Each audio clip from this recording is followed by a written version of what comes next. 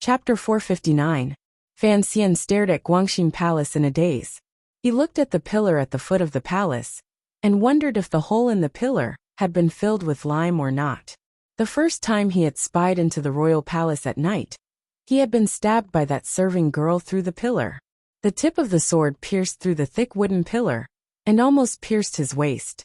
To this day, Fan Xian seemed to still be able to feel the murderous intent on the sword, even though the serving girl had been killed on the spot. It was also that night that he had overheard the eldest princess colluding with the northern Qi royal family, the truth of Yin Bingyan being betrayed, and blocked Yin Xiaoyi's arrow that seemed to have come from the horizon. The snow had stopped, but a cold wind blew through the royal palace. It was even colder than a few days ago. Fan Xian shivered and shook his head self-mockingly. He left with eunuch Yao and headed toward the eastern palace where the empress and crown prince were. Although the eldest princess was his mother-in-law and would eventually have to see her, it was best to maintain some distance from that seductive, cold, and emotionless woman. Every day he could delay seeing her was a day. These years, under the emperor's secret arrangements and the cooperation of Chen Pingping and various other parties, Fan Xian had gradually accepted all of the eldest princess's power. The two sides had long been unable to coexist. There would eventually come a day when they would fight. However, the princess's power was not as it had been in the past, but Fan Xian was still wary. It was not only because she was Wanner's mother, but also because of the strange feeling in his heart. In his previous life, he had heard a song by Lady He about giving him something and something. Fan Xian also felt this way. The eldest princess had given him the palace treasury, her daughter, her lover, and the Cui family. The Ming family was also about to be given to him. It looked like there were still many things she wanted to pass on to him. If he was the eldest princess, he would probably also bite his lip and not speak. His eyes would spit fire and burn this bad son-in-law to death. Thank you to a certain book friend. I forgot your ID. Sorry. There was also the Juanshang conference, and the restless people in the military. Although the eldest princess was not a dinosaur that could spit fire, on the contrary, she was rather alluring. Fan Xian was still a bit afraid of the madness and charm of her gentleness. It felt very awkward to stay with such a 30-something mother-in-law, who was known as the most beautiful woman in the world. Thus, from beginning to end, Fan Xian had only seen his greatest enemy once. This matter in itself was very interesting. Eunuch Yao glanced at the silent Fan Xian and didn't say anything. He followed with small, quick steps. Not long after, they arrived at the Eastern Palace. Coincidentally, the Empress was in Guangxin Palace, chatting with the eldest princess. Only the Crown Prince was reading under the guidance of the Grand Tutor. Seeing Fan Xian enter the palace, the Crown Prince welcomed him with a smile and said, "How are your injuries? Originally, I wanted to go to your residence to see you, but thinking that I might disturb your rest, I gave up on this idea." Fan Xian bowed in greeting, then straightened up and smiled. "My body has always been strong. I will be fine after resting for a few days. Today, I received an edict to enter the palace, so I came to see you, Crown Prince, so that you would not worry. When is little sister Chen coming back?" "Tomorrow." The Crown Prince smiled and said, "Since she's not here, you should seize the opportunity to play." The two of them smiled and sat down. They talked about the scenery and beauties of Jiangnan, but they didn't talk about anything unpleasant. Going back a few years, the Crown Prince had treated Fan Xian very well. Although he had listened to Xian Qiwu's suggestion and expressed goodwill toward Fan Xian with the intention of drawing him to his side, when Fan Xian had just entered the capital, the two of them had gotten along quite well. However, no one had thought that later matters would develop in such a strange manner. Fan Xian was actually also a prince. Furthermore, there was a problem left over from history that had not been resolved. Thus, naturally, Fan Xian picked it out, and the Crown Prince became the person on the other side. Both sides knew that because of the problem left over from history, it was impossible for them to work together again. Inevitably, they both sighed in their hearts. However, during these 2 years, Fan Xian had primarily been on the second prince's side, and had not carried out an all-out attack on the Crown Prince's faction. Thus, on the surface, the two of them could still maintain their current joyful and harmonious feeling. Even if the two of them had already shed all pretense of cordiality in the palace, they still had to be joyful and harmonious. Eunuch Yao watched this scene coldly from the side. In his heart, he admired the shrewdness of the members of the royal family.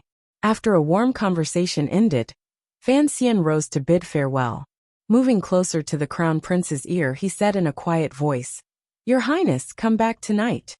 The crown prince smiled and said, "Speaking of which, I've actually never been to that brothel of yours." This genuine crown prince, who had been gradually marginalized by the day, sighed and said, "As you know, these years, I have been cultivating my character and rarely go outside the palace to play. Let's talk about this famous Baiwa brothel. First it was the second brother, then it was you. They all had their ways. I don't have any." Fan Xian wasn't sure if there was any hidden meaning in these words, but he was too lazy to guess. He chuckled, bowed respectfully, and left the Eastern Palace. Outside the palace, he was not surprised to see a familiar person.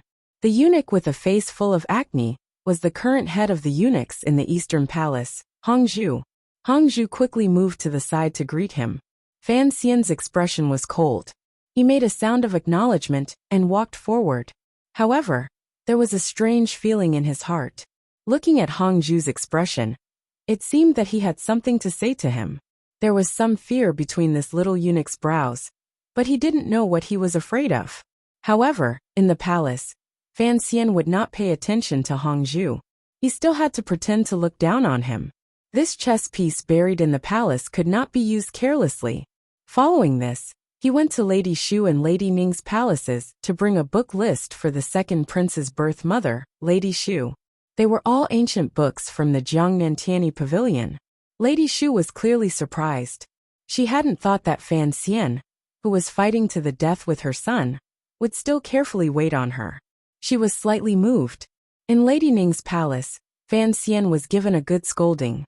This was the first time this outspoken woman, who was born in Dongyi, saw Fan Xian after learning of his past. Looking at Fan Xian's brows and expression, Lady Ning couldn't help but think of the young lady of the Yi family, who had saved her, and the child in her womb.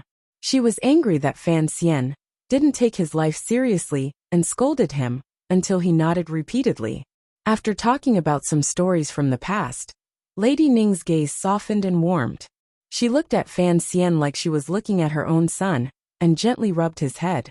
She told him to bring Princess Chen into the palace, often to see her when he had free time. Fan Xian agreed to each of them. As he left the palace, he occasionally turned his head, and found that Lady Ning seemed to be wiping away the moisture at the corners of her eyes. His heart couldn't help but become wet. He felt an indescribable sorrow. These were all people from the past and things from the past. Busying and walking, Fan Xian also began to feel annoyed. It was like entering the palace for the first time to greet the ladies before the wedding. Walking through each palace, the things they said, and the things they did were all about the same. The continuous repetition was truly exhausting on both of their minds. Fortunately, Shufang Palace, which he came to last, could be more relaxed. After chasing away Eunuch Yao, Fan Xian leaned against the chair like a tired dog. Narrowing his eyes, he sized up the serving girl busily serving him tea. The serving girl's brows were clear and gentle. Her head was lowered the entire time. She was very well behaved. Fan Xian couldn't help but feel moved. As he accepted the tea, he pinched her white wrist. The serving girl glared at Fan Xian. Fan Xian laughed loudly and said, "Xing, the first time I saw you, you were only 13. Now that you've grown up, your temper has also grown." Reclining on the couch, Iguipin watched Fan Xian and the child mess around.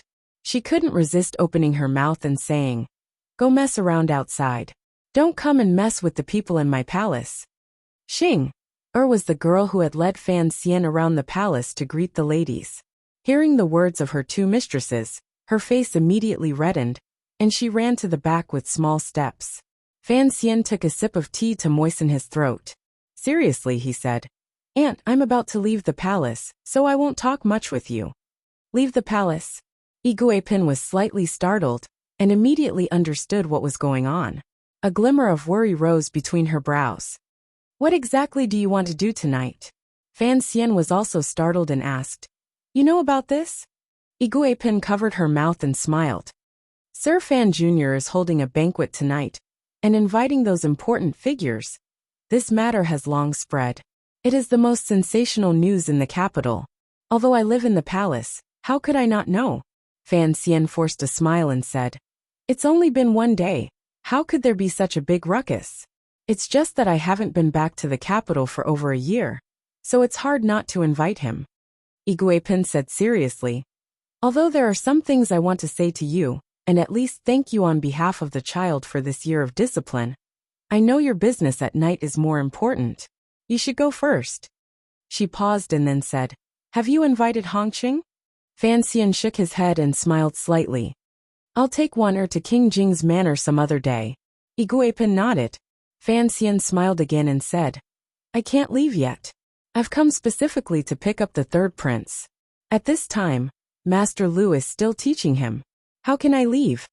Iguipin paused and said worriedly. Ping is also going? Brothers get together. With me here, what are you worried about? Fan Xian smiled warmly with unspeakable confidence. It was close to the end of the year, and the heavy snow suddenly stopped. No one knew when it would start again. Jingdo was cold, but red lanterns hung high in the buildings by the street. Red candles burned brightly, and warm light scattered everywhere. It was as if the valuable bamboo charcoal was free. 3 layers of thick leather curtains hung on the main door of Baiwa brothel. Occasionally, a servant would pass by and lift the curtains. Hot air would rush out from inside the building. For a moment, the air on this street seemed a bit warmer than other places. There were no pedestrians passing by on the street.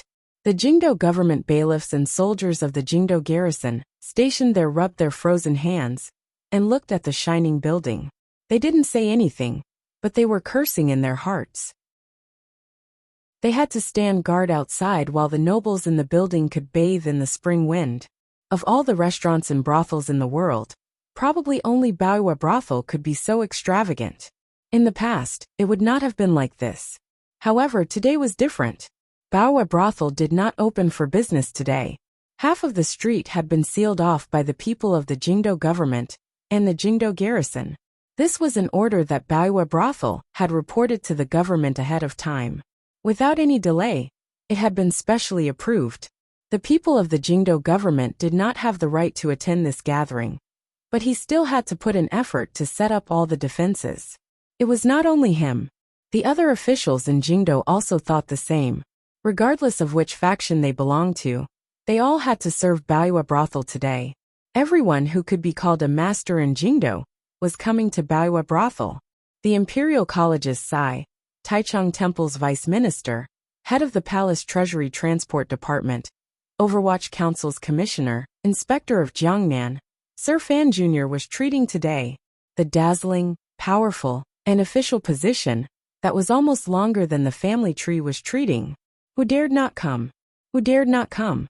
Although everyone knew that Sir Fan Jr. was a lone official who dared to offend court officials, and was willing to offend court officials.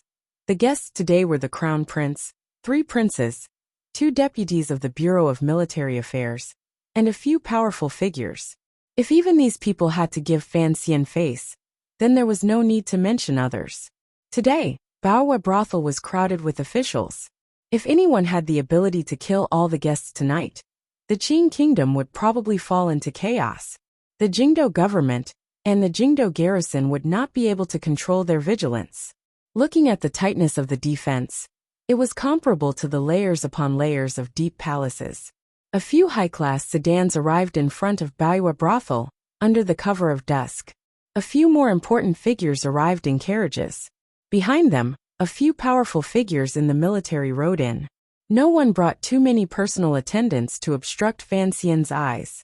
The few sons and grandsons only brought 2 or 3 tiger guards. These officials were worried about their own safety.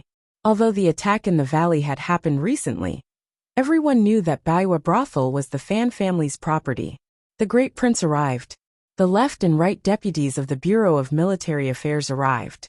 Xian Chiwu arrived. Rin Shaoan arrived. Baiwa brothel was in full operation today. The girls helped these important figures to a side room to rest while they waited for the banquet to begin. Fan Xian chatted idly with them for a bit, and told some naughty jokes.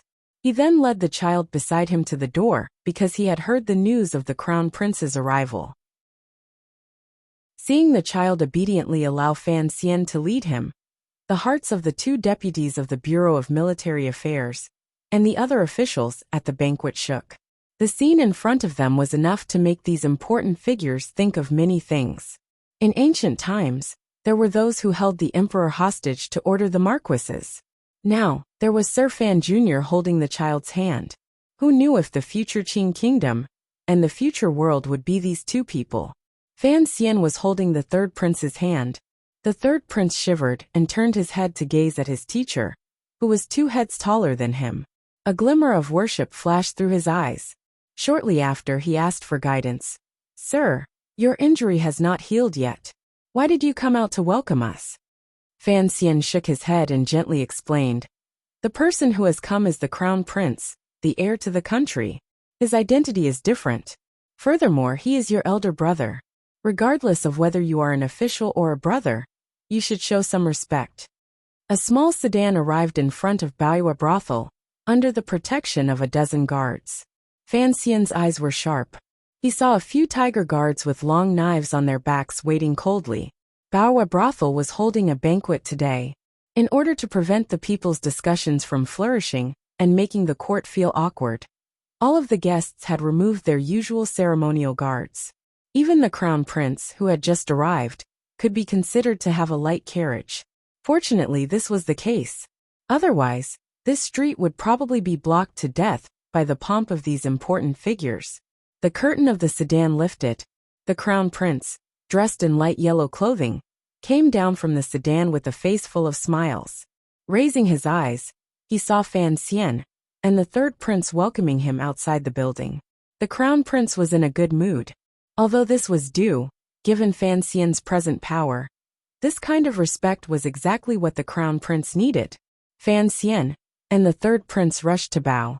The crown prince hurriedly helped him up. In a moment, everyone in the building knew the crown prince had arrived and quickly came out to welcome him. Only the great prince seemed to have been so happy from drinking that he forgot to come out. The crown prince knew that his brother came from the ranks and had always been like this, so he didn't pay it much attention.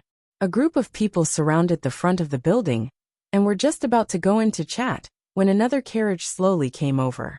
The crown prince turned his head curiously and wondered who was putting on more airs than him to arrive later than him. Everyone also looked over and saw a thin, middle-aged official come down from the carriage. This official was not wearing clothing that indicated his rank, but everyone immediately recognized him. They couldn't help feeling surprised and shocked that this official would also come. The person who had come was none other than the governor of Jiangnan Road, Xueqing. Of the 7 roads under heaven, Xueqing controlled one. As a super-level official, he also controlled the wealthiest road in the world. Most importantly, he was the emperor's trusted aide, and had once been the teacher of various princes in the library. Compared to the officials in court, his status was even more respected. Xueqing looked at everyone and smiled slightly. He first bowed to the crown prince. The crown prince repeatedly said he didn't dare. With him in the lead, everyone hurriedly bowed to Xueqing. Fan Xian smiled and said, "Sir Xue has returned to the capital to report on his work. I was rude, thinking of how we have worked together in Jiangnan this year. I have received your favor, so I took the liberty to invite you over." Everyone made an "oh" sound and laughed that Sir Fan Jr.'s face was so big that he had even invited Governor Xue over. In their hearts, they wondered if it was because of the attack in the valley that Fan Xian wanted to demonstrate his might to some power, that he had even brought Xueqing over. These major figures couldn't be blamed for thinking this. The banquet in Baoyue brothel could be considered a gathering of the younger generation. Old people like Director Chen and Xu the scholar would not dare to disturb them. Even if they wanted to invite them, the emperor would probably not allow it. Furthermore, everyone was thinking why Fan Xian had invited so many people from different powers to gather in Baoyue brothel. It's just to eat, drink, and chat. Everyone has been busy with official business this year.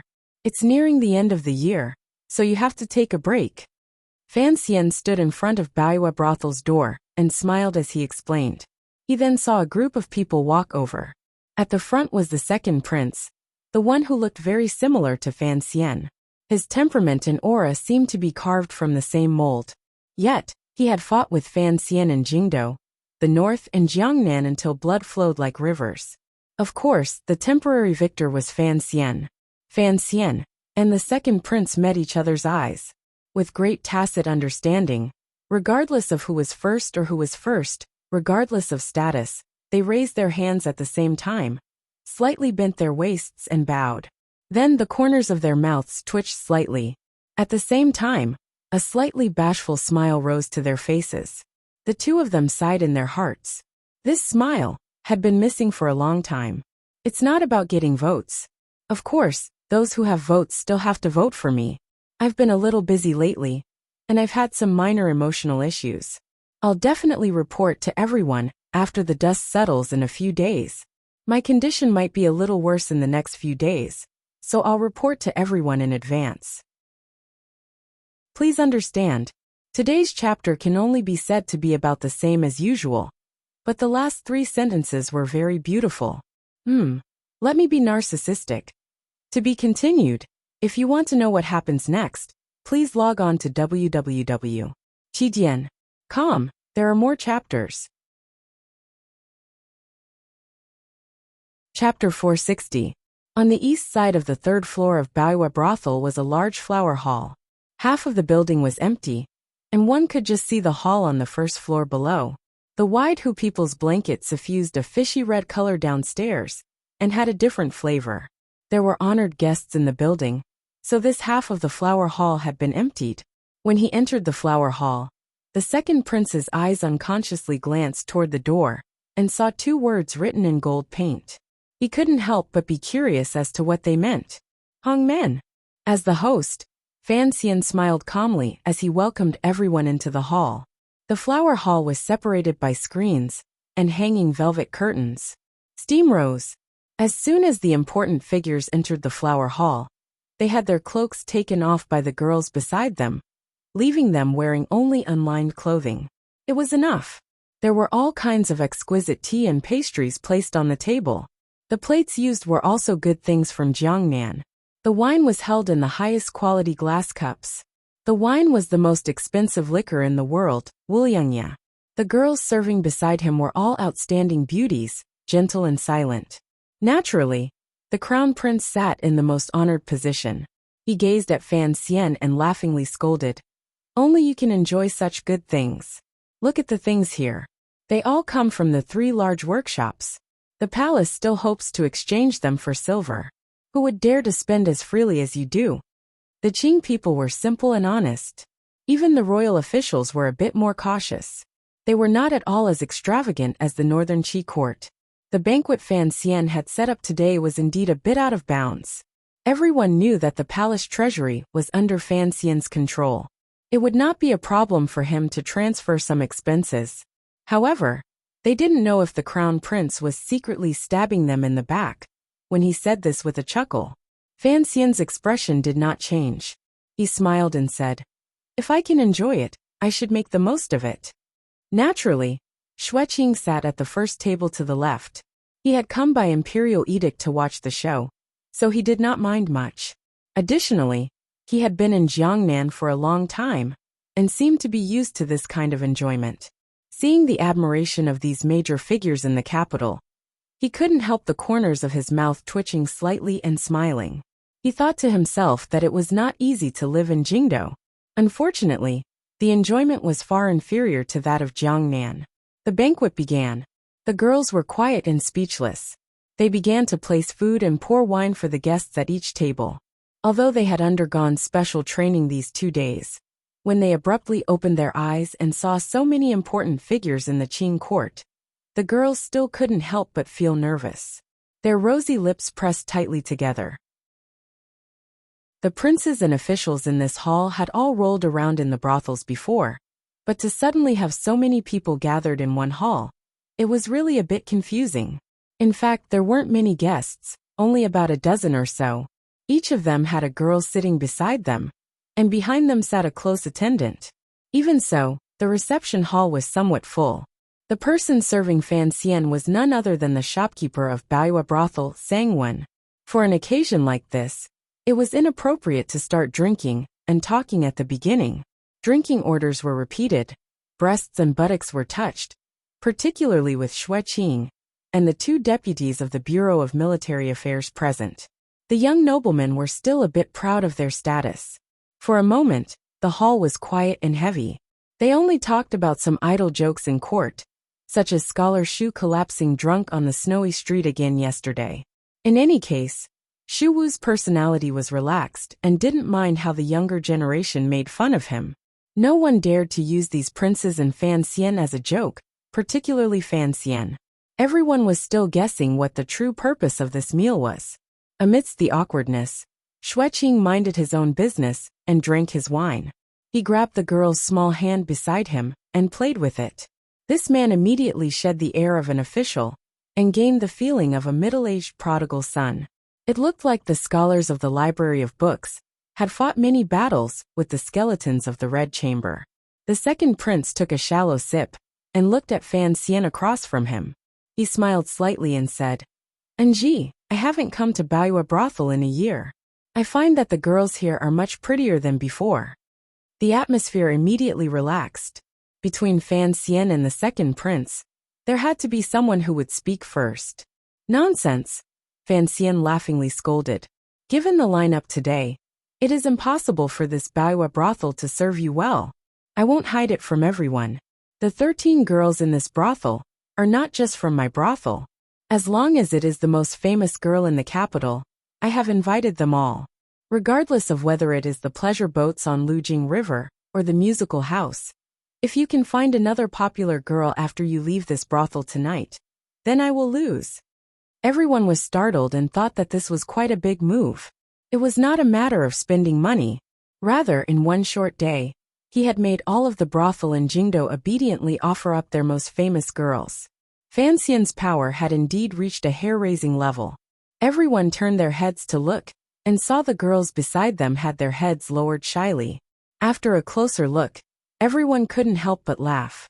They recognized that one was someone on Lujing River, and the other was a girl from the musical house. They were all old acquaintances. Only the second prince's gaze dimmed a little. Speaking of which, it was absurd.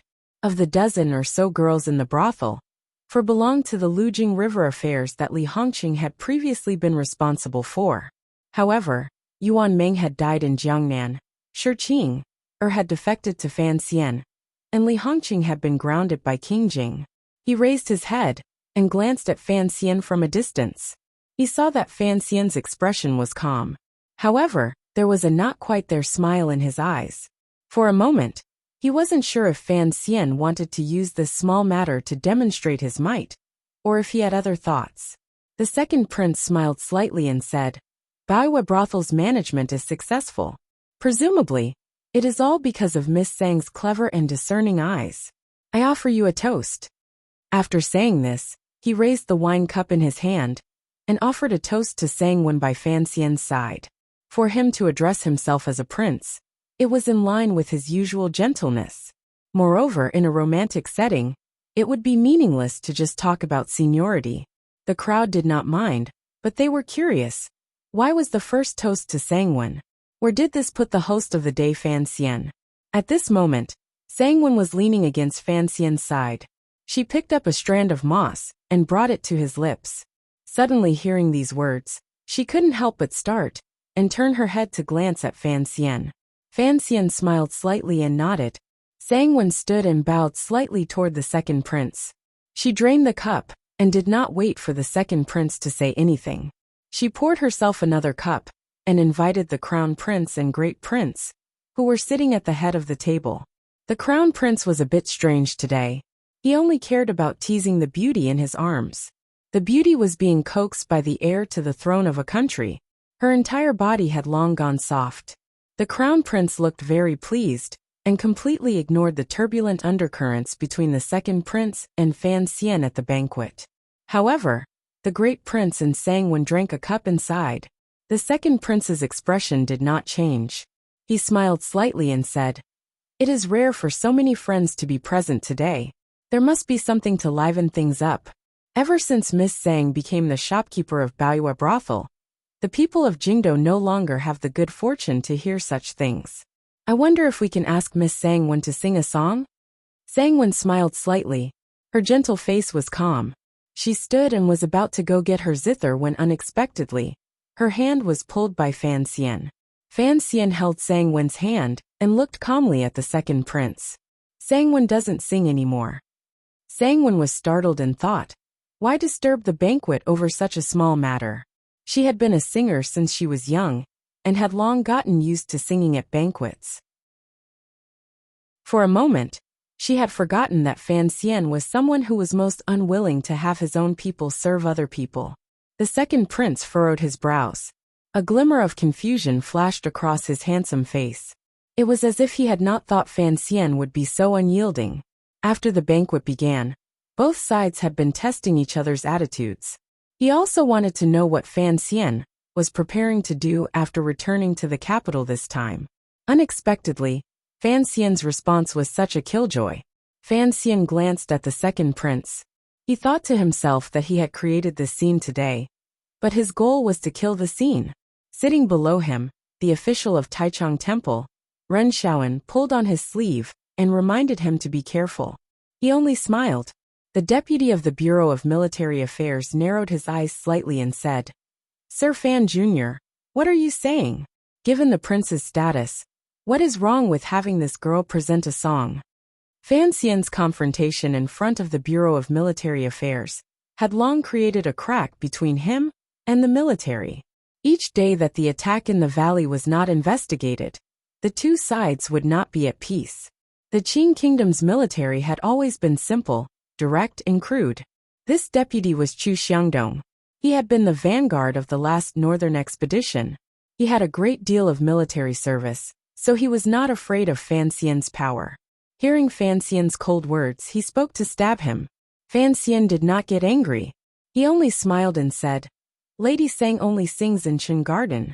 If Deputy Chu wants to hear it, go outside the capital and ask Director Chen. There is no point in asking me." The words Director Chen were tossed out. The second prince smiled and didn't say anything more. The expression of the Deputy Chu of the Bureau of Military Affairs also changed. He forcefully swallowed the vicious words he was about to say back into his stomach. "Drink." Amidst the awkwardness, the great prince, who had been silent for a long time, suddenly raised his cup and roared. He had come from the military and had a bold personality. He had wanted to make up for Fan Xian's relationship with the military and, at the same time, make the gap between his brothers smaller. Seeing the strange situation at the banquet, a strange anger surged in his chest. The two deputies of the Bureau of Military Affairs also came from the military. Their boldness was not inferior to others. They furrowed their brows slightly and drained the 3 Liang wine cups in their hands in one gulp. Then, they flipped their wrists to demonstrate Fan Xian. Fan Xian smiled slightly and placed the cup to his lips. He slowly tipped it. Although his speed was slow, he did not stop. Like a clear spring entering a lake, the cup was emptied. The crown prince in the first seat helplessly raised his cup to the great prince and said, "Big brother, I was drinking." Your loud voice almost scared the wine out of my cup. Everyone laughed loudly. The crown prince then smiled at the two deputies of the Bureau of Military Affairs and said, "Don't think about bringing the military style to Baoyue Brothel. I know there is some resentment between you and Nji, but this matter has not been thoroughly investigated. Why should there be resentment between officials? Even if there is resentment, don't compete in drinking." He pointed at Fan Xian and smiled at the two deputies of the Bureau of Military Affairs. "Have you forgotten? The year before last, Sir Fan Jr. drank 3,000 cups in one night and made that Marquis of Northern Qi drink like a dead pig. When it comes to alcohol tolerance, Nji is not afraid of you old men in the military." As a member of the Eastern Palace, Xian Chiwu knew what his master wanted to do. He quickly followed along and said, "Generals, I feel that there is no harm in competing in drinking with Sir Fan Jr." After that night, Sir Fan Jr. has not composed poetry. If we can make him write another 300 poems, and have the Banksy anti-poetry anthology continue, the Bureau of Military Affairs will have done a great service to the world. I'm afraid even the Emperor will be incomparably happy. After these words were said, everyone agreed. Even Xueqing became interested. He invited Fan Xian to drink a few cups, and then forced the 2 deputies of the Bureau of Military Affairs to compete in drinking with Fan Xian. After a mouthful of wine, the atmosphere immediately became much livelier. Fan Xian's boldness in drinking also made the 2 deputies of the Bureau of Military Affairs feel much better. The second prince suddenly smiled and said, "Speaking of Enji not composing poetry after that night, it is truly a great loss to the world.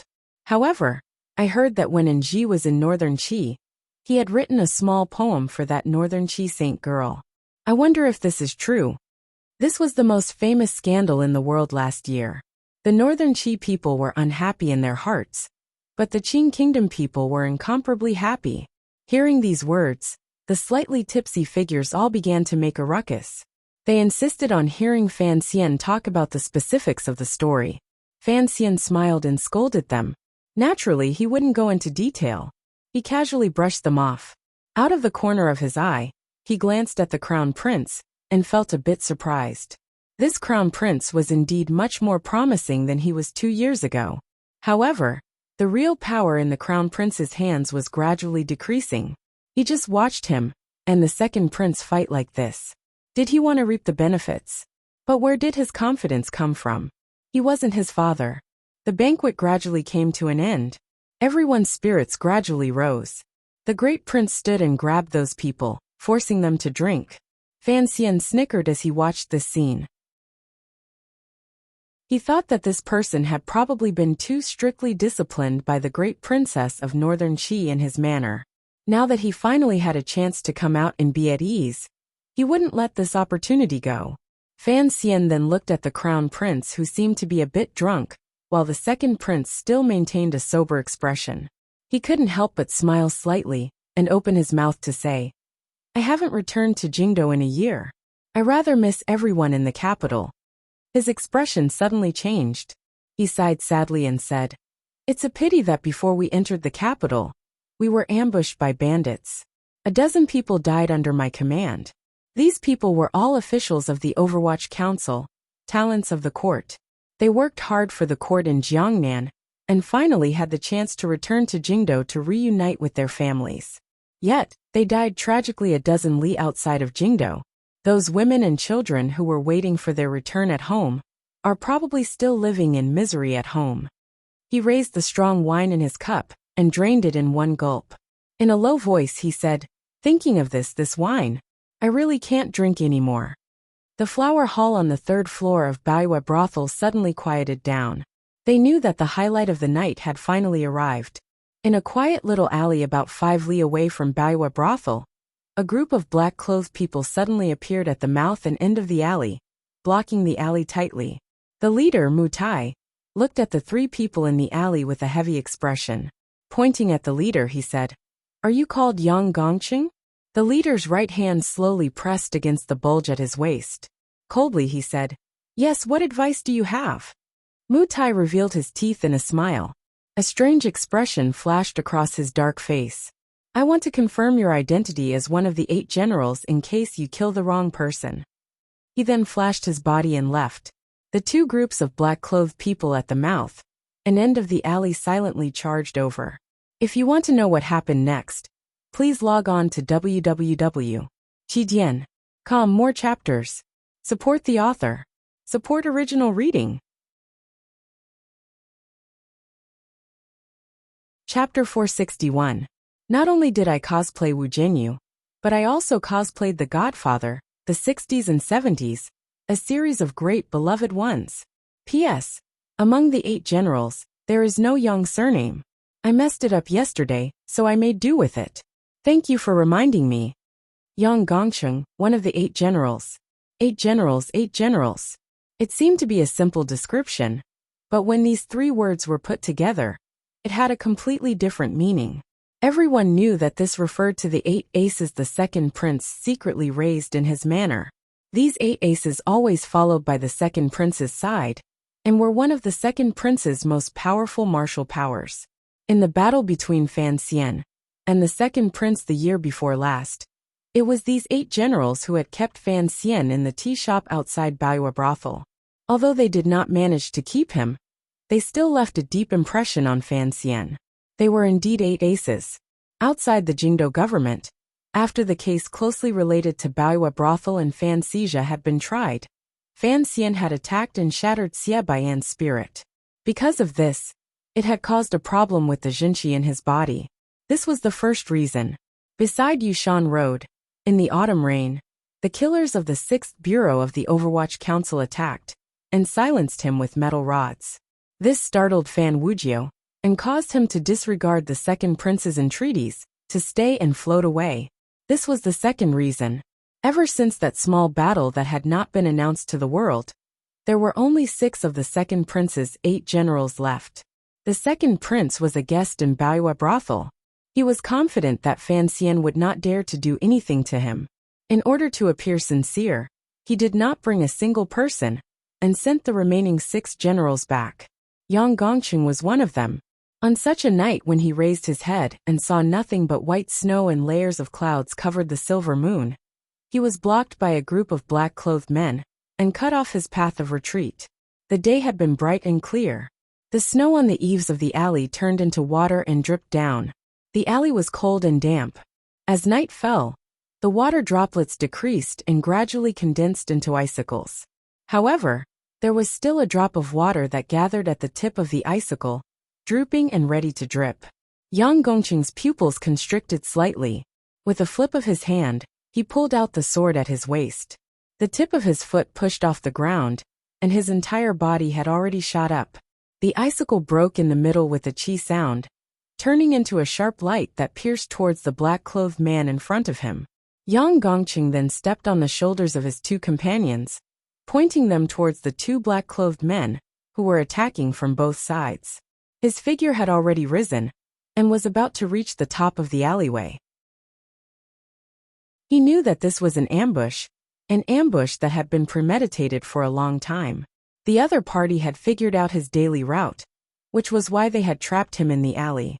But he didn't want to die, so he would rather sacrifice his 2 companions, or rather his disciples, and use them as sandbags to block the blades, so that he would have time to escape. It was escape, not resistance. At this time, Yang Gongqing had long lost his drive. There were not many people who dared to ambush and kill people in the capital, and the only person who had a grudge against the second prince was that person.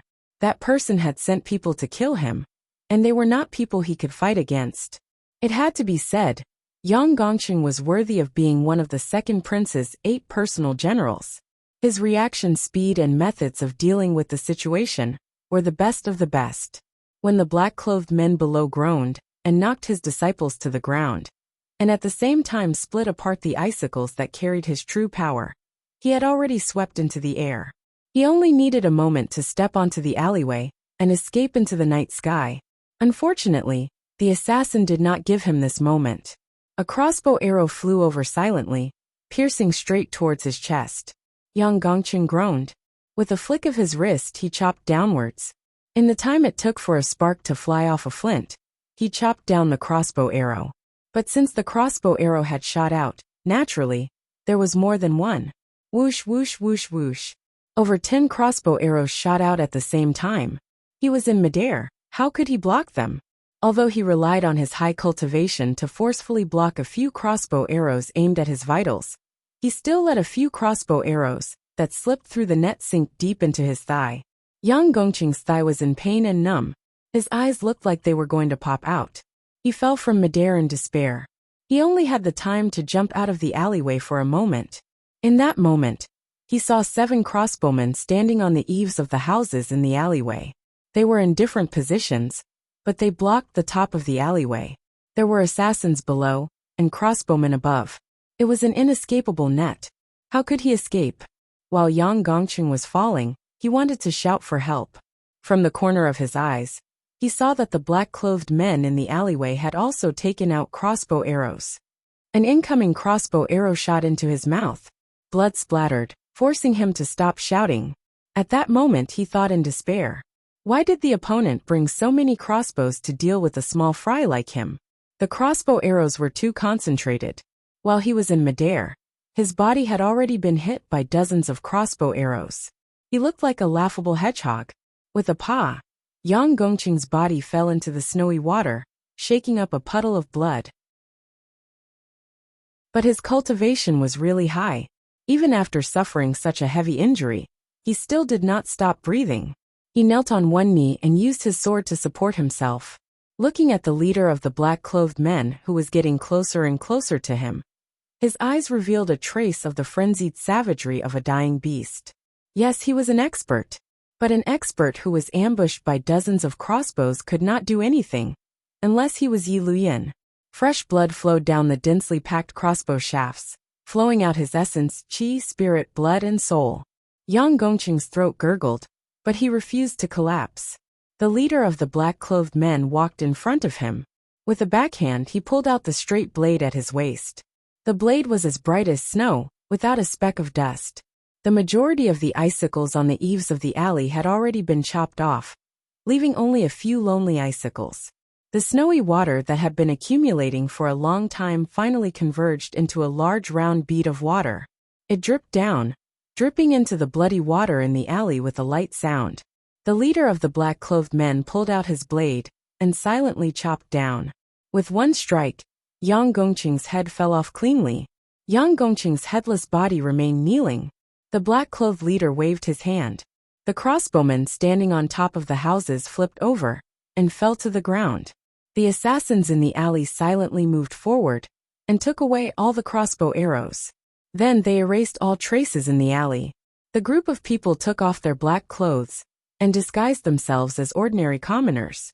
They left the alley and merged into the seemingly unchanging life of the capital. The alleyway was quiet, as if no one had ever been there. However, there were 3 more corpses. Without the support of the crossbow bolts, the headless corpses finally fell and smashed into the alleyway with a dull thud. In the past, I had never thought that something like crossbow arrows would be so terrifying. Fan Xian raised his wine cup and slowly drank. His eyes were full of confusion. You all know that the Overwatch Council is also used to using crossbows. But I still did not think that when something used to kill reaches a certain level, it would become so terrifying. At the banquet in Baoyue brothel, everyone listened quietly to Fan Xian's narration. This was the details of the attack in the valley. Everyone could hear the glimmer of melancholy and coldness in Fan Xian's words. Fan Xian placed his wine cup on the table and smiled slightly. A sky full of crossbow rain. I have never seen it in this life. Presumably, I also never saw it in my previous life. This was not an attack. It was more like on the battlefield. Only then did I realize that a single person's strength is indeed limited. The great prince slowly nodded his head across from him. A complicated expression appeared on his face. Perhaps he was thinking of the years of fighting with the Hu tribes during the Western expedition. The sound of the crossbow arrows hitting the carriage was like a soul-stealing drum. Fan Xian furrowed his brows. It was as if he was recalling the specific circumstances at the time. That feeling of being surrounded and killed was not good. The crown prince sighed and comforted him. Fortunately, it is already over. And Ji, you are able to survive. Those rebels and traitors will be punished one day. The court is currently investigating. Presumably, there will be a result in a few days. Thank you, Your Highness. Fan Xian raised his cup to everyone and smiled. Yes, at least I survived. Presumably, many people will be disappointed. Even the city-guarding crossbows were used, yet they were still unable to kill me. What does this mean?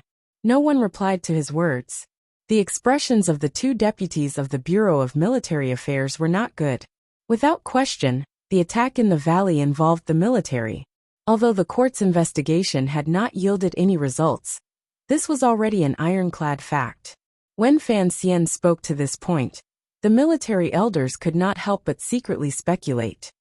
I am a very confident person. Fan Xian indicated that he had already finished his cup. Fan Xian indicated that he had already finished his cup and smiled. Including the emperor and the director. The elders have all asked me why you are so confident. Everyone listened attentively, but a feeling of absurdity grew in their hearts. At this moment, all the important figures of the Qing kingdom were present, as well as the crown prince and 3 princes. However, once Fan Xian opened his mouth, everyone's attention would be drawn to him. This was not only because he was the host of the banquet. It was also because everyone seemed to unconsciously admit that he was the person with the most power. This was truly absurd. Perhaps in history, there had been powerful officials who overturned the court and were known as 9,000-years-old eunuchs.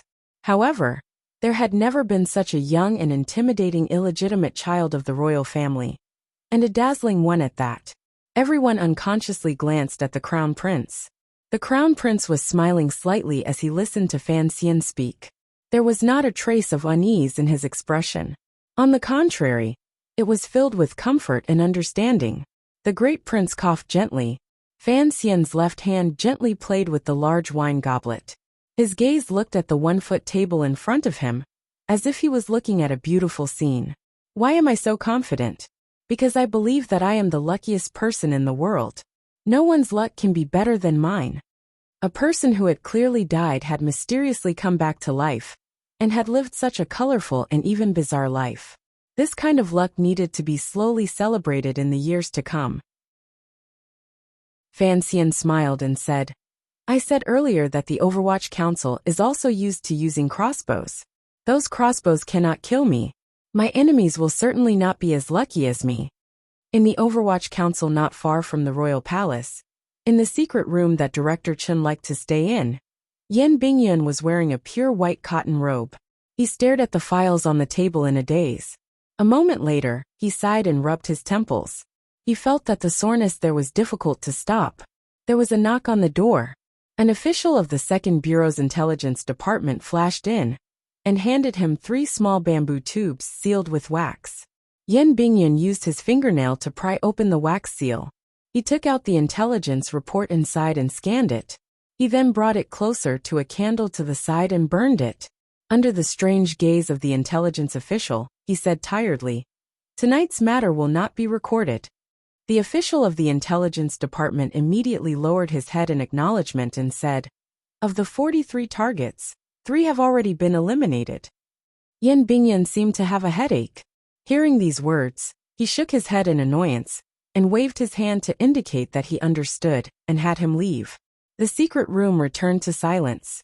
Yan Bingyun looked at the remaining pieces of wax on the table and became lost in thought again. Tonight, Fan Xian was holding a banquet in Baiwa brothel, while the Overwatch Council was in a 2nd-level state. In the darkness of Jingdo, who knew how many people were moving and how many would die? All of this was because of Fan Xian's madness. Tonight's plan had been personally drawn up by Yan Bingyun. Although he had expressed his firm opposition to it in front of Fan Xian, he still had to continue doing what needed to be done. In this plan, he had to kill 11 people and capture 32. Of the 11 targets that had to be eliminated first, 6 of them were the 2nd Prince's 8 generals. This was a crazy act of revenge. 3 of the 2nd Prince's 8 generals had already died. Given the Overwatch Council's frenzied counterattack, the power of a mere manner could not shake the overall situation. Presumably, they would soon receive news of the other people's deaths. Yan Bingyun walked to the window and lifted a corner of the black cloth covering the window. Just like Chun Pingping had done in the past, he looked through the narrow space toward the royal palace not far away. The royal palace was still bright and exuded a holy and lofty aura through the black clothing. He gazed at the royal palace full of worry and thought, The emperor wants you to be a lonely official, not a heartless official. To be continued. If you want to know what happens next, please log on to www.chidian.com. More chapters. Support the author. Support original reading. Chapter 462. The night in the capital was always deep, especially in such a cold winter. After nightfall, there were not many pedestrians on the streets. No, it should be said that there were no pedestrians at all. There were no pedestrians, only night walkers. Who knew how many night walkers used the cover of the night to appear under the eaves of the streets and alleys of the capital? They used the nooses, sharp blades, iron drills, chains on the doors, and powder in their arms to wrap around someone's neck, cut someone's throat, tear someone's body, or blind someone's eyes. Blood blinded everyone's eyes. In Purple Bamboo Park, a black rope hung down from the main gate. A person was struggling on the rope, his feet kicking helplessly in the cold wind. The lantern was very dark. Just like the rope, it swayed slowly in the cold wind, casting shadows and faint light randomly on the ground. At the corner of the street, Deng Ziyu's pale face flickered. He looked like a devil in the night. He stared at that person, and after confirming that he was dead, he turned and left. In Gili Lane, inside a brothel, the red waves were rolling. On the bed, the expert with strong muscles suddenly opened his eyes. His white eyes were seeping with blood. The prostitute on his body looked at him coldly. Her legs were wide open, but she tightly gripped his waist. Her posture was obscene and fatal. After an unknown amount of time, the prostitute's delicate white hands slowly moved away from the man's ears. She pulled out 2 extremely thin iron drills. The drills glowed with a faint blue light and a pitch-black color of blood. In Gaoshan Tower, a chaotic sound of pursuit rang out. A person panicked and ran down the tower with a face full of fear. The clothes on his body had already been cut into countless pieces and were dripping with blood. A moment later, he was blocked by his pursuers under the tower. The black-clothed man who was chasing him spat out a mouthful of bloody saliva and waved his hand. The black-clothed men rushed up and surrounded the man. Although the man was highly skilled in martial arts and resisted with all his might, he was still like a whale surrounded by a school of sharks. Gradually, he was unable to hold on.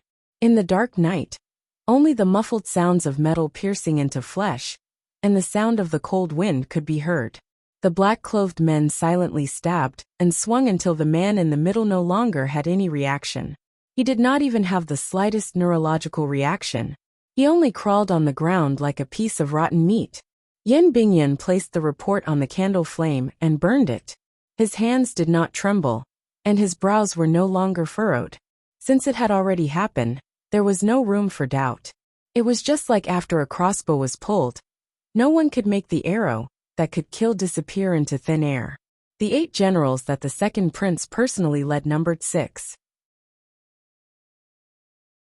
They had all died to the Overwatch Council's attacks. Through different methods and different places, they disappeared into the darkness of Jingdo. From today onwards, the name of the 8 generals would become a stale name in history. Perhaps, it would not even be qualified to leave a mark in history. Yen Bingyan looked down at the piece of paper on the table and subconsciously pinched the bridge of his nose to clear his mind. According to the plan, it was time to move on to the next step. As for the remaining 5 people to be killed, there were already specialized people to take care of them. The plan was linked to each other. Although it was the Overwatch Council's crazy revenge for the attack in the valley, Yen Bingyan still had to think of a way to control the situation to a certain extent. The second prince's 8 generals were not officials. They were just private generals in the manor. For people like this, as long as the Overwatch Council killed them cleanly and left no evidence, the court would not be able to do anything to Fan Xian. However, those 5 people were different. The officials to be captured next were also different. Although they were unremarkable figures in various departments, they were after all paid by the court.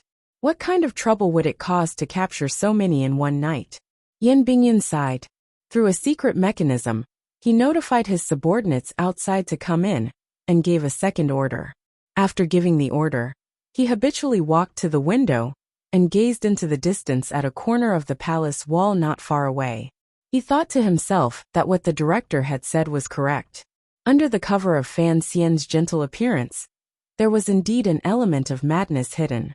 Presently, only a dozen trusted aides had died in the valley, and Fan Xian had already gone crazy. If it was really as the director said, and the day the director passed away, what kind of terrifying person would Fan Xian become? In Baowa Brothel, Fan Xian's expression was very warm and calm. His eyebrows were slightly raised with an indescribable comfort. It was as if he had no idea what was happening in Jingdo at night outside the brothel. He had already finished talking about the attack in the valley. Regardless of whether the officials at the banquet had lingering fears or regrets, they all expressed their condolences to him. Immediately after, he briefly talked about the Jiangnan matter, the Ming family matter, and the palace treasury matter. He then furrowed his brows and said, "Actually, there is something I don't understand. When I was working for the court in Jiangnan, why did there always be people who liked to cause trouble in the capital?" Everyone at the banquet was slightly startled. They wondered to themselves what exactly he was talking about. During the year Fan Xian was far away in Jiangnan, it was impossible to say that there were no people in Jingdo who tripped him up. But if you were talking about tripping him up, one a day for 365 days, which one were you talking about? Was it investigating the Ministry of Revenue? Or was it sending books into the palace? Furthermore, these trippings had long been torn apart by those old fellows. You are completely fine. So why are you here wailing? The crown prince couldn't resist laughing and scolding. Where did all these grievances come from? There are certainly people who are not on your side, but you can't name anyone who is purposely dragging you down. Fan Xian also smiled and shook his head. It's just that I haven't been back to Jingdo this year. I think perhaps many people in Jingdo have already forgotten what kind of personality I have. The second prince was holding a wine cup and carefully tasting it. Hearing these words, for some reason, a chill rose in his heart. Tonight, the crown prince's behavior was too strange, and Fan Xian's attitude was too arrogant. It was arrogant to the point that it did not make sense, and did not conform to the rules. It did not benefit him at all. Was it because of the matter in the valley that he was in a hurry? The second prince's brows furrowed together nicely. He thought to himself, we still haven't found out who did it. What is the point of messing around with us here? At this moment, the Baowa brothel suddenly became lively. Hearing the sound of horse hooves, it seemed that many people were heading this way. The crown prince, who was sitting at the head, furrowed his brows and said unhappily, "Who dares to make a ruckus here?" Everyone at the table furrowed their brows and looked out the window. It seemed that someone wanted to enter Baowa brothel and had already successfully passed through the Jingdo garrison and Jingdo government bailiff's double line of defense. However, they were stopped outside the building by the people of Baowa brothel. Fan Xian glanced at Sangwen. Sangwen understood and lifted the velvet curtain to flash past the side of the screen. In a moment, following a wave of hurried footsteps, Sangwen brought 5 people up the stairs. These 5 people were all wearing official robes, presumably officials of the imperial court. However, today was not a place to discuss important matters of the imperial court, but a place of pleasure. Everyone at the banquet recognized some of them as their trusted aides, and couldn't help but be startled. They wondered what kind of game they were playing. Why would they come looking for them so openly? Could it be that something big had happened in the capital? The 5 officials met each other's eyes. They could all see the unease, fear, and panic in each other's hearts. Without caring about anything else, they first apologized to the nobles at the banquet, and then glanced fearfully at Fan Xian. They bowed to Fan Xian, and without avoiding gossip, went to the banquet to find the person they were looking for, and moved close to his ear to speak. Fan Xian smiled slightly as he watched this scene. He raised his wine cup and toasted Ren Shaoan, who was beside the crown prince and the great prince. The great prince's imperial army system was clearly limited to the forbidden areas of the palace. His reaction was a bit slow. However, the crown prince seemed to have guessed something. Today, he had purposely cut off his own eyes and ears. He had only come to Baowa brothel to get drunk. The great prince looked at the tense situation around him, and furrowed his brows as he glanced at Fan Xian. It was as if he was questioning him. Fan Xian shook his head to indicate that he didn't know what had happened. On the other side, the expressions of the important figures who were listening to the reports from their subordinates gradually became unsightly, especially the second prince. His delicate and handsome face gradually became pale, and a trace of red quickly surged up, but after 3 breaths, it returned to normal. Fan Xian watched this scene with slanted eyes. He knew that the other party already knew the news of the death of the 8 generals. He had not thought that the second prince would be able to immediately control his state of mind. He couldn't help but feel slight admiration. The great prince furrowed his brows and asked, "What happened?" Everyone in the restaurant knew something had happened, but not everyone knew exactly what had happened. The second prince lowered his head slightly and raised his wine cup to take a shallow sip. Raising his head to look at Fan Xian, the smile in his eyes was slightly serious. Enunciating each word, he asked, "Sir Fan Jr. must know." The atmosphere was icy cold. The people who had received the news from Jingdo all stared at Fan Xian's face. They already knew that while they were feasting in Baoyue brothel, a few murders had suddenly occurred in Jingdo. The 8 most capable generals of the second prince had been completely wiped out. These major figures had many eyes and ears in Jingdo. There were also the officials of the Bureau of Military Affairs responsible for the defense of the city. Of course, they knew how terrifying this kind of thing was, particularly to kill the 8 generals so cleanly and efficiently. The power needed was not something a normal person could possess. Thinking of how Fan Xian had invited everyone to Baoyue brothel, everyone faintly guessed that this matter was done by the Overwatch Council. Everyone was waiting for Fan Xian's reply. The atmosphere at the banquet was murderous and silent. Fan Xian asked warmly, "What is it?" The second prince smiled. There was some bitterness in his smile. There was a slight coldness in the depths of his heart. His legs were a little sore and numb. Looking at the young commissioner of the Overwatch Council across from him, it was as if he was looking at a smiling demon. As a prince, he didn't know what kind of reaction he should immediately make. Thus, he raised his cup and drank, emptying it in one gulp. There was a slight burning pain in his chest. After a moment of silence, the deputy of the Bureau of Military Affairs, Chu Xiangdong, stared into Fan Xian's eyes and said in a cold voice, "Murders have occurred one after another tonight. 6 generals of the second prince's manor have been killed at the same time. Does Sir Fan Jr. know of this matter?" After these words were said, the great prince, who didn't know what had happened, looked at Fan Xian in astonishment. Even the crown prince, who had been in the arms of a beauty pretending to be confused, let out a surprised cry and abruptly sat up from the beauty's arms. The crown prince looked at Fan Xian's calm expression in a daze. He was incomparably shocked. He knew that Fan Xian did not have any good intentions today, but he truly had not thought that Fan Xian's counterattack would be so simple, direct, violent, unreasonable, and without fear of consequences. Under everyone's gaze, Fan Xian tilted his head. With a glimmer of confusion and disdain, he quietly said, "Oh, they're all dead."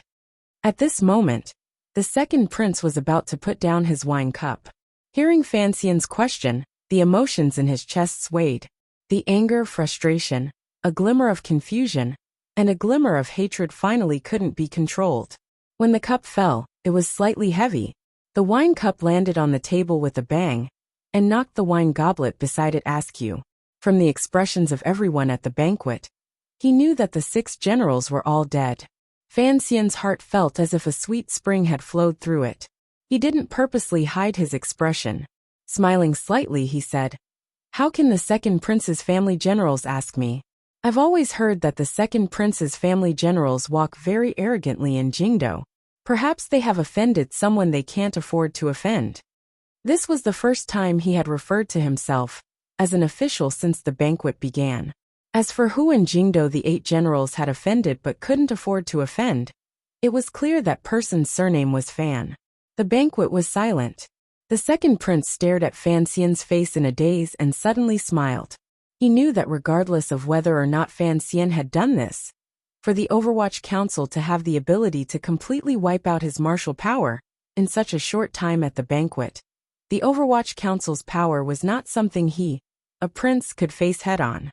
He raised his cup to Fan Xian and said sincerely, "Commissioner, good methods, good courage." Fan Xian raised his cup in greeting and said comfortingly, "Your Highness, my condolences. The dead don't go, the living don't come. Metabolism is always like this." The deputy of the Bureau of Military Affairs looked at the 2 seemingly similar princes in front of him. An absurd feeling involuntarily rose in the depths of his heart. Looking at it now, the second prince was far from being a match for Fan Xian. However, in terms of title, Fan Xian was after all an official. Where did he get such audacity from?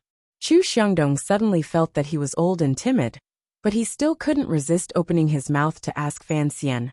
Sir Fan Jr., you should know about the Overwatch Council moving out everywhere tonight and capturing dozens of court officials, right? Fan Xian carefully placed the wine cup back on the table with both hands. He raised his head and said, I am the commissioner of the Overwatch Council and the head of the First Bureau. By imperial order, I oversee the governance of Jingdo. If I don't nod, who dares to capture those vermin? I had wanted to continue describing the conversation and killing in detail, using the inside and outside of the building as a comparison. Hymns rang out, snowflakes fell. Were there any pigeons? Suddenly, I didn't want to write like that because it was too slow. This paragraph would take 60 to 70,000 words, so I changed it. I felt a bit helpless, but I was actually quite interested. There was another important point. Don't think of this matter as too exciting, just because of the excitement of killing. In a hierarchical society, a society of slave masters and slaves, if it were to evolve into a war between slave masters, this bit of blood right now would not be enough. Someone nodded. Someone was doing something. Violence was killing people. Yes, the situation in Jingdo was like that. Fan Xian was actually like the old Qin master. He also liked to be simple, direct, and crude. He needed this kind of atmosphere. Although he was confident, he was not as perversely confident as the emperor. To be continued. If you want to know what happened next, please log on to www.chidian.com. More chapters. Support the author. Support original reading.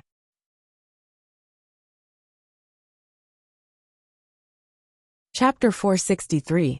In this world, there were no officials who were not greedy. The only thing that mattered was whether one was greedy or greedy. The court was full of vermin, and the only thing that mattered was whether the vermin was fat or thin. If it wasn't so, why would there suddenly be a strange department called the Overwatch Council in the Qin court? Just as Fan Xian had discovered during the rectification in the First Bureau, the Overwatch Council was also made up of people.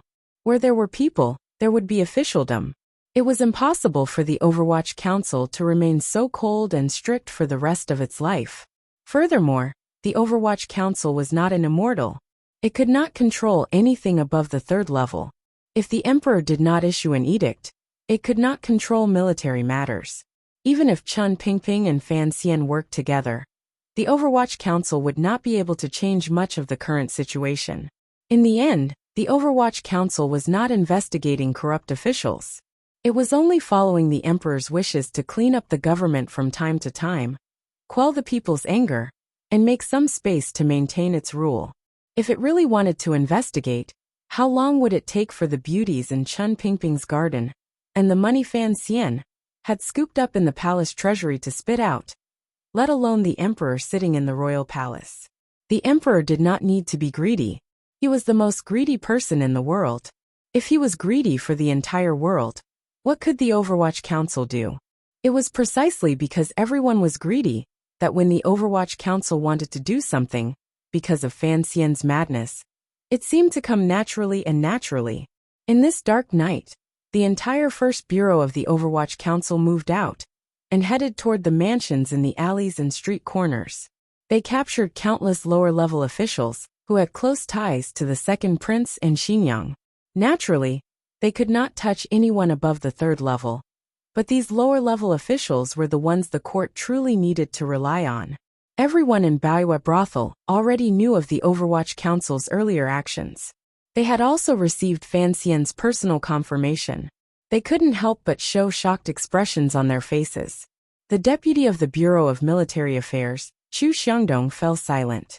He looked deeply at Fan Xian and didn't say anything more.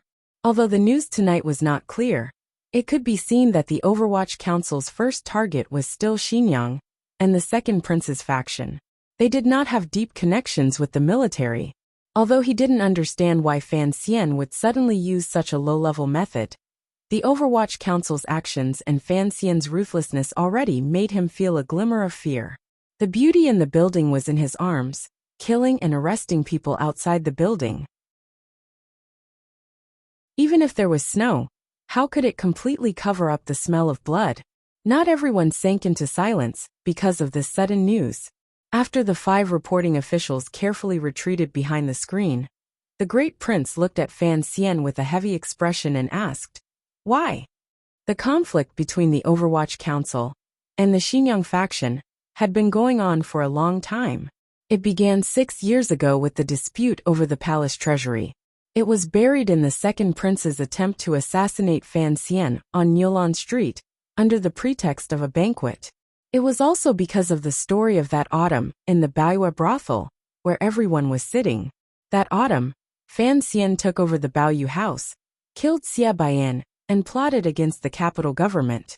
He ruined the reputation of the second prince and Li Hongqing, the son of King Jing. He also made the Cui family in the north look like traitors. In the year after autumn, Fan Xian went to the Ming family in Jiangnan, collected the palace treasury, and killed Chang Kuan and Jiaozhou.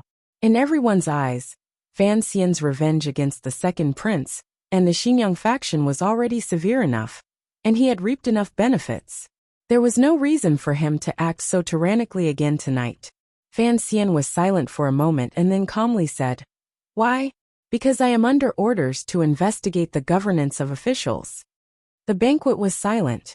The crown prince sat high up and did not look at Fan Xian. Instead, he looked at the second prince's expression with a difficult-to-read expression. The great prince shook his head and sighed.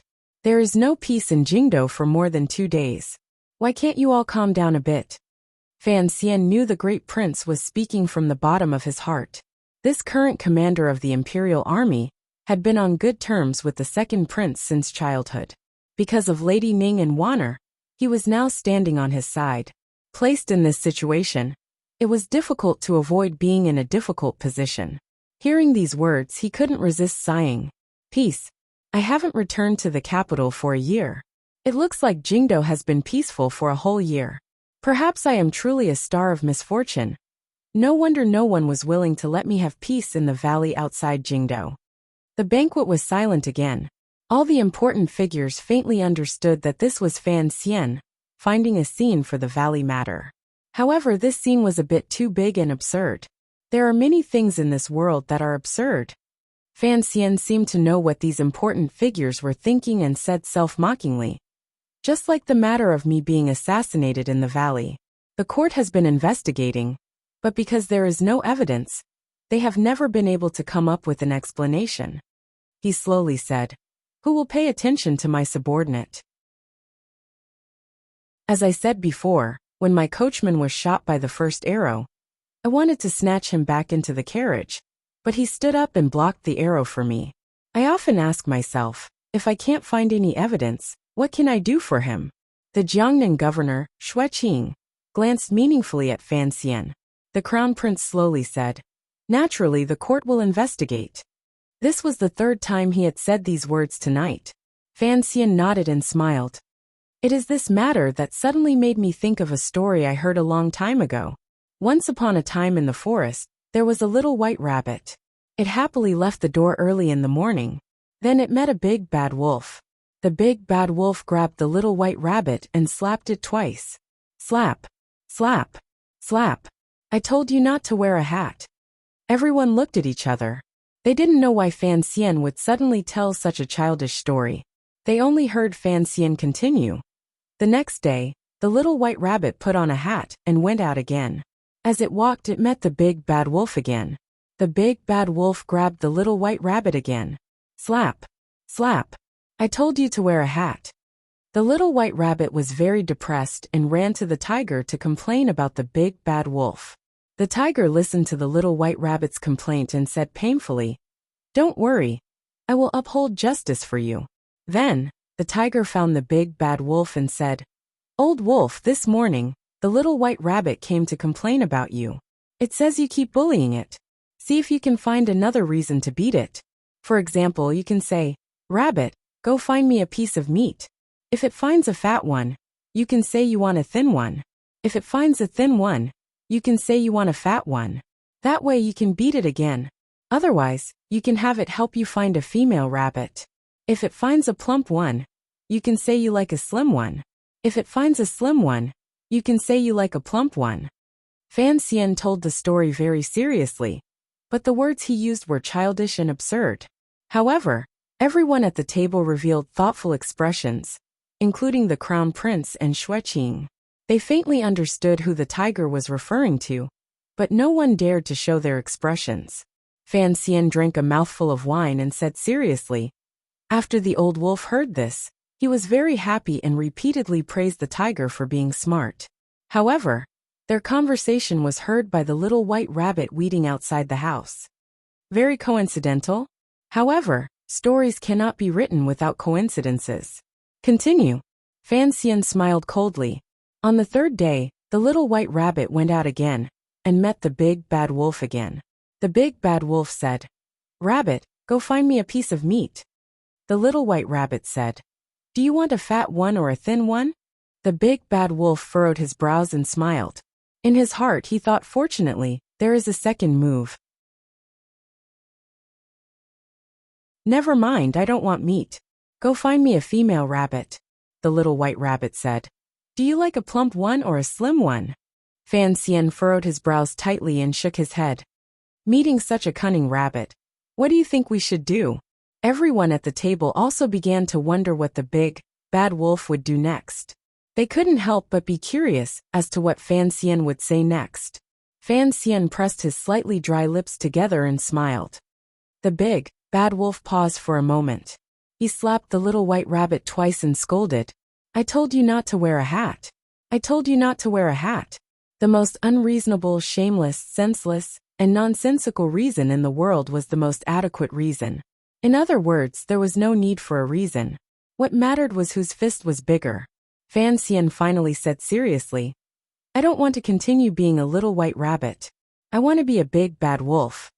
This was a joke he had heard in his previous life. Speaking of it tonight, it was heavy.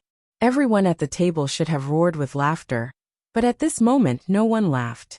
Everyone sighed in their hearts. The matter of the attack on Fan Xian in the valley would probably never be investigated clearly. Tonight, the Overwatch Council assassinating the 8 generals, in a situation where there was no evidence and Fan Xian did not admit to it, would never be investigated clearly. The matters of the world were like this. Since they could not find sufficient reasons for their natural enmity, then what need was there to find reasons? The field of power was like a wild mountain, where wolves chased rabbits and tigers watched from the side. It was natural. Although the banquet was not broken, these major figures had long lost the will to continue. The officialdom of Jingdo had already been unable to calm down. Tonight, it was even more embarrassing. Although the Overwatch Council was using the night to act, and presumably would not disturb too many Jingdo people, these major figures still rushed back to their manors and yamens to deal with the aftermath.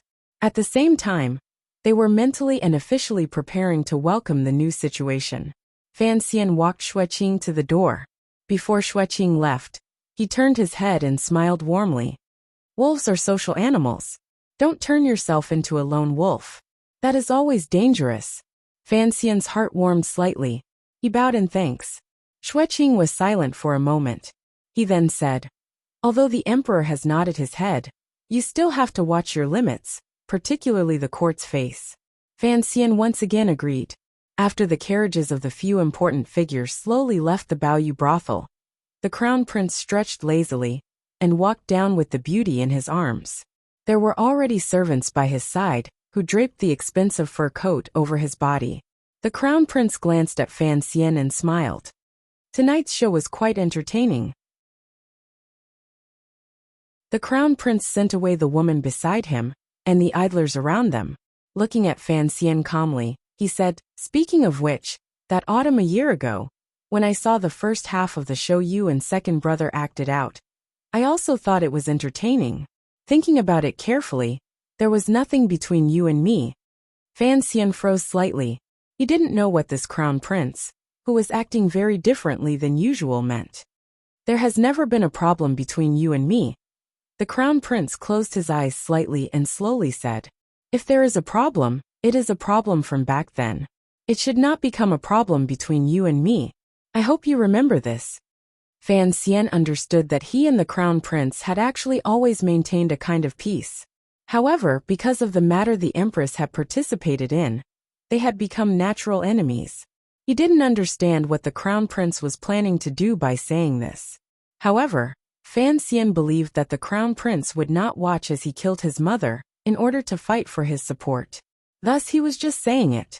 No one had left, but the seat was empty.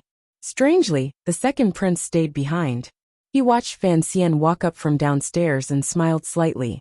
Slowly placing his left hand on the table, he did his best to suppress the absurd feeling in the depths of his heart. Using 2 fingers, he picked up a green fruit from the south and slowly chewed on it.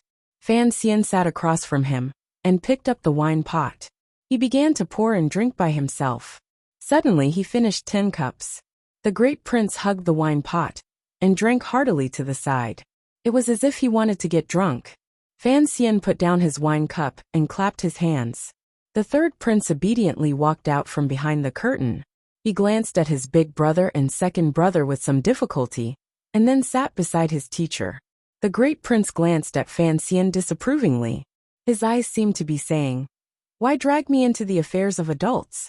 In the flower hall on the 3rd floor of Baoyue Brothel, there were 3 princes and Fan Xian. If one did not count the crown prince who had left earlier, the Qing emperor's bloodline in this world could be considered complete. The earlier banquet at Hongmen had become a family banquet with a strange atmosphere. "You're afraid." The second prince put down the half-eaten green fruit and stared into Fan Xian's eyes as he spoke in a gentle voice. Fan Xian's hand holding the wine cup froze. He slowly replied, "What am I afraid of? If you're not afraid, why did you make such a big move tonight?" The second prince smiled slightly and gently said, "Only someone with fear in their heart would act recklessly like you did tonight. You killed my general and captured my trusted aide. Does that have any effect on the big picture?" Fan Xian took a deep breath. His expression calmed. "There are no outsiders here, so there is no harm in speaking frankly. Your subordinates have been cleaned out by me today, but you have no evidence. Just as I said earlier, I also have no evidence regarding the attack in the valley, but you still did it." "I did not know about the attack in the valley. I did not participate." The second prince stared into Fan Xian's eyes and said seriously. Fan Xian shook his head. "What about the Niulan Street matter? Little White has been slapped in the face too many times. I admit that I still don't know who did it in the valley, but that doesn't stop me from taking action." He lowered his head and said, "There were enemies on all sides. Since I didn't know which enemy did it, of course, I had to release random arrows. If I occasionally hit the person in question, it would be an advantage for me. If I hit someone else, I would not lose out. It would be an advantage." Niulan Street. A glimmer of bitterness flashed through the smile on the second prince's thin lips. An incident from a few years ago. Thinking about it, it was just this one incident, yet you still remember it to this day. Fan Xian raised his head and calmly said, "I am a very vengeful person. As you know, this matter has little to do with vengeance. As long as you don't stop, I will continue to do it without rest." There were no officials present or the crown prince present. Fan Xian and the second prince, a pair of young nobles with similar temperaments, spoke in a very direct and straightforward manner. They were both meticulous people and knew that there was no need for too many words to hide between them. The second prince glanced deeply at the third prince beside Fan Xian and suddenly said, "Sometimes, I feel that life is not fair. Putting aside the Cui family and the Ming family matters, just in this palace, my beloved sister has married you as your wife, and my 2 brothers, who have been friendly with me since childhood, are now standing on your side." The second prince raised his head. There was a glimmer of hidden anger on his handsome face. "If my ability is not as good as yours, then so be it. However, this is only because of some absurd reasons and stories from a previous life that created the current situation. If Father was willing to give the Overwatch Council to me, would I do worse than you? If Father was willing to give the palace treasury to me, would I not have the ability to make the treasury more abundant? Neither you nor I know how to repair the dikes. You and I can only pay silver. NG, don't you think this is very unfair? After all, I am the true prince." Fan Xian was silent for a long time. He knew that his strange and varied life in the Qing kingdom, and the abnormal power he was able to obtain now were all because of that woman's legacy. Of course, that woman had also brought him countless troubles and dangers. What the second prince said was not completely without reason. If he and Fan Xian had switched places, he might not have done better. It was not that the second prince did not have the ability. It was that he had never had the stage to display his ability. He slowly said, "There is no such thing as if in this world." Correct. That is why you now have the Overwatch Council in your left hand, and the palace treasury in your right, the second prince said with slight mockery. Presumably, only your mother once had such great power. So you are now beginning to be afraid. Fan Xian's expression froze again. The second prince calmly said, "Have you thought about the future? Who exactly are you working hard for today?" His gaze shifted slightly and glanced at the third prince. He smiled and said, "None of the sons of the royal family are easy to deal with. You yourself are one of them. Of course you understand this." The third prince lowered his head, not daring to interrupt. Fan Xian knew that the second prince was not speaking alarmist words. He just had his own plans and plans. The second prince faintly said, "You are truly afraid. Think about it. Right now, you are walking down the path of a lonely official. Regardless of who ascends the throne in the future, how can the Qing kingdom tolerate you? How can the Overwatch Council be tolerated?" Fan Xian listened calmly. The second prince continued, "The reason you are afraid is because you are a smart person. You know that although your power is monstrous, it is only a floating cloud. It is not even as sturdy as a thin piece of paper." The second prince sighed, "Because all the power in your hands was given to you by Father. With only one edict, you can be banished to the mortal world and never be able to rise again. Although Father dotes on you, it is not as if he did not guard against you. These years, he has allowed you to do whatever you want, but he will not let you touch the military. I think I do not need to remind you of the deeper meaning behind this." In the end, the second prince concluded, "It is because you are afraid that you want to reduce your own power." The great prince drank a mouthful of wine and looked coldly at his two brothers talking like two fighting cocks. Fan Xian was silent for a long time and did not respond to the second prince's words. He only quietly said, "Power has always been a floating cloud. When has there ever been an undefeated general or an undestroyed clan? Your Highness is a prince. Your heart is with the world, but I am only an official. I have to protect myself and the well-being of my clan." The second prince cut off his words and coldly said, "I know that you, as a dignified immortal of poetry, have never been proud of the royal bloodline. On the contrary, you purposely avoided this point. Ask yourself honestly, if it were not for the royal bloodline that you loathe, how could you have lived until today, and lived so gloriously?" Two of the four brothers were silent. Two faced each other. "Let go," the second prince said sincerely. The second prince said sincerely, "Your power is actually all illusory.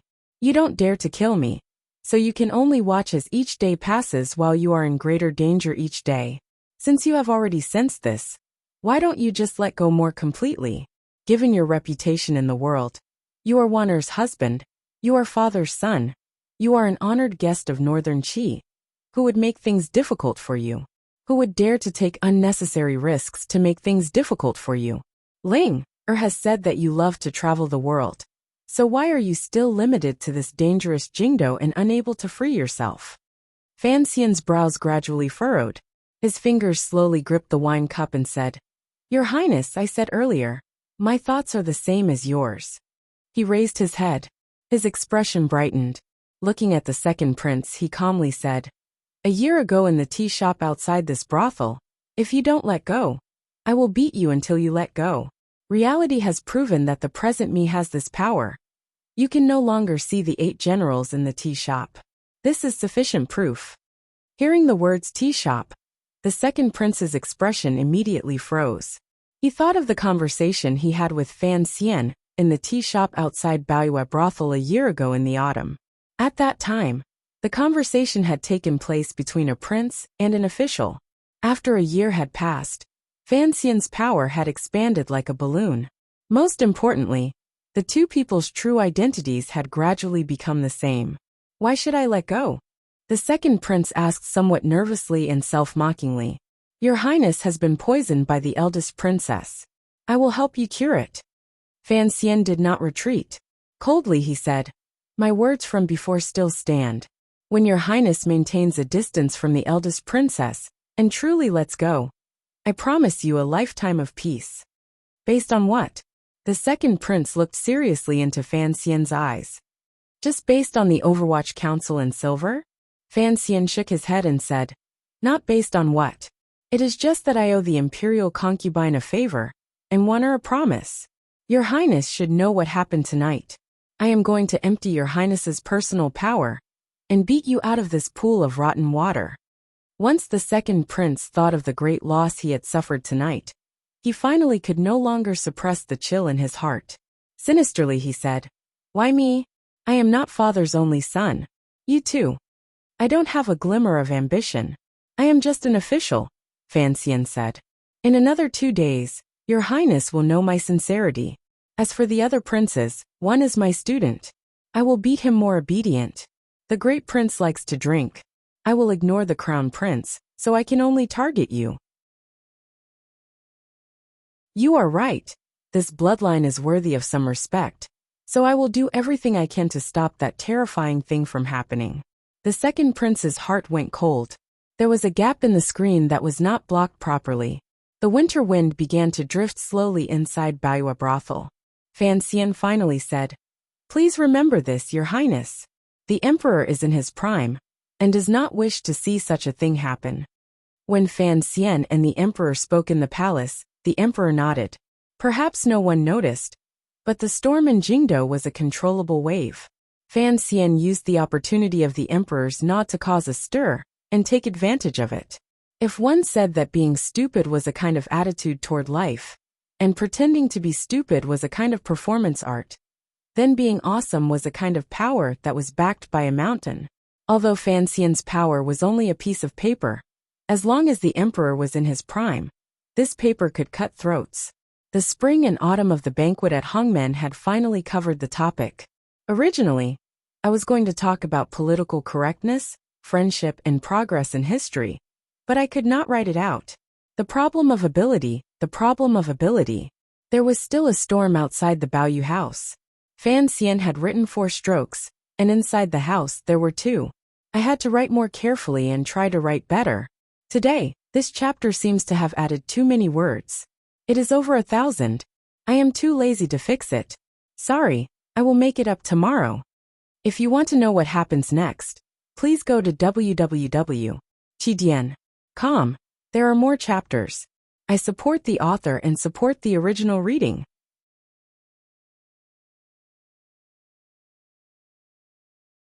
Chapter 464. The second prince left Baiwa brothel. His expression was strangely cold.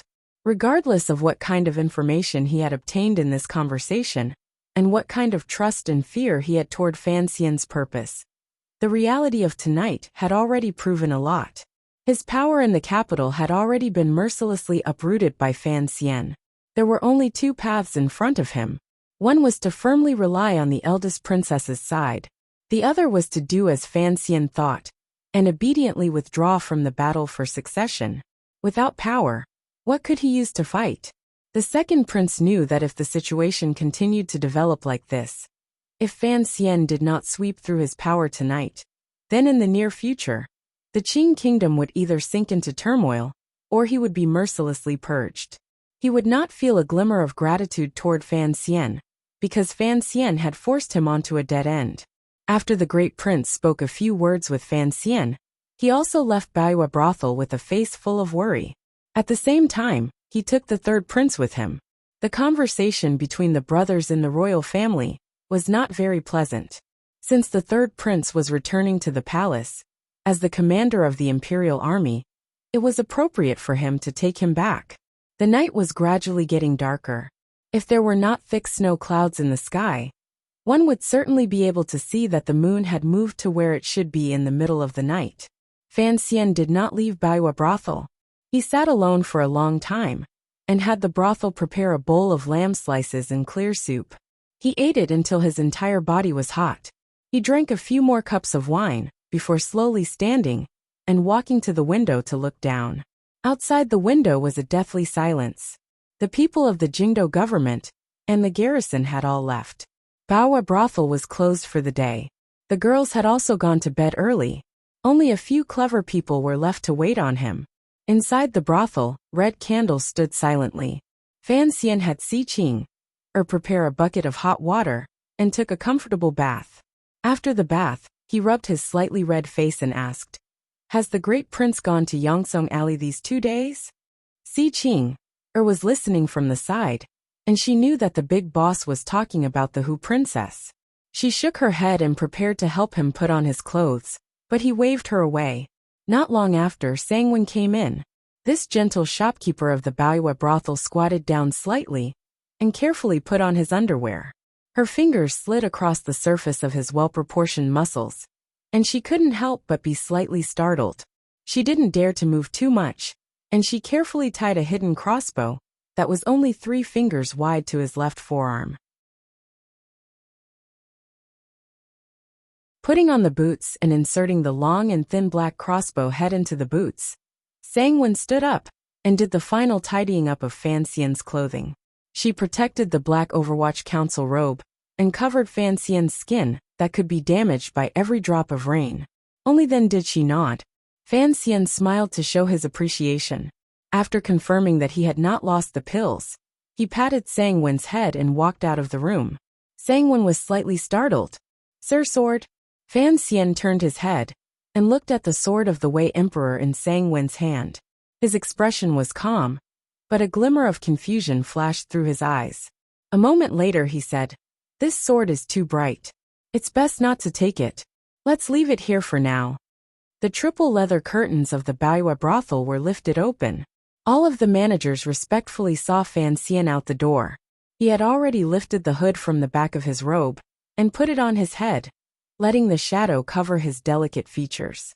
Stepping down the stone steps outside the building, he couldn't resist raising his head to glance at the deep night.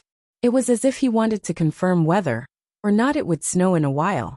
The carriage drove over. He shook his head, indicating that he was going to walk. He then headed east first. Baowa brothel was having a banquet, so he did not bring the tiger guards. All of the Overwatch Council's power in Jingdo had already taken advantage of the night to carry out countless raids. Even the power of the Chinian unit had been thrown in. At this moment, there were only a few fan manor guards and a carriage driver at his side. Everyone knew about the Baowa brothel's banquet and had heard about the commotion in Jingdo. They all thought that the young master was going to walk and think, so they didn't go forward to disturb him. They only had the carriage follow far behind. Not far after heading east, they turned and entered a straight street. Long street. Straight long street. Wearing a robe, he suddenly stopped his steps as if he was listening to something. He then waved his hand, indicating for the carriage behind him not to follow. He then walked toward the middle of the street. It was already deep into the night. A strange fog suddenly rose from the streets of Jingdo, which had stopped snowing. The fog was gradually heavier than the air. It gathered from all directions and gradually filled the long street. The slightly white fog was not very distinct on the lightless Jingdo night streets, but it effectively obstructed one's vision. It made one feel like they were blind and couldn't see their fingers in front of them. The carriage following behind did not dare let Fan Xian walk alone in the night. It was not prepared to listen to his arrangements, but it still had no choice but to stop. The Fan Manor guards in the carriage pulled out the infuriating lanterns a little brighter, but the dark yellow light only illuminated the fog in front. It was like the clouds above Tsang Mountain, and could not see very far. They had long lost sight of the lonely figure in the black robe. On the long street, the white fog gradually thickened. Only the sound of Fan Xian's weak footsteps could be heard ringing out with a steady rhythm. Other than this, there was not a trace of sound. It was as if there were no living creatures on the street. Tonight, it seemed that the people the Overwatch Council wanted to kill had already been killed. The people they wanted to capture had already been captured and sent to prison, firmly under the 7th Bureau's control. The Jingdo people who still did not know about these things were greedy for warmth in their beds. The nobles on the night patrol had long returned home in fear. The night watchmen were slacking off, and the soldiers of the 13 city gate guards were only watching the city gates. The footsteps continued forward. They seemed to have sensed something and stopped in the white fog. A gust of winter wind blew past and thinned the fog on the long street slightly. One could faintly see the end of the long street. There shouldn't be anyone at the end of the long street, but it felt like someone was standing guard there. Wearing the robe, he stopped his steps and raised his head. His eyes calmly stared straight ahead. It was as if he wanted to see just who was there. Then he saw a person. The person's figure was tall and sturdy. His shoulders were like metal. He stood there like a mountain at the end of the long street. On his back was a longbow and a quiver. There were 13 arrows in the quiver. The wind stopped and the fog thickened. It was no longer visible. Tonight was the moment Fan Xian had the Overwatch Council launch an all-out attack on the second prince's faction. However, he seemed to have forgotten one thing. When your attack was at its fiercest, it was often when your defense was at its weakest. At this moment, there was no one at his side he could rely on, only himself. He was taking revenge for the attack in the valley, taking revenge without reason. He had forgotten that a certain governor was also taking revenge for the death of his only son. Could he dodge the bow in front of him? 2 years ago, he had been shot down from the palace walls by this bow, and had no power to retaliate. That bow and arrow had already become the biggest blank space in his martial cultivation. Thus, he stopped his steps behind the fog. On the other side of the white fog, Yan Xiaoyi lowered his eyes slightly, and felt the aura of the person behind the fog, to ensure that he would not break free of his control. There were no signs of movement on this side of the fog. Yan Xiaoyi, the previous commander of the imperial army, and now the Qing Kingdom's northern governor, was one of the few 9th-level super aces in the Qing Kingdom. He was not a madman. He knew what it meant to assassinate Fan Xian on Jingdo's Long Street. However, he still did not forcefully suppress his desire for battle and bloodlust. When he saw Yan Shindu's body in the Yuantai camp, he had already made up his mind. What was the purpose of one's life? Even if he controlled all the soldiers under heaven in the future, and conquered this entire land, who would he entrust it to? Thus he was not a madman, but he was already crazy. Jingdo was not calm tonight. No one had thought that Fan Xian would carry out such a tyrannical sweep. At the same time, no one had thought that the governor of the north would abandon all his worries and return to his original hunter's thoughts. Coldly, he observed Fan Xian, watched Fan Xian, waited for Fan Xian, and patiently waited for Fan Xian until he was dead. Although there was fog on Long Street that could block people's vision, it could not stop Yan Xiaoyi's arrows. His arrows did not need eyes. Tonight, he had come with 13 arrows to ask Fan Xian what the words 13th Wang on the notice in the first bureau meant. If Fan Xian died, it was fine not to ask this question, regardless of how much Fan Xian had improved these years, or how much of a genius he was in martial cultivation. Yan Xiaoyi coldly believed that he could kill him. This matter had nothing to do with the fight for the throne or the world. It was not for justice or profit. It was just that a personal grudge could not be resolved. The two of them, one on the street and one in the middle of the street, other than facing each other head-on, there was nothing else they could do. Fan Xian was silent behind the fog. It was as if he was evaluating whether he should fight or retreat. After a long silence, Yan Xiaoyi took a step forward. The murderous aura around his body caused the white fog in front of him to move, revealing an empty space in front of him. The air immediately became cold again. However, he immediately pulled his foot back. Glancing at the eaves to the upper left out of the corner of his eye, he furrowed his brows slightly, and used the stone beast on the eaves to block his body. With his body and the stone beast as a line, he felt that at the end of that line, there was a strangely terrifying killing intent waiting for him. This was an unreasonable feeling. He had grown up in the woods, and interacted with wild beasts. He had developed a sensitivity like a wild beast. He would always be able to judge the existence of danger ahead of time. The longbow was already in his hand, but the arrow had not been knocked. Yan Xiaoyi lowered his head slightly, and felt the strange movements around him. Just who was lying in ambush. He was a powerful warrior above the 9th level. Other than those 4 strange creatures, there was not much in this world that Yin Xiaoyi needed to be afraid of. Every time his condition reached its peak, the thought of challenging a great grandmaster would always rise in his heart. It was also because of his realm that he could clearly sense that there was only him and Fan Xian on Long Street. That was why he dared to use his mind to follow Fan Xian so coldly and prepare to fire a fatal arrow at any moment. However, when he had taken that step earlier, he had discovered a strange phenomenon. The first to bear the brunt was the unknown source of danger. The second was that when he had taken that step, he had felt the smell of the fog behind him change slightly. It was the smell, not the smell. It was the slightest change in the wind and fog, not the feeling after it entered his mouth. Yin Xiaoyi knew that there had always been a powerful figure hidden behind him. He didn't know exactly what realm this person's martial cultivation had reached, but to be able to fool him for so long, he must have the ability to hurt him. He didn't move rashly, because he knew that once he fired the arrow, the energy he had stored up for a long time would leak out and reveal some flaws. Once his mind was flawed, he was not confident that he could escape unscathed under the combined attack of the ace behind him and the danger in the distance. Just like this, the long street was icy silent. The person on the other side of the fog could not move, and Yin Xiaoyi on the other side could not move either. He could not move his feet, but he could move his hands. Yin Xiaoyi sucked in a deep breath of air. His entire figure appeared to expand slightly. His fingers slowly fell, as if inadvertently brushing across his bowstring. His fingers were very thick, but this movement was very gentle. It was like a soft brush sweeping across a drawing paper, a slender finger brushing across the strings of a zither, or an orchid blooming slightly.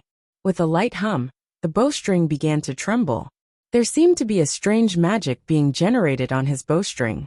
The slightly trembling bowstring moved the air around it, twisting the faint white fog, and gradually condensing into power. It sliced through the long street in front of him. Following this light hum, it silently attacked toward the other end of the fog. It attacked toward the person on the other end of the fog. A muffled grunt came from the other end of the fog. Immediately after, there was the sound of someone falling to the ground. Yin Xiaoyi calmly flipped his wrist. The longbow straightened. He didn't seem to move at all, but the arrow was already on the bowstring. Earlier, when he shot without an arrow, he already had such power. Now, he already had an arrow on his bowstring. However, he didn't fire. He only remained silent, because he could clearly tell that the person on the other end of the fog was not Fan Xian. Although he was confused, he had clearly seen Fan Xian leave Baiwa brothel. When did he switch?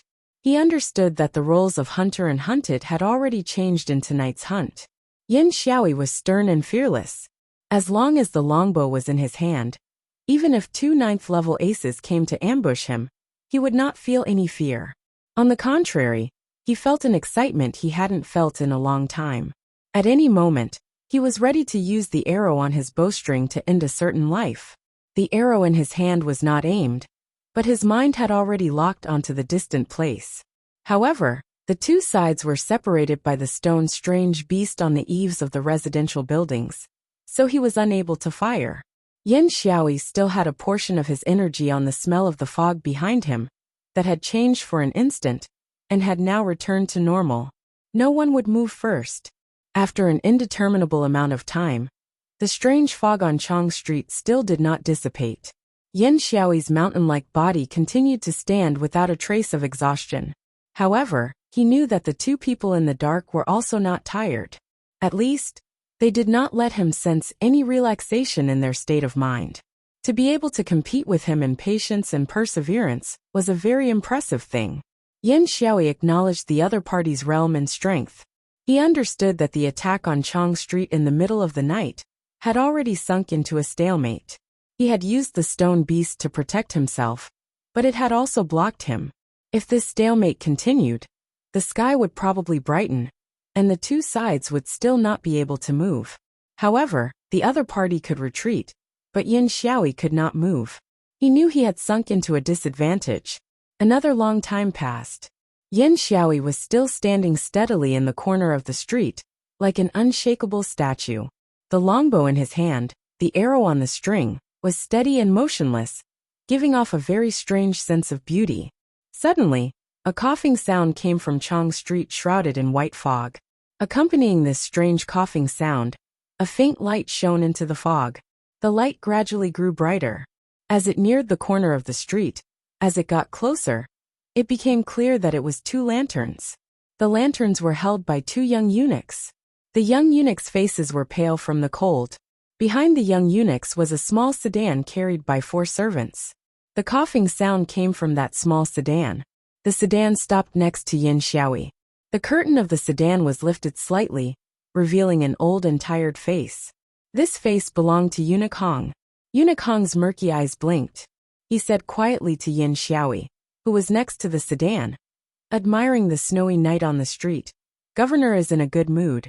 However, it is already late. You should return to the manor. I will send you off." To be continued. If you want to know what happened next, please log on to www.chidian.com. More chapters. Support the author. Support genuine reading.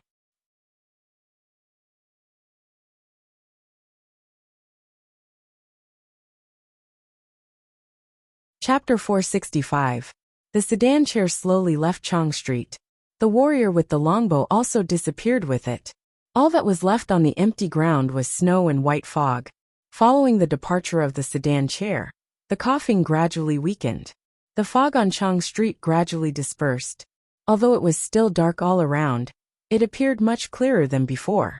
Snowflakes quietly fell from the sky, swaying gently and gently, as if there was a deity high up in the sky gently shaking a flowering tree. The clouds parted. A large crack suddenly appeared in the middle of the layers of dark clouds, revealing the crescent moon. The clear light gradually spread and illuminated this Chang Street clearly. The eaves of the stacked private residences behind the street that stretched into the middle of the street cast strange shadows on the ground because of the illumination of the moonlight. One of the black shadows suddenly trembled, twisting like some kind of living creature. Then it slowly and silently retreated, shrinking back into the large mass of shadows, no longer able to be separated from it. Fan Xian lay on the corner of a building in the distance. He was wearing a snowy robe with white interspersed between black and white. He withdrew his gaze from the corner of the street blocked by the stone beasts and gently sighed, blowing out a white mist in the dark night. The threads of ice on his eyebrows cracked and shattered. Tiredly, he faced the sky and stretched out the aching muscles all over his body. His eyes stared in a daze at the crescent moon in the night sky above his head. Touching the hard chest beside him, he unconsciously shook his head and narrowed his eyes. He had put in a lot of effort tonight, and had prepared sufficiently. It looked like he was about to succeed, but Eunuch Hong had broken the plan. It was truly a failure. He had not prepared to use the chest. After all, this thing was too sensitive. Until the last moment, he could not use it lightly. However, if he wanted to kill Yin Xiaoyi, a warrior who already stood at the peak of humanity, he did not have much confidence without his palm touching the hard chest. This was the support of his confidence, and the last thing he could rely on. Fan Xian lay in the remaining snow on the roof, and took a few deep breaths, calming his emotions of failure, and the anger that came from nowhere. Someone crawled over. Fan Xian lifted the snowy robe and covered the object. A complicated emotion flashed through his eyes. Wang Qinian moved closer to his side and said, "It's Eunuch Hong." Fan Xian nodded. "Thank you for your hard work today. Tonight, everyone in the Overwatch Council was busy with bloody matters. Fan Xian's most trusted aide, Wang Qinian, appeared to have nothing to do. Only Fan Xian knew that the mission he had given him was for Wang Qinian to keep an eye on Yin Xiaoyi's movements. He knew that Yin Xiaoyi wouldn't miss this opportunity, so he didn't want to miss it either. Moreover, Wang Qinian's performance didn't disappoint him. An expert at level 9 didn't even notice that he was under Wang Qinian's watch. The 2 wings of the Overwatch Council, the most adept at tracking in the world, were indeed worthy of their reputation. Wang Qinian's face was very pale. even paler than the snow on the rooftop and the silver light in the street. Following Governor Yin was undoubtedly the most terrifying task in his life. That kind of fear and pressure made this 40-year-old middle-aged man almost unable to bear it, and his mind had long reached the point of collapse. And he didn't know if he saw something he shouldn't have. Fan Xian calmly said, "I trust you. More accurately speaking, many of my things are built on my trust in you." Wang Qinian understood what these words meant. Sir Fan Jr. had bumped into him when he first entered the capital. Then, with this as the center, he began to form the Qinian unit. Through the unit, he gradually controlled the Overwatch Council in his hands. Furthermore, he was without question the person in the world who knew the most of Sir Fan Jr.'s secrets, such as that night after reciting poems in front of the palace. That key. The next day, news came that there was an assassin in the palace. Wang Qinian knew who the assassin was. As for the key, it was certainly used to open something. Thus, Fan Xian still hadn't killed him to silence him. Wang Qinian was surprised and moved. He was truly moved. There was an urge in his heart to die for someone who understood him. This urge was clearly very dangerous and not worth it for him, who was over 40 years old, but he still kept this beautiful feeling in his heart. From below the gate came the cry of two owls. Fan Xian tilted his ear to listen. After confirming it was clean, he made a hand gesture to Wang Qinian beside him. A glimmer of fear flashed through Wang Qinian's eyes, because he had also vaguely heard of that legend. He also knew of the connection between that legend and Sir Fan Jr.'s mother. He knew that, from now on, his life was completely in Sir Fan Jr.'s hands. This was the trust between them. This kind of trust in itself was a terrifying and life-threatening thing. He flipped his palm and slid down from below the gate. His sliding posture was very strange and comical. He was like a large praying mantis with long arms and legs, but he was silent. In a moment, he had reached the ground and walked to the center of the street. He crouched down and checked the aura of the person in disguise. After confirming that he was still alive, he made a hand gesture toward the air. This hand gesture was for Fan Xian to see. Fan Xian looked at this scene and couldn't help smiling. Lao Wang indeed had some skill. With this qinggong, it was no wonder that the brocade guard hadn't been able to find anything to use against him after moving around in the north for a year. The person in disguise who had been injured by Yin Xiaoyi's flux, was the substitute Fan Xian, had brought with him at all times when he had gone to northern Qi. Back then, this substitute had helped him greatly. Today he took it out to lure the enemy. A few more strange bird cries rang out from below the gate. A few secret agents wearing black robes arrived with the Fan Manor's carriage. They picked up Wang Qinian and the substitute. All of this appeared peaceful and natural. At this moment, the clouds in the sky gathered again. The clear light disappeared. Jingdo sank back into darkness. Before dawn, when it was the darkest, snowflakes began to fall again. Fan Xian came alone to a shop in the west of the city. All of the residences were still asleep. The shops had not begun to make preparations. Even the noodle stall that had opened the earliest had not begun to prepare the minced meat. Only this shop had already opened. It used the alluring bean fragrance inside to disperse the darkness before dawn and wait for the arrival of the morning sun.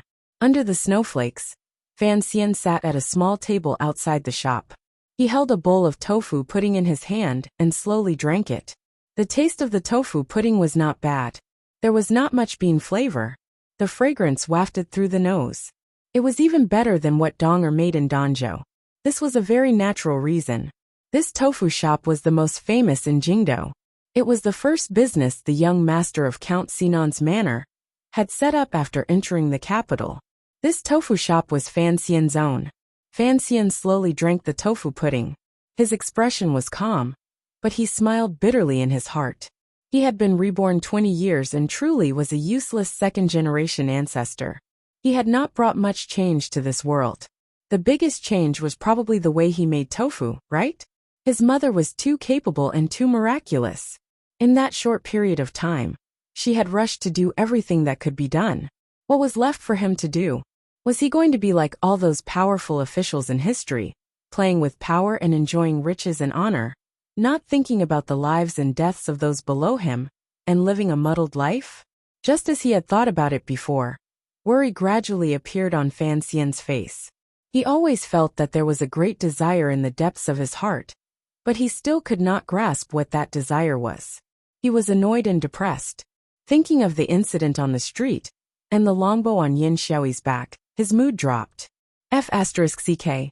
Fan Xian used a very soft voice, and a very gentle attitude to curse. The fog tonight was actually not good. Although this was the environment the shadow had long determined, he had not thought that Yin Xiaoyi's state of mind would be so powerful that he could not fear the layers of fog and accurately determine his position. Furthermore, the medicine hidden in the fog seemed to have no effect on this 9th-level ultimate ace. Once one's Jinqi had reached a certain depth, normal medicine was indeed not very useful. Fan Xian smiled self-mockingly. There was indeed no perfect thing in this world. The effect of the odorless white medicinal fog was indeed much weaker.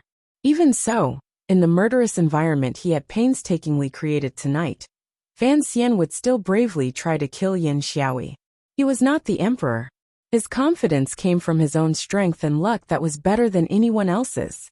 He was not as inexplicable as the emperor. Thus, he was used to being the first to strike and eliminating all powerful figures that could threaten him.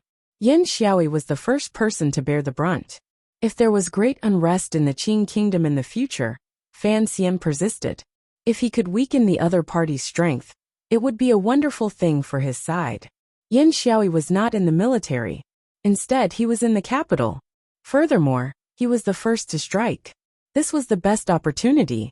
If he allowed the other party to return to the camp on the northern expedition, it would be a pipe dream to try to kill him.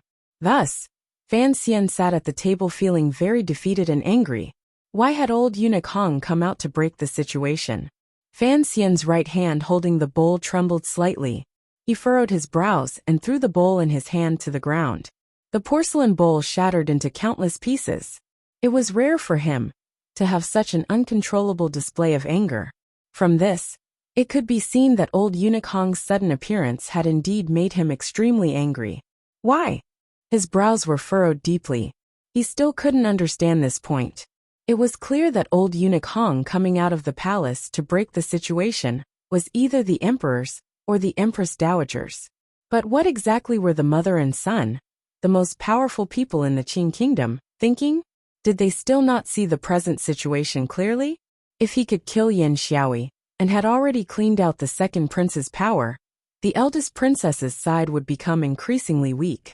On the contrary, it would calm the situation of the entire royal family. Perhaps that terrifying ripple would gradually calm down. The emperor clearly knew this. Why did he nod his head and have eunuch Hong come out to stop his confrontation with Yin Xiaoyi? Could it be that the emperor was a madman who liked to see his sister step by step on the path of rebellion? A masochist? Fan Xian thought angrily. A bitter smile rose to the corners of his lips. It looked like the royal family was truly a nest of perverts. They all thought the world was too boring. But, was the emperor not afraid that he would be chased down from the throne? The repeated questions, the one that had troubled Fan Xian for a long time, made his expression become somewhat ugly. What exactly was the emperor thinking?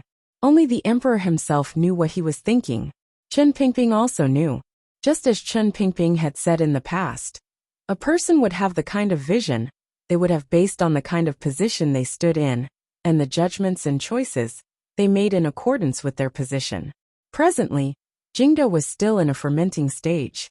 Fan Xian wanted to take a risk and stop this process to prevent the dough from suddenly expanding in the future. Eunuch Hong's appearance today clearly indicated that the emperor did not need Fan Xian to worry about this. Thus Fan Xian was very vexed. The first new plate of fresh tofu was brought out. It was still steaming. The worker in the tofu shop respectfully and cautiously scooped out 2 bowls. He put in white sugar, pickled mustard, sesame oil, chopped onions and soy sauce. The fragrant sweet and salty flavors were delivered to the small table, and then retreated. The people in the tofu shop all knew of Sir Fan Jr.'s strange habit. This owner didn't throw away the tofu shop because it didn't make much money. He also never came in during the day to look. He would only come in every month or two at the darkest hour of the morning to order 2 bowls of tofu. Not many people knew of Fan Xian's hobby. Fan Xian was very tired tonight. He felt both mentally and physically exhausted. He used a porcelain spoon to randomly scoop up a bowl of tofu and sent a mouthful into his mouth. It was sweet and very tasty. Snowflakes also fell into the bowl, making him suddenly think of shaved ice, a long-forgotten term. He felt slightly better. He shaved a few mouthfuls and suddenly seemed to recover a great deal of his energy. There was another bowl that he didn't touch. The 3 carriages broke Jingdo's peace and slowly drove to the front of the tofu shop. The swordsmen in the front and back of the carriages jumped down and vigilantly watched the surroundings, setting up defenses. Yan Bingyan lifted the curtain and walked down from the carriage in the middle. After a busy night, it was clear that Fan Xian's brain was also very tired. There was a trace of haggardness on his pale face. He walked to Fan Xian's table and was clearly surprised that Fan Xian would be eating tofu here alone. Fan Xian nodded and indicated for him to sit. At the same time, he pushed the bowl of tofu mixed with chives and pickled vegetables over. Yan Bingyan didn't eat. He took out a file from his clothes and began to explain the situation tonight in a low voice. After hearing that the people he wanted to kill and the people he wanted to capture were basically in place, Fan Xian nodded his head with satisfaction. Huang Yi didn't die. Yan Bingyan glanced at him. Fan Xian raised his head and asked, "What happened?" The poison from the nails was very strong, but it seems that the Princess Manor has an expert at detoxification. Yan Bingyan said, "So Huang Yi was able to keep his life." Huang Yi was the strategist of the Princess Manor. Although he hadn't caused any harm to Fan Xian and hadn't displayed any extraordinary abilities, since Fan Xian had acted, he had to eliminate all potential threats. Thus, Huang Yi was also a part of the plan tonight. Fan Xian didn't want to, in the future, have a melodramatic scene of hostages being captured because of his moment of soft-heartedness. "It's not an expert at detoxification." Fan Xian shook his head. "I understand the methods of the brothers in the 3rd Bureau. The poison master in Dongyi is not of the same faction as us. It looks like the eldest princess infiltration into the Overwatch Council back then was very effective. Other than the dead Zhuge, she also prepared a number of detoxification pills." Yan Bingyan said, "The spy buried in the Princess Manor hasn't been exposed. I acted on my own and had him withdraw." "Very good." Fan Xian nodded his head approvingly. "You make your own decisions on these matters. Don't let the people below take unnecessary risks. It's best if they can live." Although he said this, Fan Xian knew in his heart that this was the second failure of the night. Yan Bingyan opened his mouth again and said, "The living witness you wanted to get a statement from is dead." Fan Xian raised his head and glanced at him. He knew he was talking about the only living witness in the Valley attack, the Qin family's private soldier. There had never been any clues or evidence in the Valley attack case. The only hope was that living witness. Furthermore, since he was locked in the Overwatch Council's celestial prison and had the protection of the 7th and 3rd Bureau, it was impossible for him to die like this. He forcefully suppressed the strange emotion in his heart and glanced at Yan Bingyan with a not-quite-there smile. Strangely, he didn't fly into a rage. "Just now Unicong came," Fan Xian said to Yan Bingyan. "What do you think?" Yan Bingyan was slightly startled. A moment later, he quietly said, "First, the master feels that you crossed the line tonight. Second, regardless of whether he or you die, the master doesn't want to see it." "Don't talk about the master. I'll think of the old cripple's hateful tone," Fan Xian said with a furrowed brows. Yan Bingyan smiled and changed the subject. "Although the emperor has given his nod, you took the opportunity to make such a big deal out of it tonight. In tomorrow's court conference, the council will certainly be attacked by a group of officials. I'm afraid that Shu the scholar and Hu the scholar will both speak. Under this kind of pressure, the emperor will have a certain attitude. You'd better be prepared." "What are you afraid of?" Fan Xian glanced at Sir Yin Jr.'s pale face and said self-mockingly, "The emperor has long wanted to reduce the Overwatch Council's power. Didn't this give him a good opportunity? If I didn't know this, I wouldn't have rushed to attack everywhere tonight. Before reducing power, I have to wipe out some of the enemies. With a clang, he threw the spoon into the slightly cold porcelain bowl. His face was like frost. Tonight, I didn't do a single thing I truly wanted to do. What a great loss. Yan Bingyan said. In a few hours, it will be the court conference. You have to go to court to report on your work. Prepare to be demoted by the emperor. Fan Xian closed his eyes and slowly said, a few days ago, the emperor had you young officials enter the palace. His intentions were clear. However, how could those old people be willing to give up their positions?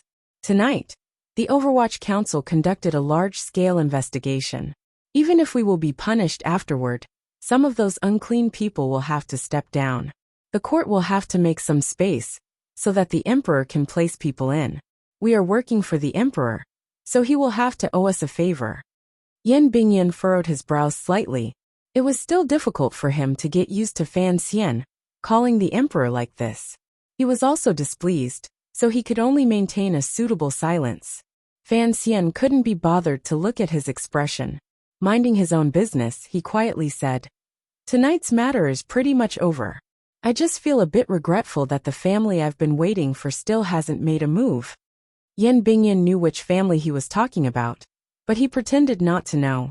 For a moment his expression was hesitant. Shortly after, he smiled bitterly and said, do you think it's not lively enough? You don't have anyone by your side right now. You have to be careful of your safety. Fan Xian glanced at the Overwatch Council swordsmen scattered around, and shook his head. I'm different from you. You have to bring these people. As for me, whether I bring them or not, it doesn't make much of a difference. If I brought people, how could those people dare to make a move? They're all a group of cowards who only know how to kill people in the dark. Fan Xian said mockingly. I've been sitting alone in this shop for an hour, but no one has come. It makes me look down on the so-called Iron Blood Army. Yan Bingyan shook his head and was speechless. Fan Xian turned his head and glanced at a small alley in the darkness. Using his finger to knock on the table beside the tofu bowl, he said, eat it. It doesn't taste good when it's cold. In a small alley some distance from Fan's tofu shop, there were 7 people dressed in black moving corpses onto carriages. Blood slowly dripped down from the carriages and landed on the snow, giving off a faint stench. The 3 corpses had been chopped into a dozen large pieces of meat. It was clearly the terrifying damage caused by a long knife. The leader of the 7 night walkers sat in the driver's seat. Glancing at the faint light of the tofu shop in the distance, he used the reins to rub the slightly itchy calluses between his thumb and forefinger. Opening his mouth into a smile, he said in a quiet voice, young master, eat slowly. To be continued. If you want to know what happened afterwards, please log on to www.chidian.com. More chapters. Support the author. Support original reading.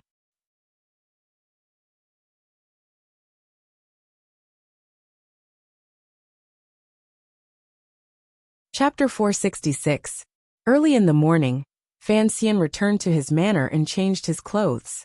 After giving a few orders, he sat in the carriage outside the royal palace. By the time he arrived, the area by the palace doors was already unusually lively. Officials were gathered in groups of 2 or 3, and whispering about something.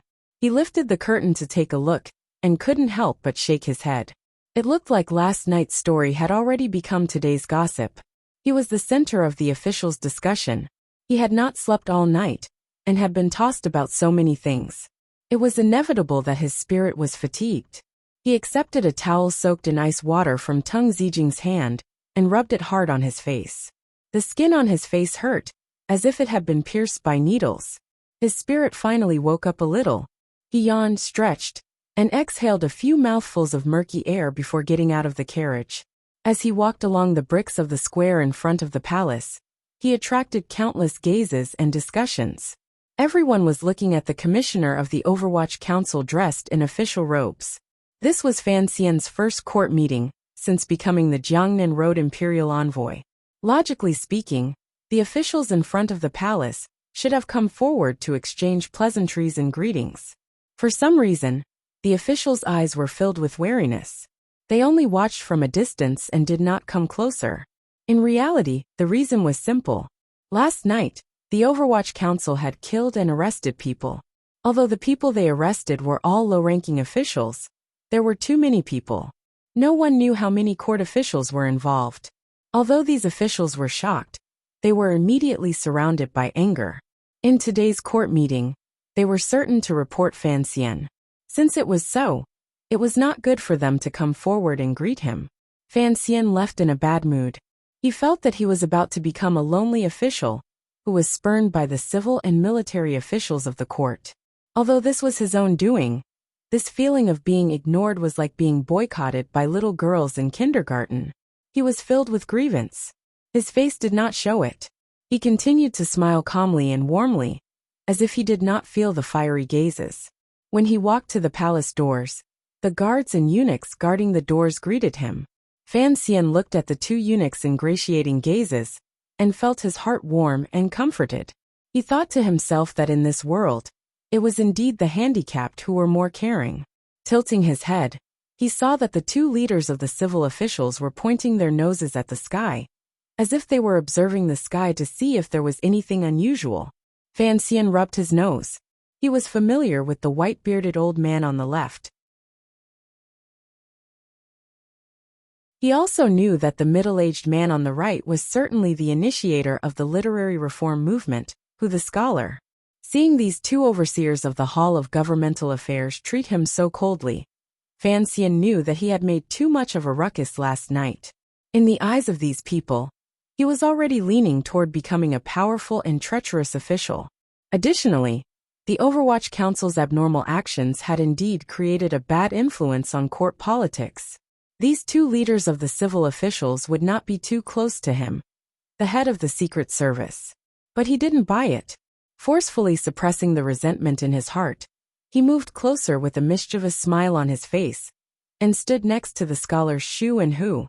He didn't say anything, and instead raised his head to look at the sky in a strange manner. For a moment, the officials waiting to go into court saw a strange sight.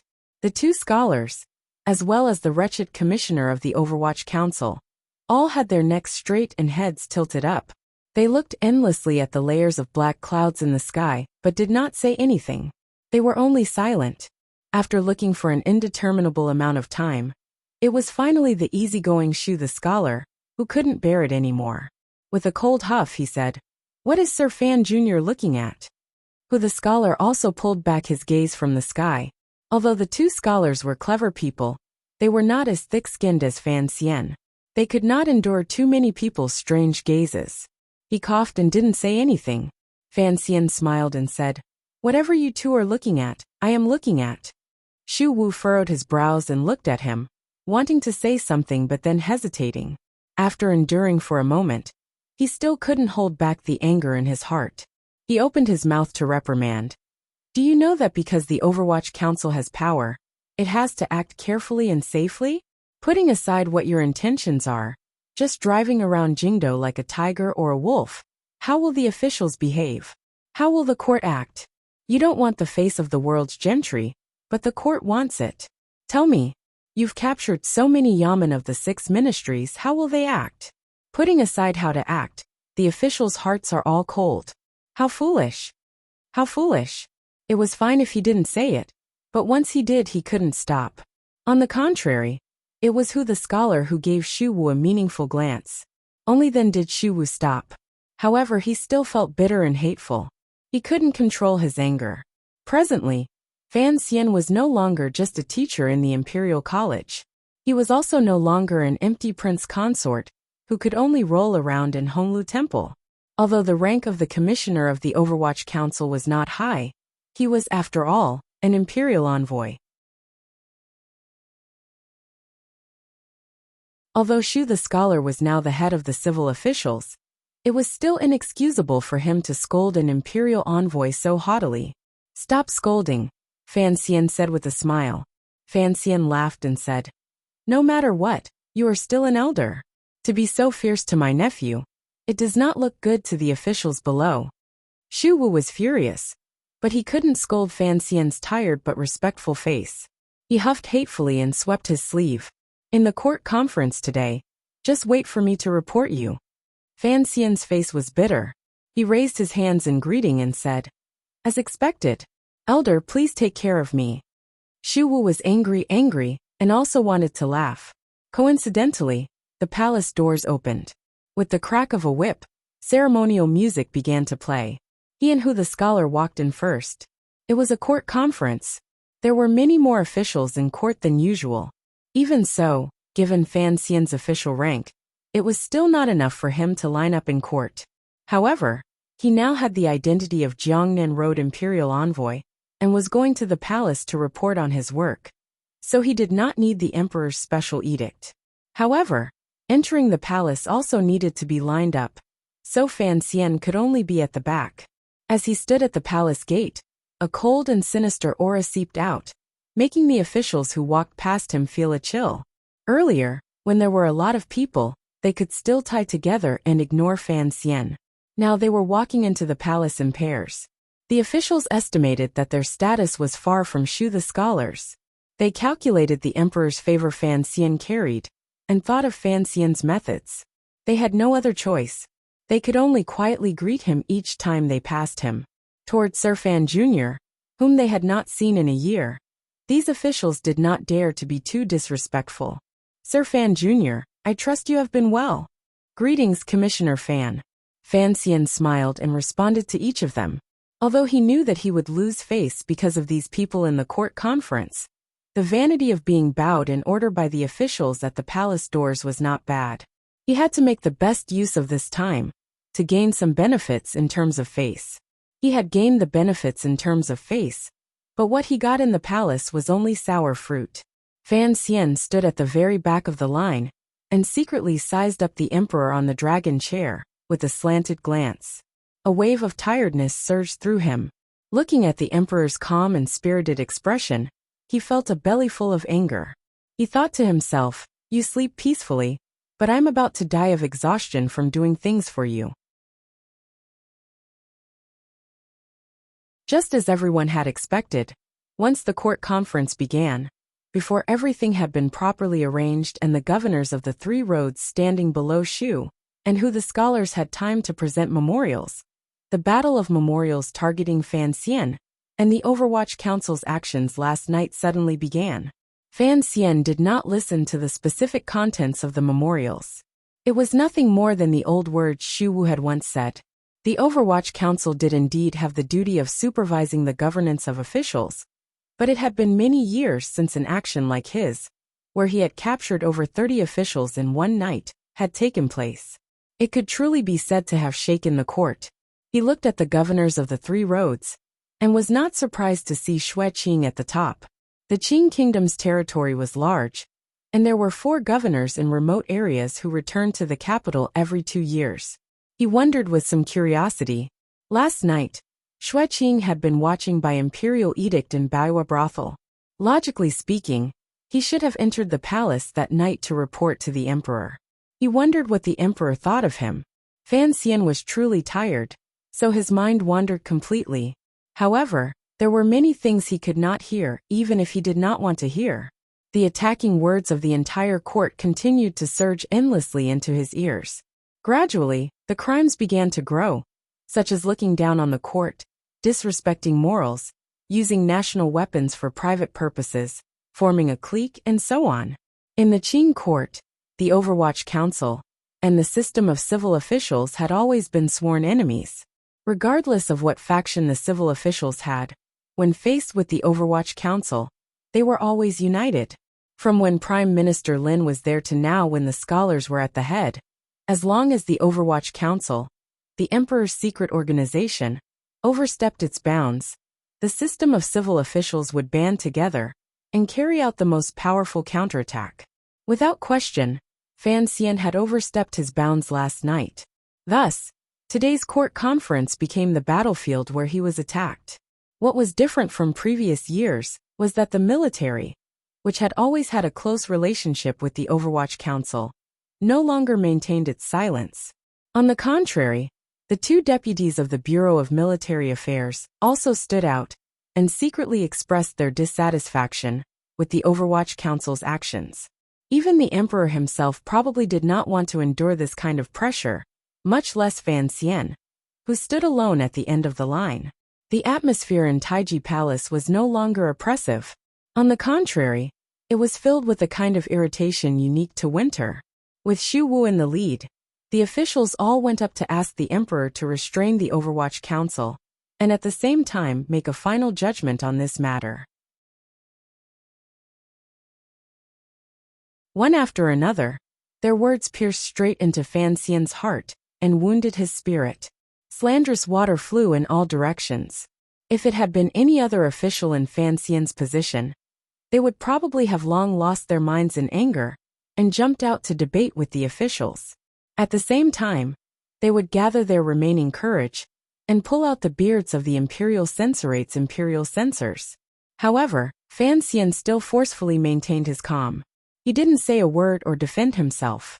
He only tilted the corners of his lips slightly, carrying a glimmer of a mocking smile as he watched the stage of the court conference. Perhaps it was the smile at the corners of his lips that made someone uncomfortable to look at. It made someone feel that his son was too impetuous and arrogant. An angry rebuke came from the dragon chair. Fan Xian, do you have nothing to say? Fan Xian had been forcefully pushing away his drowsiness. Suddenly hearing these words, he shivered. Tidying his official robes, he stepped out and bowed. Your Majesty, last night, the First Bureau of the Overwatch Council summoned 32 officials for questioning. Everything was done according to Qing law and edict. There was nothing that went beyond the rules. Thus, I do not understand why everyone is so agitated. The emperor smiled coldly and said, You captured 32 people in one night. You sure are arrogant. Is the Qing court full of corrupt officials? Fan Xian said seriously, I dare not deceive your Majesty. In court, he gazed at the officials in the palace and said seriously, Vermin crawl all over the ground. 32 people is only a small number. If your Majesty grants the Overwatch Council a special edict, I will certainly be able to capture more corrupt officials. The officials' hearts chilled. Immediately, disdain rose to their faces. They thought to themselves, what are you talking about? What is the court?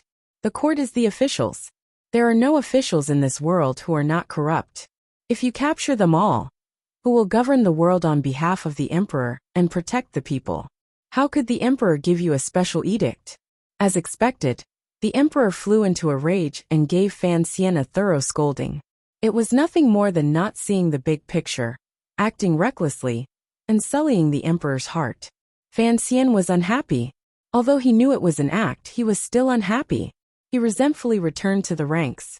In the court conference, no one brought up the death of the second prince's 8 family generals, the death of Governor Yan's only son, and the eldest princess strategist Huang Yi being poisoned and vomiting blood in bed. Those people were not officials. Furthermore, it was a matter of the dark. No one would be so stupid. However, just the events of last night were enough to arouse the wariness and anger of the civil and military officials. Thus, even the emperor had to appease them.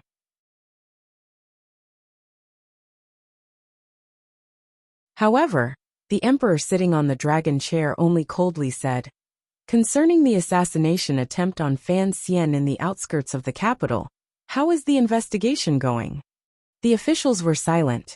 The official of the Supreme Court and the Minister of Justice stepped out with trembling bodies and repeatedly begged for forgiveness. Fan Xian had no choice but to step out and beg for forgiveness. After all, the Overwatch Council was part of the Joint Investigation Division. However, this matter was absurd. He had been assassinated, but he had not found out, yet he had to beg for forgiveness. The emperor looked at Fan Xian and furrowed his brows. I heard that the last witness died in the celestial prison last night. Is this true? Fan Xian was stunned. He had not thought that the emperor's news would come so quickly. On the other side, the faces of the Wu officials revealed a deeply hidden joy and smile. They were waiting to see how Fan Xian would explain this matter. The emperor did not need too much explanation. All of the preparation work had already been done. The emperor was decisive. He issued the edict he had been preparing for a few days. The first part of the edict made all the civil and military officials feel a sense of disbelief, because the emperor had reduced the power of the Overwatch Council. The Overwatch Council's rank did not drop, but its power was greatly restricted, particularly the first bureau stationed in Jingdo. Although it still had the power to arrest people, it had made detailed rules on the time limit after an arrest. In particular, the transfer of prisoners to and from the Supreme Court had to be completed within 48 hours. In other words, the First Bureau no longer had the power to secretly interrogate officials in the capital. At the same time, the edict made a general limit on the power of the Fourth Bureau stationed in each province. As for the specific rules, Fan Xian would have to return to the council to draw up a draft, and then submit it to the court for discussion. These two changes appeared small, but in reality, it was like a timer had been placed on the Overwatch Council. It made it inconvenient for them to do things in the future. Fan Xian listened to the edict. He felt disgusted, like he had eaten a fly, but he still had to step out and give thanks. The civil and military officials were pleasantly surprised. At most, they had wanted the emperor to issue an edict to demote Fan Xian, and at the same time, slightly restrain the Overwatch Council, and give the subordinates who had been innocently arrested a chance to live. They had not expected that the emperor would actually take action against the Overwatch Council. If this trend continued, the Overwatch Council's power would gradually be whittled away. Thus, cries of "Long live the emperor" filled Taiji Palace. The officials secretly thought that the emperor was indeed wise. However, the second part of the emperor's edict made the civil and military officials feel that although the emperor was wise, he was still too protective of his own people. The edict made it clear that the officials who had been arrested last night were not limited by the previous rules. They would all be handed over to the Overwatch Council to interrogate, and then handed over to the Supreme Court to convict and interrogate. At the same time, the emperor used this matter to fly into a rage. He angrily rebuked the officials in the palace for not being strict with their subordinates and letting down the grace of the country. They only knew how to form cliques for personal gain and were shameless. Once the edict came down, the officials were terrified and didn't know what to do, because the investigation of the attack in the valley was not done well. The Jingdo guards were treated as empty, and the case of corruption among the officials in the capital, the right deputy of the Bureau of Military Affairs, Chu Xiangdong, was demoted. The commander of the Jingdo garrison, Qin Heng, was removed and replaced by the deputy general of the Western Expedition Army. Qin Heng was transferred into the Bureau of Military Affairs. At the same time, the assistant minister of the Ministry of Justice was replaced, the deputy of the Supreme Court was replaced, and the imperial censor writing in the imperial censor was replaced. The replacements were all the young officials who had entered the palace a few days ago. The officials paled in shock. The emperor's lightning-fast methods truly caught everyone off guard. If it weren't for the recent conflicts in Jingdo, such a large-scale change of blood would not have proceeded so smoothly. Everyone knew that the matter was not over yet. They couldn't resist sneaking a glance at the young man at the back of the line. A complicated emotion welled up in their hearts. Only now did they understand that Sir Fan Jr.'s sinister actions last night were just foreshadowing the edict in today's court conference. It has been very busy recently. The timing of the updates has been a bit unstable.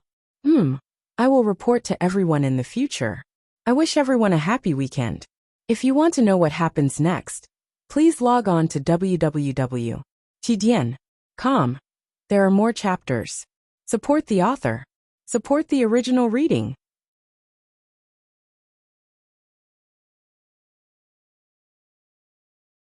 Chapter 467. Once the edict came down, the officials were in an uproar. Although the leaders of the various departments had not changed positions, there were more young officials at their side. They couldn't help but feel a glimmer of fear. Who knew when the emperor would raise up those young officials to replace them? These old people.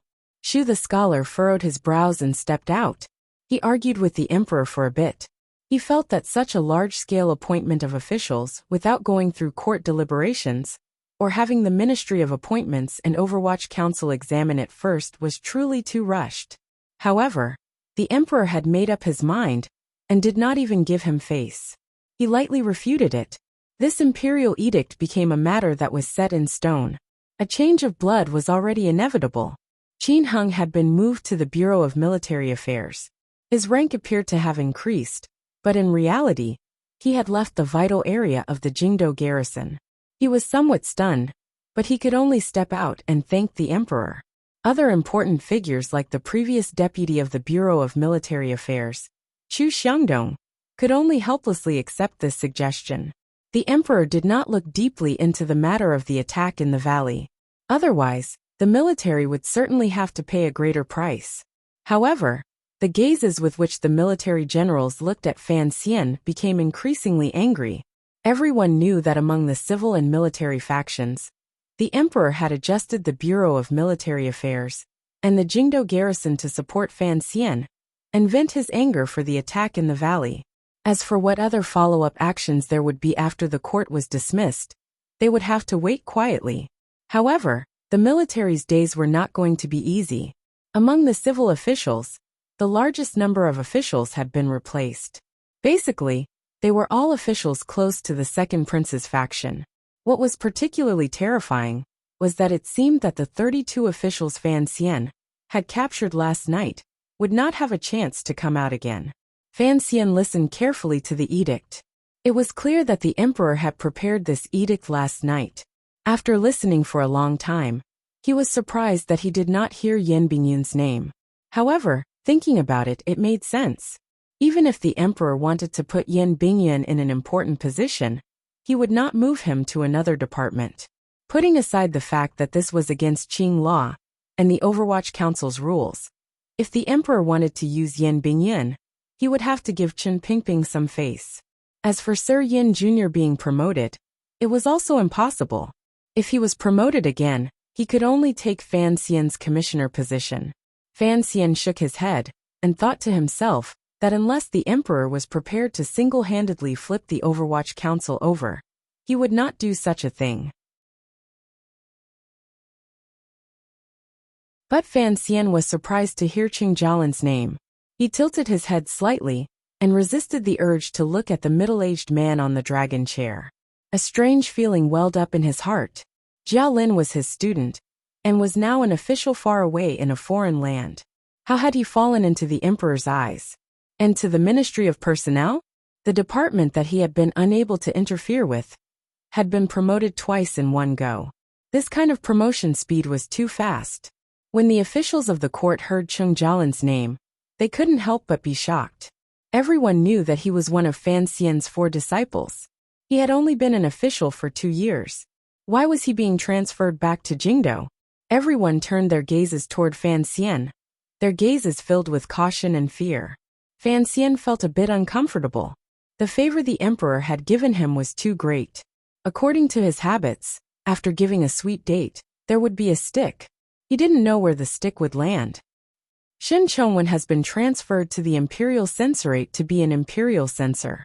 He has ordered the Imperial Censor of the Left, He Zhongwei, to oversee Overwatch Council matters and assist Fan Xian in his actions. He is responsible to the internal court. The stick came really fast. Fan Xian abruptly raised his head. A dim light flashed through his eyes as he glanced at the young man, who had stepped out to give thanks.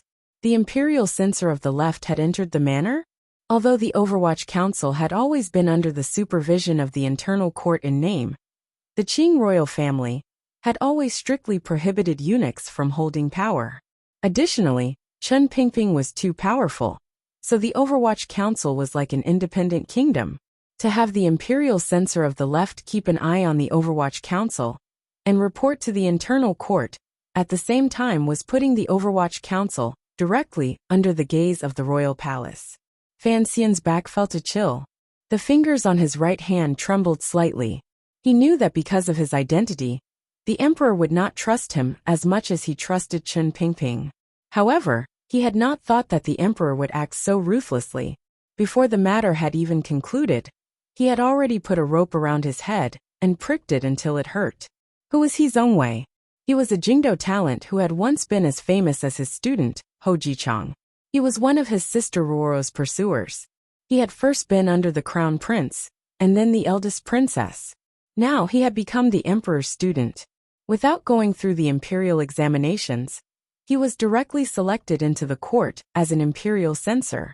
Because of his meritorious service, he had become the imperial censor of the left, and was responsible for investigating the Ministry of Revenue case. Not including Fan Xian, He Zongwei was definitely the most popular figure in the Qing court these 2 years. Yet, such a disgusting person like Fan Xian was going to become the emperor's eyes watching the Overwatch Council. Fan Xian grew angry for no reason. He was unusually angry. "Your Majesty." Fan Xian stepped out of the ranks and stood by He Zongwei's side. Facing the man on the dragon chair, he said in a low voice, "I have an objection." He Zongwei glanced warmly at Fan Xian beside him. Although each time he thought of being beaten by the other party in Fan Manor, he felt an incomparable anger in the depths of his heart. He still hid it well. His eyes revealed just the right amount of strangeness and admiration. It was as if he was expressing his emotions to the officials in the palace. He admired Sir Fan Jr. for daring to talk back to the emperor. The palace was already in an uproar. The emperor had an order, and the officials had to accept it. Other than old people like Xu Wu, who dared to talk back to the emperor, no one had ever directly expressed their objection and resentment on the appointment of an official. The emperor furrowed his brows and said, "What objection do you have?" Fan Xian raised his head and said expressionlessly, "The Overwatch Council does not need an imperial censor to point fingers." "How dare you?" The emperor slapped the dragon chair and said angrily, "The law enforcement is at the side, and the imperial censor is at the back. The laws of the country are clear. My decision has been made. How can I allow you to speak so much?" Anger rose in Fan Xian's heart. He knew he could not retreat anymore. Otherwise, if the Overwatch Council really fell at his hands, how would he explain it to that woman and the old cripple in Qin Garden? He straightened his body and straightforwardly said, "May I ask, Your Majesty, the Overwatch Council is responsible for supervising the governance of officials? It is overseen by the internal court, the Overwatch Council. Suddenly there is an imperial censor. If this imperial censor is corrupt and breaks the law, should the council investigate or not? If we are to investigate, how?" The officials clamored. On the contrary, the emperor laughed coldly and said, "You have been clever your whole life, yet you are pretending to be confused. Go back." At Fan Xian's side, He Zongwei also insincerely tried to persuade him. But Fan Xian couldn't even be bothered to look him in the eye. He also didn't retreat. His eyes spun a few times and suddenly said in a loud voice, "I object." This was a bit over the line. When the emperor decided on something, how could he, an official, object? This was not a lawsuit in court. "Fan Xian, you are not Song Shuren, and the emperor is not a little prefectural magistrate." The emperor's anger was not kind. The beard on his chin trembled wildly. Pointing down at Fan Xian's nose, he scolded, "I want to see how you object." Fan Xian steeled his heart and said, "Naturally, I do not dare to object. However, I am only the commissioner of the Overwatch Council. The director is still in Qin Garden. Logically speaking, it is not my place to discuss this edict. However, I am the head of the Overwatch Council today. Whether I accept it or not, it is also a problem. It looks like I can only resign as commissioner of the Overwatch Council.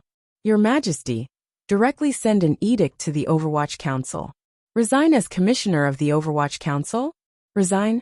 The officials were in an uproar. They had no idea how the court conference had developed into such a situation. They had thought that the emperor was using the Overwatch Council to clean up the court. How come in the end he was bullying Sir Fan Jr.? However, Sir Fan Jr. was indeed worthy of being an immortal poet. The pride in his bones was indeed not something normal people could compare to. He dared to use resignation as a threat in the court conference to not accept the edict. Since the founding of the Qing Kingdom, these officials had never seen such daring. For a moment, the sound of discussion rose in the palace. Other than the initial fear in their gazes toward Fan Xian, who was standing in the center, they couldn't help but have a glimmer of absurdity and admiration. Shu the scholar, and who the scholar could not continue watching. They both stepped out, one playing the bad cop, and the other playing the good cop. Shu the scholar scolded Fan Xian, saying that he did not know his duty as an official and spoke nonsense. Who the scholar stood by Fan Xian's side and comforted him, explaining the emperor's edict in detail. In any case, Fan Xian just stood straight and refused to accept the edict. He also refused to do anything. This scene looked like a kindergarten student who had lost fruit on his lunch plate and was being tricked by two teachers. Shu and Hu the scholars then turned to beg for forgiveness on Fan Xian's behalf, saying how Sir Fan Jr. was young and so on. They guessed that it was rare for the emperor to encounter such a big nail in court. He was probably about to go crazy with anger. On the dragon chair, the emperor laughed angrily. A cold light shone in his eyes. Coldly he said, "Fan Xian, are you going to use resignation to threaten me? I don't dare." Good, good, good. The emperor said good 3 times in a row. Faintly he said, "You think I won't punish you just because I love you? If you want to resign, then I." The emperor had not finished speaking when Fan Xian was moved and thanked him. "Thank you, your majesty. I am willing to go back to the imperial college to teach." The emperor choked on his quick response and said angrily, "I will not let you resign."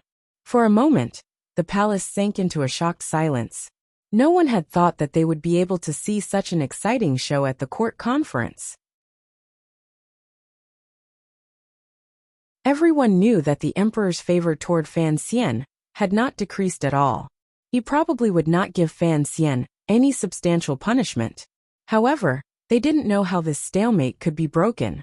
The officials did not understand why Fan Xian would be so angry and impulsive toward the Imperial Censorate asking about the Overwatch Council.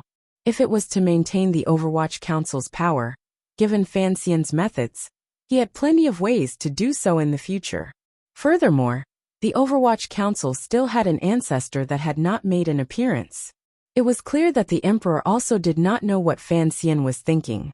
He furrowed his brows and said to Fan Xian, "Get over here." Fan Xian did not get out. He ran over with a jolt and moved closer to the dragon chair. His face was full of stubbornness and ruthlessness. The emperor lowered his voice and asked, "Are you going to accept the edict or not?" "No." The emperor furrowed his brows and said, "Why?"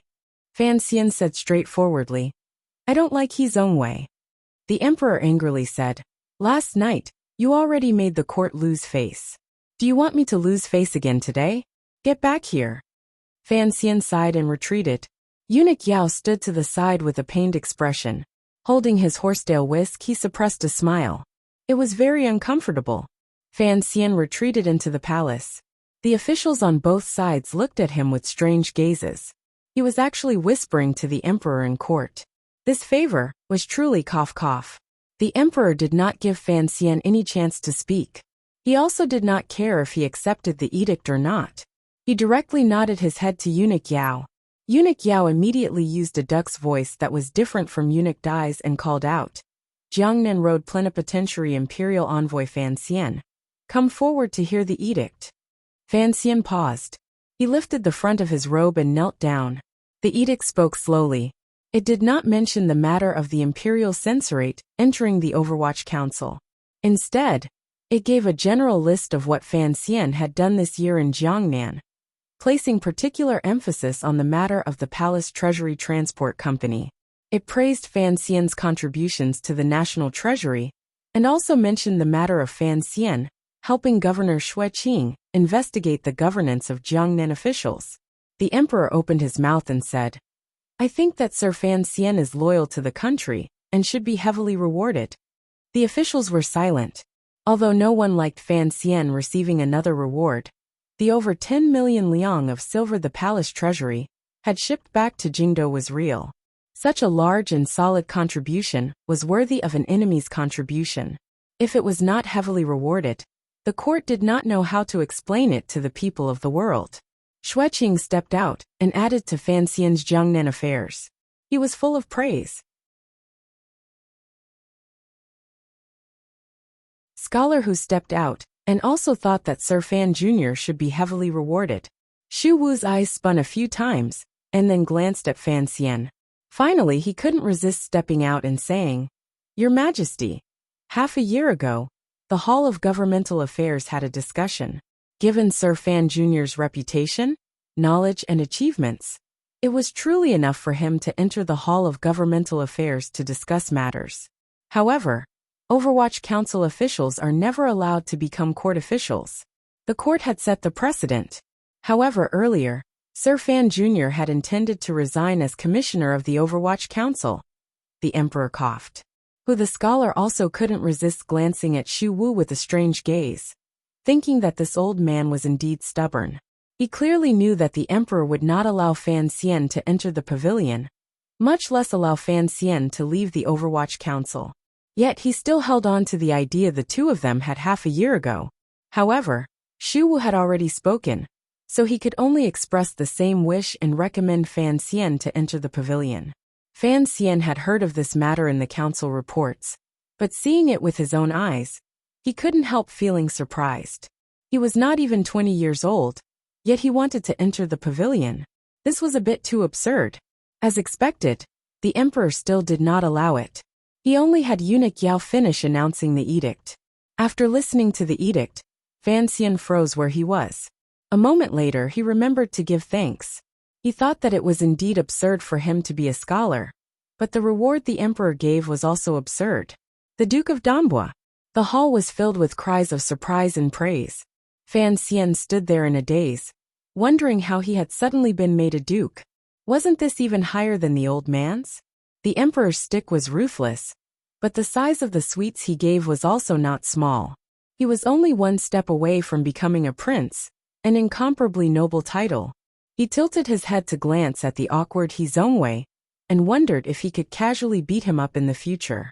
Advertising to friends, http://mmchidian. commmmweb 1900516. ASPX Colored Glass Beautiful Demon. Thank you everyone. If you want to know what happened next, please go to www.chidian.com. There are more chapters. Support the author. Support original reading.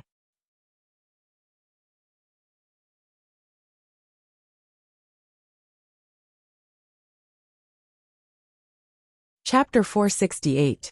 Fan Xian's original title was a first-rank baron, second level, while a duke was superior. In between there was still the rank of marquis. Given his present age, directly becoming a duke was truly a rare honor. Even he couldn't react for a moment. By the time the crowd reacted, they understood why. On one hand, the court wanted to reward him for his service in Jiangnan. On the other hand, everyone knew that the most important reason was that the emperor wanted to compensate his illegitimate son. The great prince and second prince had long been made princes. Fan Xian was only the Duke of Danbo. What did that count for? Thinking of this, the officials who had planned to stand out and fiercely oppose this reward all fell silent. This was a family matter of the royal family, not a national matter of the court. It was not their place to speak out. After Fan Xian's joy, he immediately calmed down. For most of the people in this hall, a duke was indeed a shiny golden word. For him, the power in his hands had long exceeded this boundary. Furthermore, the emperor had not given him a greeting, and had the imperial censorate squeeze into the Overwatch Council's sphere of influence. This was the problem that Fan Xian truly cared about and feared. Thus, he would rather throw away his previous description and pester endlessly, than let the emperor easily stuff sand in. Furthermore, he faintly knew that the position of duke was the final destination he could reach in the Qing kingdom. Presently, the Duke of Danbo was a third-level duke. There were still 2 more levels he could climb. After that, it looked like he would have to retire at such a young age. Thinking of this, he couldn't help but feel a bit perplexed and feel that it was absurd. He couldn't resist standing in the hall and laughing involuntarily. Everyone's attention was focused on the youngest duke since the founding of the Qing kingdom. Looking at his hateful smile, the emotions in their hearts were complicated. They felt that this laughter was incomparably ear-piercing. The court conference lasted until after lunch before it ended. This was because the official court discussions with the governors of the three roads had been delayed until later. The emperor cut the Gordian knot with a sharp knife. The emperor decided most of the matters alone and dismissed the officials. The officials had long been hungry. They all passed through the palace doors and returned to their manors. However, there were still some people who could not leave. The officials of the Hall of Governmental Affairs, the governors of the three roads who had not returned to the capital in a long time, and the various ministers carefully followed the emperor to the royal study. Fan Xian followed at the back with a helpless expression. Just like a year ago when he returned to the Qing kingdom from northern Qi, there was still a seat left for Fan Xian in the royal study. Last time, it was because of Zhuang Mohan's carriage of books. This time, it was because of the countless snowflakes silver the palace treasury had sent over. Fan Xian sat on the round embroidered stool, feeling a little uneasy. The voices in the royal study discussing national affairs did not interest him. Government affairs had never been his strong suit, and he could not come up with any ideas. In the end, he could only play the role of picking up what was missing and making up for what was lacking. It was clear that the emperor was aware of his abilities. He also did not want Fan Xian to express too many opinions on national affairs, so he did not mention his name today. However, he, the newly promoted duke, still had a place to sit. Beside the emperor's soft couch, the crown prince and the other princes still had to stand obediently and listen and learn like students. Fan Xian felt good. He thought he could be considered the teacher of his royal brothers. The emperor and various figures discussed the snow disaster in the south, the situation in the north, and the auspicious signs in the garden. Then they began to put out the food. Fan Xian had been busy all night. The lamb slices and tofu pudding had long been digested. Hearing the food being put out, he couldn't help but feel his spirits rise. A sense of happiness rose in his heart, like a walk-on finally having a boxed meal. Accepting the food box the eunuch handed over, he ate without speaking and swept away everything. The main matters had already been decided at the court conference. There was nothing new in the meeting in the royal study. It was just that when Xueqing occasionally brought up the Hangzhou Conference's excellent performance in the disaster relief matter in Jiangnan, the ministers in Jingdo expressed a glimmer of surprise. They had heard of the Hangzhou Conference, but they had not thought that the Hangzhou Conference would have such great wealth and power to be able to do so many things outside of the government's disaster relief. The emperor had Fan Xian rise to explain. Listening to Fan Xian's explanation, only then did Xu Wu and the others understand that behind the Hangzhou Conference were the ladies in the royal palace. In name, the leader was the Empress Dowager. No wonder the Hangzhou Conference had such power. However, everyone knew that the palace was only using the name of caring for the people. The one who truly did things and paid the silver was probably still Fan Xian. The emperor smiled and said, "The one who has truly worked hard is not Fan Xian. It is my Chen girl." The officials chuckled and said a few words of flattery. They even loudly praised the nobles in the palace, especially the emperor. The emperor looked at Fan Xian's slightly absent-minded face and furrowed his brows slightly. The great prince watched this scene from the side and said, "The princess is returning to the capital today." The emperor made an "oh" sound. When he looked at Fan Xian again, his gaze softened. He smiled but didn't say anything. He also didn't have Fan Xian return to the palace early. He only immediately ended the meeting in the royal study and asked Fan Xian, who wanted to return the most, to stay. The calming incense slowly floated in the royal study. Its color was not as milky as the white smoke. Its fragrance was very light. Only the emperor and Fan Xian were left in the royal study. Fan Xian felt slightly uncomfortable because he didn't know what the emperor was about to say. The emperor drank a mouthful of bird's nest and raised his head to glance at Fan Xian, indicating for him to want another mouthful. Fan Xian quickly shook his head. One cannot express one's will without tranquility. One cannot reach far. The emperor put down the bowl and slowly said, "Do not be troubled or worried. Do not lose one's way. This was the explanation you gave to everyone when you opened that bookstore in Jingdo 2 years ago." Fan Xian nodded. The name of the Dambo bookstore came from this. However, Ruoro's sister knew his intentions and was different from others. She gave the explanation of drifting in Danjo. Thinking of this, he suddenly missed that silly girl. He didn't know if she was having a good time in the north. I like these 2 sentences of yours very much. You should know what it means for you to be the Duke of Danbois. The emperor calmly looked at his most accomplished illegitimate child. Fan Xian lowered his head and thought for a moment. He then said seriously, "Express one's will and worry less." "Correct," the emperor calmly said. "You need to know what you should do, but think less about what you can do." A pure official? A lone official? In reality, the meaning was very simple. As an official of the emperor, one should not be troubled or worried. Fan Xian didn't know what he was thinking. The smile on his face appeared very sincere and relaxed. He opened his mouth and said, "I understand." For a ruler and official to respond, the one who said he understood should be the emperor. However, Fan Xian had said it so clearly, yet it did not seem strange. The emperor also did not show any displeasure. Serving to the side, Eunuch Yao's face was calm. During these 2 years, he had grown used to the emperor's treatment of Fan Xian being different. The emperor waved his hand. Eunuch Yao bowed and left the royal study. After a moment of silence, the emperor coldly said, "As for the matter of the imperial censor entering the Overwatch Council, you will understand in the future. I know your heart is good. However, the matters of court cannot be changed by the hearts of people." Fan Xian knew that there were not many people here, so he couldn't make a scene or act spoiled or forcefully resist. He could only remain silent. The emperor then slowly said, "It's still the same words. I know your heart. That is why I am very happy about what happened last night. However, I never thought you would be so forceful.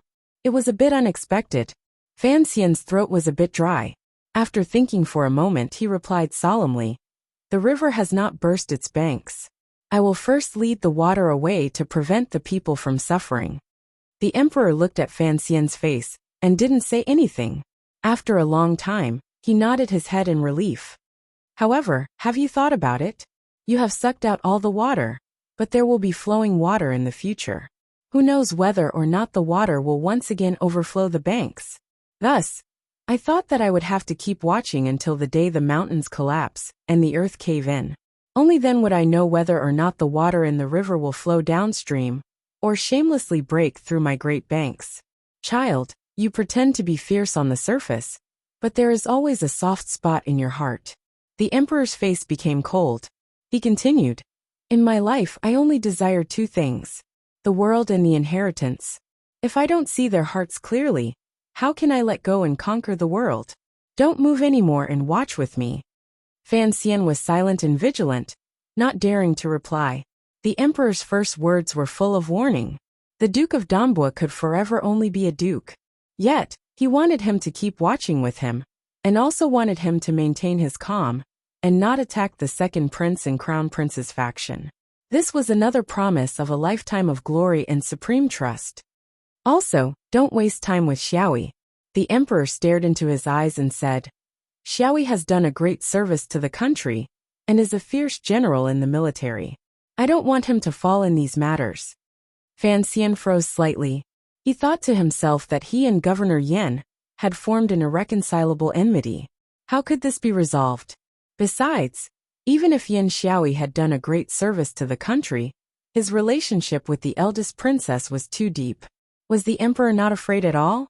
He finally confirmed that the person who had sent Eunuch Hong to break the situation last night was not the Empress Dowager, but the emperor himself. He grew increasingly confused. In the martial conference, what if the governor challenges me? He glanced at the emperor and asked worriedly.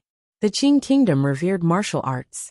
If Yan Xiaoyi challenged Fan Xian in the palace, the emperor could not say something like that in front of all the officials, that Fan Xian was a prince and could not be harmed. Yan Xiaoyi will leave before the martial conference, the emperor said. Fan Xian furrowed his brows and said, "But the governor put his son's death on my account." The emperor glanced at him with a not quite there smile and said, "Did you kill him?" Fan Xian replied sincerely, "This matter indeed has nothing to do with me. I wouldn't dare to secretly kill the son of an official. The emperor laughed loudly. What a good wouldn't dare to secretly kill.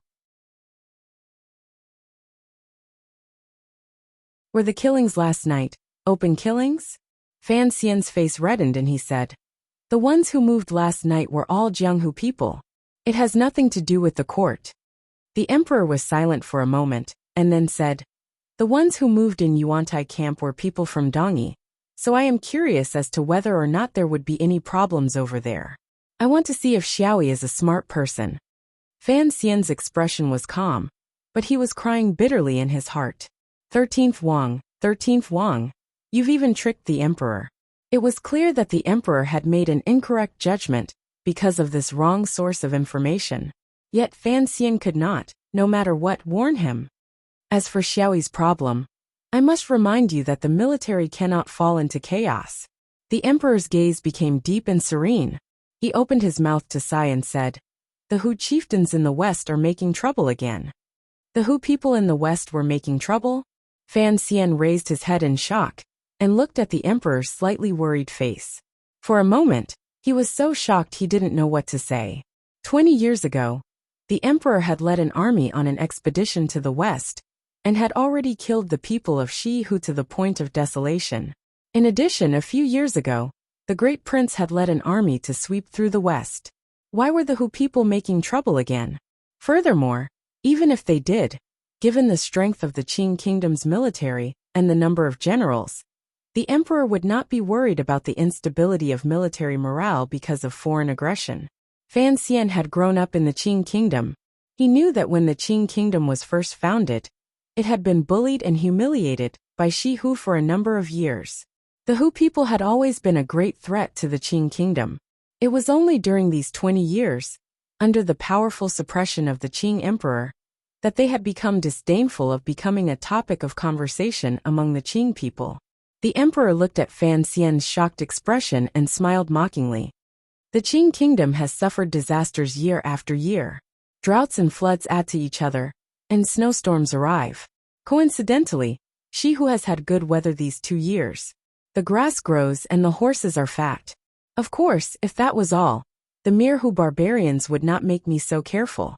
However, did you know that before the Qing kingdom's snowstorm, the snowy barbarians to the north of northern Qi also suffered their biggest frost disaster in decades?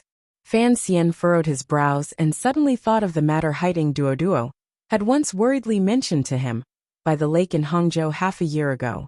Those northern barbarians had indeed suffered from a snowstorm. Countless cattle, sheep, and horses had frozen to death. However, the northern barbarians and Shi-Hu were very far apart. What did this have to do with the Qing kingdom? The emperor said, no wonder the northern Qi royal family dared to keep Shang Shanhu in Shangjing and not worry about the northern barbarians coming south. Heaven is helping them. Those northern barbarians were frozen to death.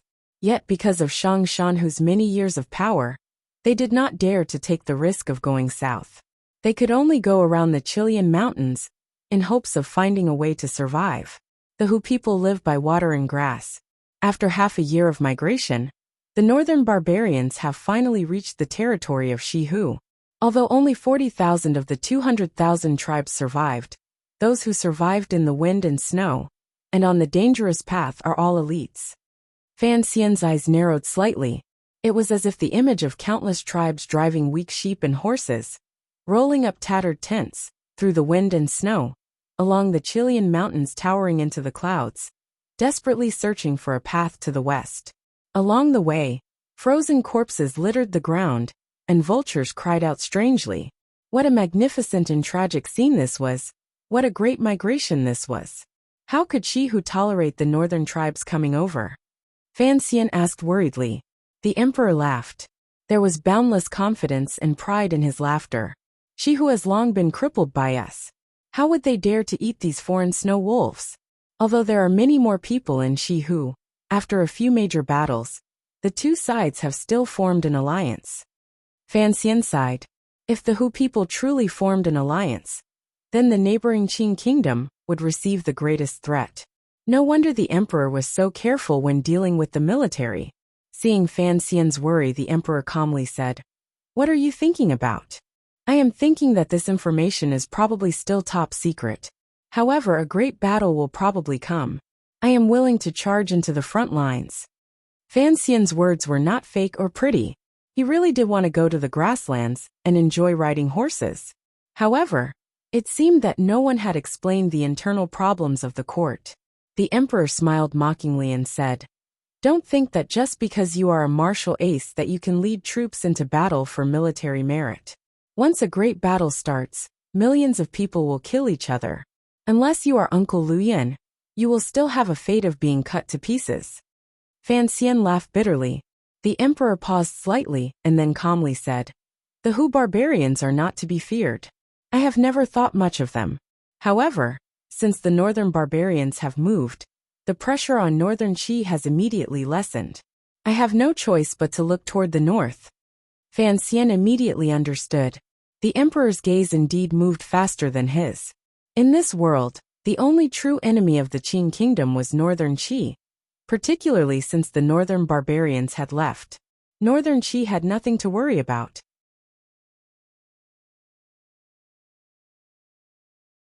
Who knew if the little emperor would have other thoughts? In the end, the emperor slowly said, "Xiaoyi will return to the north in a few days, because the little emperor in the north has finally convinced the Empress Dowager to have Shanhu rise again. The main camp is charging toward Yanjing." Shock flashed through Fan Xian's eyes, and he immediately restrained it. Outside the royal palace, in the black carriage, Fan Xian rubbed the space between his brows. He felt a bit uncomfortable. For one, he was too tired. For another, he had heard too much bad news in the palace. Just as the emperor had said, without a few years of rest, Hu would not be able to pose a real threat to the Qin kingdom. However, in northern Qi, Shanhu had returned. Shanhu. Fan Xian's head hurt when he thought of this name. Although he had not seen the assassination on the long street that rainy night, he had always deeply understood the power of that famous general. Could Yin Xiaoyi go to the north to stop Shanhu? Furthermore, brother Xiaoyi had recently lost a son. He would probably gradually grow apart from the court. The emperor was not afraid that Yin Xiaoyi would go crazy and join the enemy. As for why Fan Xian was so wary of Shanhu's return, the reason was actually very simple. In Shangjing, he had ruthlessly schemed against Shanhu and caused countless of his subordinates to die wretchedly. In the middle of the night, a cry of "Fan Xian, the one who killed me," was probably still echoing in northern Qi's Shangjing. Furthermore, Shanhu's adoptive father, Sir Shaoan, had been captured and killed by him again and again. In this matter, Fan Xian was Shanhu's greatest enemy. Shenzhong was only a minor character. For the sake of revenge, Shanhu had killed Shenzhong with a spear in that rainy night. If they actually met on the battlefield in the future, how would Shanhu deal with him? Fan Xian thought sorrowfully in the carriage. There were so many enemies in this world. I just couldn't find a way to add quality to the replies in the new book review section. Whoosh! Everyone, forgive my stupidity. Tomorrow is Monday. Everyone has to work and go to school again. I wish you peace. To be continued. If you want to know what happens next, please log on to www.chidian.com. There are more chapters. Support the author. Support the original reading.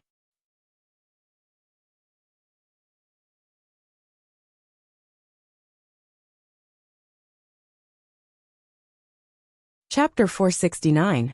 The emperor had once said in the palace that if he wanted to use Yin Xiaoyi, he dared to use little Yin Xiaoyi. At that time, Fan Xian wished he could stretch out a microphone and ask him, "What exactly are you feeling?" What exactly was his mood like? If one had to look at a person's heart, be careful not to look until you bleed from every orifice. Until now, Fan Xian only had a faint feeling for the emperor. Logically speaking, he did not need to worry so much about the survival of the Qin kingdom and the life and death of the emperor. For the future of himself and his family, he had no choice but to do his utmost. This was helpless. The carriage left the South City gate. The four wheels bumped against the hard ridge in succession. Fan Xian, who had been in a daze, immediately woke up. Lifting the curtain, he walked out. As he yawned, He looked toward the road to the south. It was already afternoon. There were not many people entering the city. The city gate guards responsible for the city gates, and the soldiers responsible for defense of the Jingdo garrison, were carrying out their daily work with boredom. Suddenly, they saw a black carriage arrive at the city gate under the protection of a dozen Overwatch Council officials. Everyone's hearts jumped. Looking at the yawning young official under the carriage, everyone immediately guessed his identity. The commander of the Tianan City Gate Guards had received the news and quickly ran over. He brought a long bench and offered Fan Xian hot tea. Fan Xian did not stand on ceremony. Holding the teacup, he gulped it down in large gulps.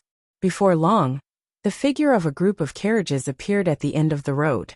Following the row of wild trees on the horizon, they gradually came closer and closer. In a moment, they had arrived in front of the city gate. Fan Xian went up to welcome them. The group of carriages stopped. Gao De and 7 other tiger guards stepped out of the carriage, as well as a group of 6 bureau swordsmen. With a swish, they knelt on the ground and bowed to him. Fan Xian waved his hand and had them rise. He couldn't help saying a few warm words of praise, but his feet did not stop. He climbed directly into the carriage in the middle. Lifting the curtain, he saw Wana holding a blue cloth bag and dozing off. Her long eyelashes rested peacefully on her pale skin. A lock of bangs fell peacefully on her forehead, hiding a girl's tiredness. Fan Xian didn't want to wake her up. He just sat by her side and took the blue cloth bag from her arms. At the same time, he glanced at the person opposite him with confusion. Cici, who was sitting across from him, blinked her eyes and said in a small voice, "We did it for a long time last night. Our spirits aren't very good today." Fan Xian smiled and didn't say anything more. He signaled for the carriages to enter the city.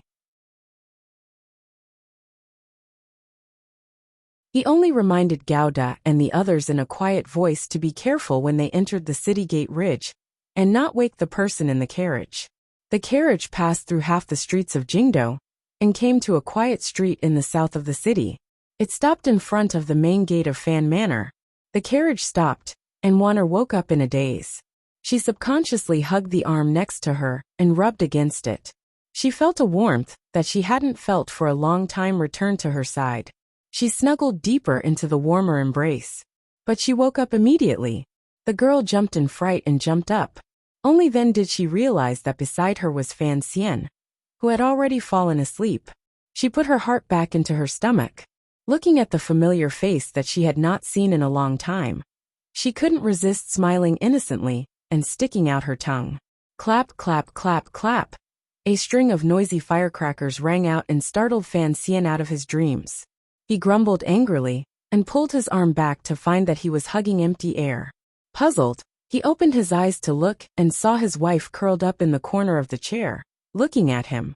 Earlier, Wana had stared at Fan Xian in a daze. A moment later, she realized that Cici was also across from him. She also discovered that Fan Xian had been startled awake by the firecrackers. For a moment she felt very awkward and blushed. Fan Xian gazed at his wife and smiled. With one hand holding the blue cloth bundle, he led her out of the carriage. He didn't say anything in detail. On the contrary, he grumbled. "Which manor is getting a new bride? Why is it so lively?" Wonder covered her mouth and smiled. Pointing at the main gate of Fan Manor, she said, "I also think it's strange. It's our family that is setting off firecrackers. I wonder what joyous event it is." At this time, Cici also came down with her small bundle. Looking at the busy scene of people coming and going in front of the main gate of Fan Manor, red lanterns hanging high, and firecrackers exploding, she also jumped in fright. With a cry, she said in a loud voice, "Young master, young mistress, are you welcoming us back from Jiangnan?" The group of carriages stopped in front of Fan Manor's gate. Fan Xian looked at this scene with curiosity. He couldn't resist grabbing Zheng Kuo, who had come out of the manor to welcome him, and asked, "Sir Zheng, what is going on?" Zheng Kuo laughed and said, "Young master, you have been made the Duke of Danbo today. This is a joyous occasion. Countless people from various departments and pavilions have come to congratulate you. At this moment, they are all waiting in the manor for your return. Of course, we have to properly celebrate such a glorious event." Fan Xian paused. Only now did he remember that he had become a duke. Raising his head to look at the red cloth hanging on the Fan Manor's plaque, he couldn't resist smiling bitterly. Lin Wanner glanced at him in shock and asked, "Husband, you have been made a duke?" Fan Xian nodded. Hearing these words, Lin Wanner's brows were full of joy. Even Cece, who was beside her, could not escape. She was very happy. After all, in this world, these things were always important. For an official to be made a duke at Fan Xian's age, no matter where it was placed, it was a particularly glorious matter. Along the way, there were officials who came forward to congratulate and bow. Fan Xian hurriedly returned the greeting. He could only have the wife of the Tung family come out and first take one Cece and the serving girls into the inner manor. The faces of the servants of the Fan Manor were full of joy. They continuously knelt and kowtowed toward Fan Xian. Reward, reward. Along the way, there were rewards given out. Fan Xian did not feel any pain. However, he felt that there was no need to be so happy. Even Wan and Cece were so happy. If his sister was home, who knew if she would also be overjoyed? After finally tidying up everything and properly seeing off the guests, the Fan Manor finally gathered in the flower hall in the garden. Lady Lu sat by Fan Jian's side. Her brows were also full of smiles. Cece had just returned to the Fan Manor when she was given the glorious task of arranging the banquet. In the past, this task had always been the responsibility of Lady Lu, who was not an official member of the family. This meant that the Fan Manor had already acknowledged Cece's position. Fan Jian said a few words to his subordinate son and wife, and then talked about Cece's matter. In any case, it had already been done in Danzhou. With the old ancestor's approval, he, as the master of the Fan Manor, would not say anything more. After the banquet was prepared, there were no other people in the flower hall. Fan Xizha, who had been cooped up at home, finally ran out. He first greeted his sister-in-law, and then sat by Fan Xian's side, shamelessly asking for a favor. Wanner was startled. Wasn't her brother-in-law in northern Qi? Why did he sneak back? Fan Xian opened his mouth to scold. It's just a lousy title of nobility. Is it worth it for you to be so greedy?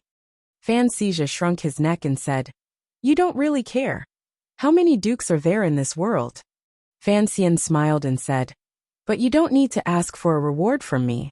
Do you think you're lacking in silver? I think in another 2 years, Father and I will have to stretch out our hands to ask you for money. Fan Xizha chuckled and said, Even silver can't buy Big Brother's reputation. In the future, you will be a prince. When will you think of a way to get me a title of nobility? Fan Xian paused. Only now did he remember that after the Baoyue brothel incident last autumn, Fan Xizha had been issued an arrest warrant by the Ministry of Justice. The title of nobility he had received since he was a child had been removed. Hearing the word prince, Fan Xian still felt a little strange. He and his father met each other's eyes. They both understood the judgment in each other's hearts. Given Fan Xian's identity, being a first-rate duke was the limit. No matter what, he could not become a prince. Unless something happened in the future. The banquet immediately became silent. Fan Xizha also knew that there was something wrong with what he said, and didn't dare say anything else. Wanner looked at this scene and smiled charmingly. She said to her brother-in-law, Since you're back, don't be in such a hurry to leave. After dinner, play a few more rounds with father and mother. Once Fan Xizha heard that he was going to play mahjong, and it was his sister-in-law who had suggested it, he immediately perked up. He had not met a match at the mahjong table in northern Qi for more than a year. Tonight, he was going to play against his sister-in-law, the second best in the world. He was very excited. The next few days were peaceful. There were not many stories to tell. The second prince's faction was beaten, until everyone was panicking.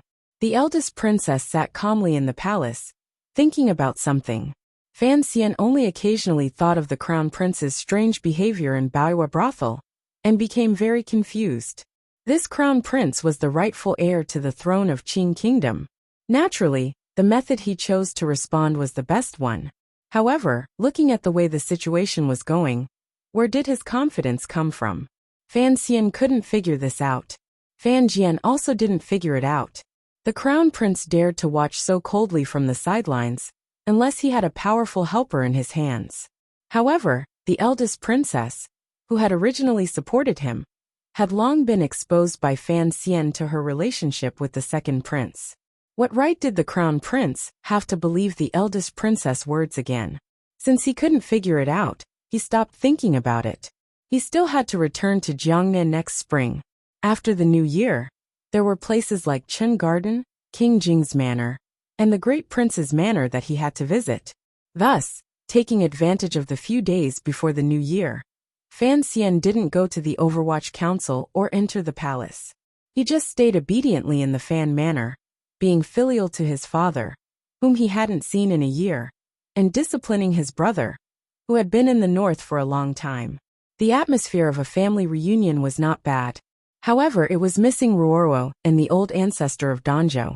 At one time, Fan Xian had once privately said to his father that his grandmother had not seen Xijia for a long time. Should he find a time for Xijia to return to Danzhou? Fan Jian thought about it. It was indeed reasonable, so he let Fan Xian make the arrangements. Just as the situation was developing in a peaceful manner, on the 28th of the 12th month, an uninvited guest came to the Fan Manor. This guest was Northern Qi's envoy to the Qing kingdom. His identity was a bit sensitive, but he had specially reported to the office of the Grand Herald before coming to the front door of the Fan Manor. Everyone in the Fan Manor felt it was strange, but they could only open the front door to welcome him. This envoy was very respectful to Fan Xian and represented the Northern Qi court in conveying their condolences to Fan Xian. He said that regarding the attack in the valley, the Northern Qi people felt the same and deeply felt injustice for Sir Fan Jr. After putting down a large pile of gifts, the envoy left the manor, leaving only Fan Jian and Fan Xian looking at each other stupidly. That night, someone from the office of the Grand Herald of the Qing Kingdom came. A eunuch from the internal court also came to explain to Fan Xian why the Northern Qi envoy had come to visit. The news of Fan Xian's assassination had already reached Northern Qi. For some reason, the Northern Qi emperor had personally written a private letter and asked someone to send it to the Qing emperor. He expressed his concern about Fan Xian's assassination and expressed hidden criticism of the Qing court for not paying attention to Fan Xian's personal safety. Hearing these words, Fan Xian looked at the eunuch and the vice minister of the office of the Grand Herald and sucked in a breath of cold air. He opened his mouth and cursed, wrinkling a pond of spring water. None of their king business. The vice minister of the office of the Grand Herald and the eunuch looked at each other awkwardly. We all understand what the Northern Qi people are thinking. Sir Fan Jr., there is no need to be so angry. What use is such a dirty trick? The eunuch also said with a sinister smile. If they want to give you gifts, just accept them. After seeing the two of them out of the manor, Fan Xian hurried into the study and asked his father, "What exactly do the Northern Qi people want? Do they have the right to express concern about this matter?" Fan Jian forced a smile and said, "There is something I've always forgotten to tell you. The emperor also seems to have forgotten about this. When you went to Northern Qi as a diplomatic envoy, didn't you promise their emperor in the royal palace in Shangjing that when you had time, you would go to their imperial college to give a lecture?" Fan Xian thought about it seriously. It seemed that there really was such a thing, but he didn't seem to have agreed. Fan Jian sighed and said, "When you went to Jiangnan, the Northern Qi people sent a document to the office of the Grand Herald, saying they wanted to hire you as a visiting professor at the Imperial College in Shangjing. The emperor only thought the little emperor was bored and didn't think much of it. Who would have thought that the Northern Qi people were waiting here? Now that you are a visiting professor at the Imperial College in Shangjing and have been assassinated in the Qing kingdom, it seems reasonable for them to express concern and anger." Fan Xian said angrily and bitterly, "What good does it do for them to play tricks on me at this time?" Fan Jian raised his head and glanced at his son. He shook his head and said, "Although it is a crude method, and someone with some brains wouldn't believe this kind of provocation, Your shady dealings with the northern Qi people in Jiangnan cannot be hidden forever. After accumulating and destroying them, who knows whether or not the emperor will suspect you in the future? They only need to send some gifts, bring a few words, and lose some face. Then they can take root in your throat. This kind of business is very profitable. Fan Xian furrowed his brows and felt great anger. The valley attack. Yet the little emperor of northern Qi has unexpectedly caused trouble. It looks like the court will not continue investigating. Fan Jian glanced at him and smiled bitterly. Originally, the emperor didn't want to investigate. Now that there is such a useful reason, how can he bear to not use it? Fan Xian also smiled bitterly. A moment later, he said seriously to his father, "Father, on the first day of the year, I want to enter the ancestral hall." Fan Jian was not very surprised. From the moment the emperor had officially granted Fan Xian the title of Duke of Danbua, he had understood the emperor's thoughts. He only calmly said, "I want to enter the palace and ask clearly about this matter." To be continued. If you want to know what happened afterwards, please log on to www.qidian.com. More chapters. Support the author. Support original reading.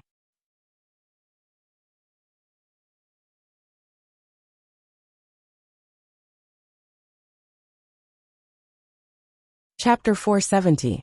Just as the people in Baiwa brothel had once said, Jingdo had been peaceful for a year. The biggest reason was because Fan Xian had been exiled to Jiangnan for an entire year. Following Fan Xian's return to the capital, the peaceful Jingdo could no longer maintain its apparent calm. For one, he just so happened to be at the point of conflict between various powers. For another, his style of doing things was completely different from that of a so-called immortal poet. It was even much more ruthless than the style of most of the nobles in the Qing kingdom. The attack in the valley, the assassination in the night in Jingdo, the silent deaths of certain people, and the humiliating imprisonment of certain officials made the nobles in Jingdo once again deeply feel Fan Xian's power and determination. It made them understand that Sir Fan Jr. had been raised in the spring sunshine of Jiangnan for a year, but it had not made his personality much gentler. After Fan Xian returned to the capital, shocking things happened one after another. The most recent thing was that the Northern Qi court had shamelessly come over and shamelessly expressed their love for Fan Xian. With unusual disgust, they criticized the Qing court for not protecting Sir Fan Jr.'s safety. Everyone in Jingdo found this absurd and angry. To put it another way, this was Qing domestic politics. When was it the place for rotten Northern Qi scholars to speak up? However, the Northern Qi people had spoken up, and they had spoken up particularly loudly. In an instant, Fan Xian was pushed to the heart of the struggle. Although the clever people did not believe that he had any shameful collusion with Northern Qi, because Northern Qi's methods were too childish, the nobles and common people of the Qing kingdom still felt uncomfortable in their hearts. The gazes they turned toward the Fan manor were complicated. The storm of this matter had not calmed. In just 2 days, on the first day of the new year, the entire Jingdo became fearful because of another matter related to the Fan manor. There was not a glimmer of light in the sky. Fan Xian sat in the carriage and rubbed his slightly sore eyes. He thought to himself, is there a need to be so sneaky about paying respects to the ancestors? Yesterday was New Year's Eve, and the whole family played mahjong through the night. After Fan Xizha and Lin Wen'er divided up the family's assets, the mahjong game ended, and the whole family immediately got on the carriage and left the manor. Along the way, there were carriages from the other branches of the Fan clan converging together. Although each branch was calm, such a long line of carriages did indeed appear to be rather large. Fan Xian felt a faint excitement and nervousness in his heart. This was the first time he was paying respects to the ancestors, so he didn't know it should be at the 5th watch. Last year, when Fan Manor paid respects to the ancestors, he and Wanner had stayed in the garden. He vaguely remembered that it should have been in the afternoon. He glanced at the sleeping Xizha beside him, and couldn't resist shaking his head with a smile. In his own carriage, presumably no yamen in the Qing kingdom would be blind enough to search for Xizha, this criminal. Thinking that he could finally enter the ancestral hall today, The smile on his face never faded. He did not know how his father had negotiated with the emperor when he entered the palace, but in the end, it was clear that the emperor had helplessly nodded, and the empress dowager had maintained her silence.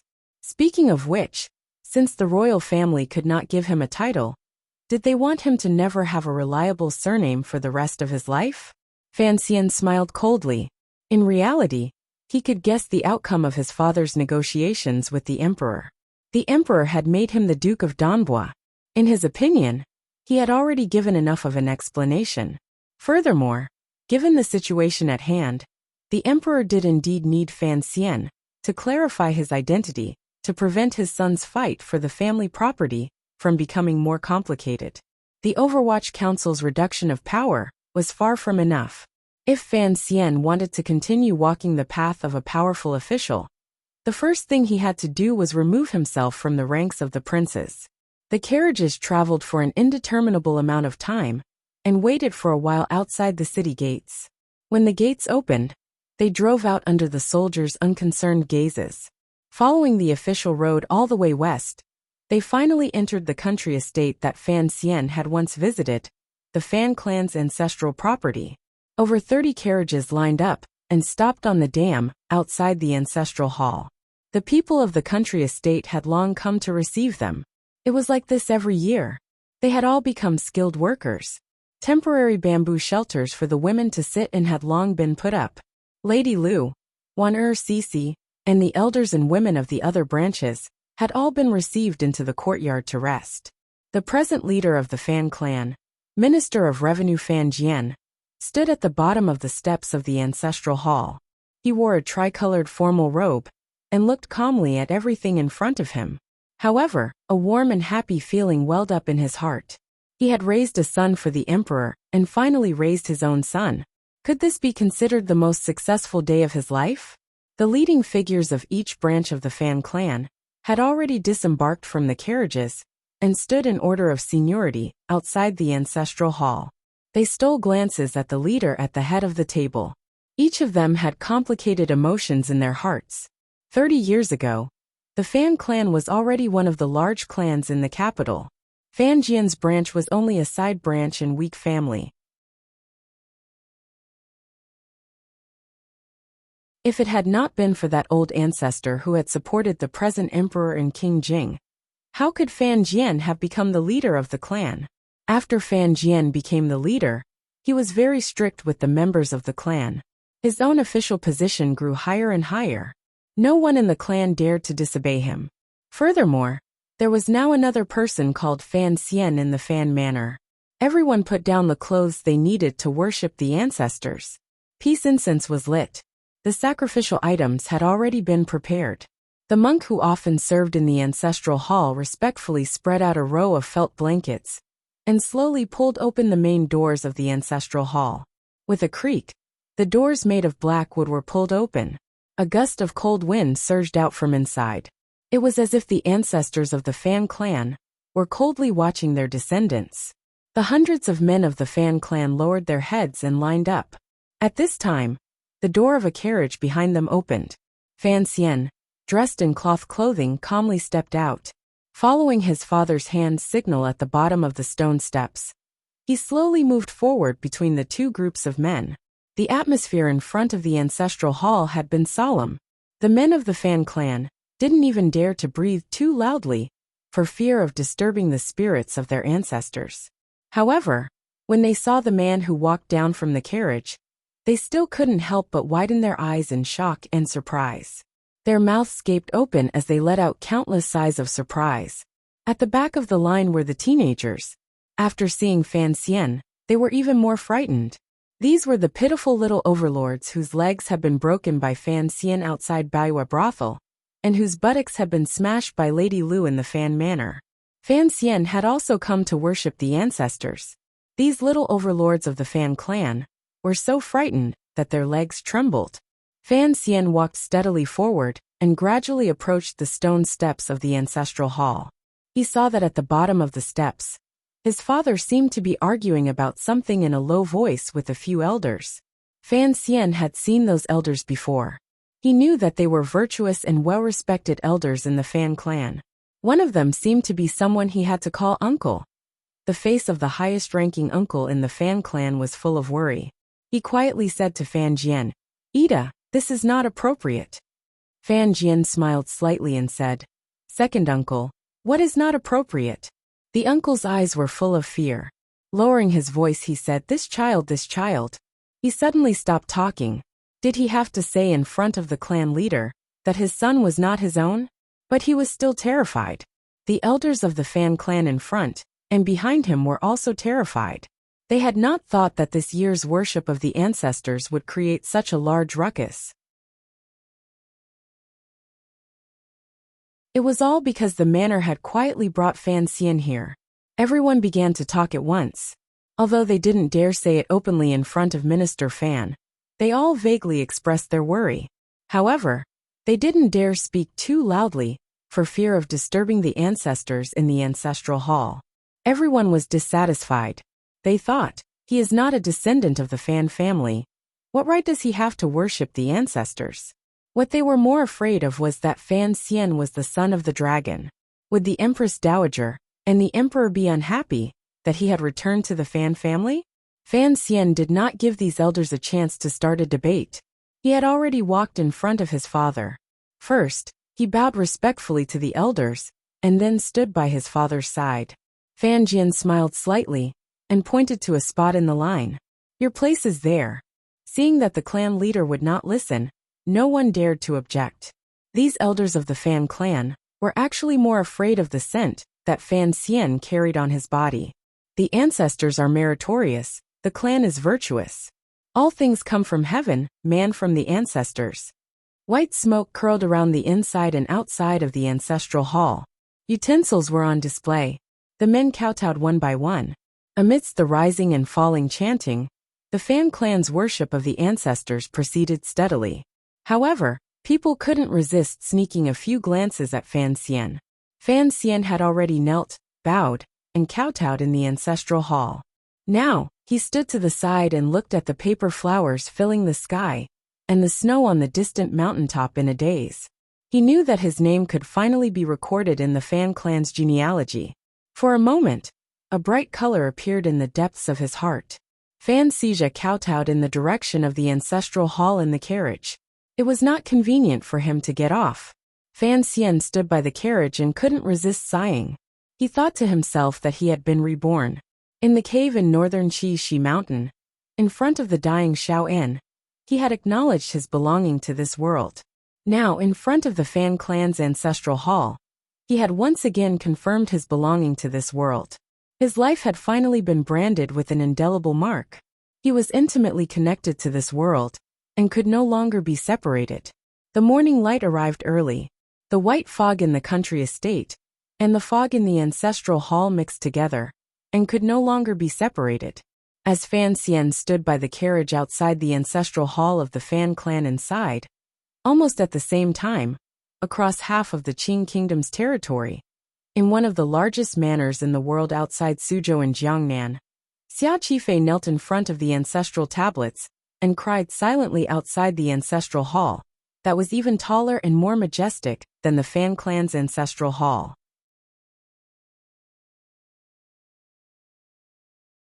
No, it should be said that the present seventh young master of the Ming family, Ming Qingcheng, trembled in front of the ancestral tablets and allowed tears to wash his face.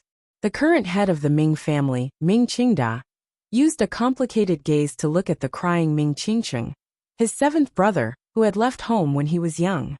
Ming Lansher stood below fourth uncle and looked at this seventh uncle, who had never had the opportunity to enter the ancestral hall to worship the ancestors.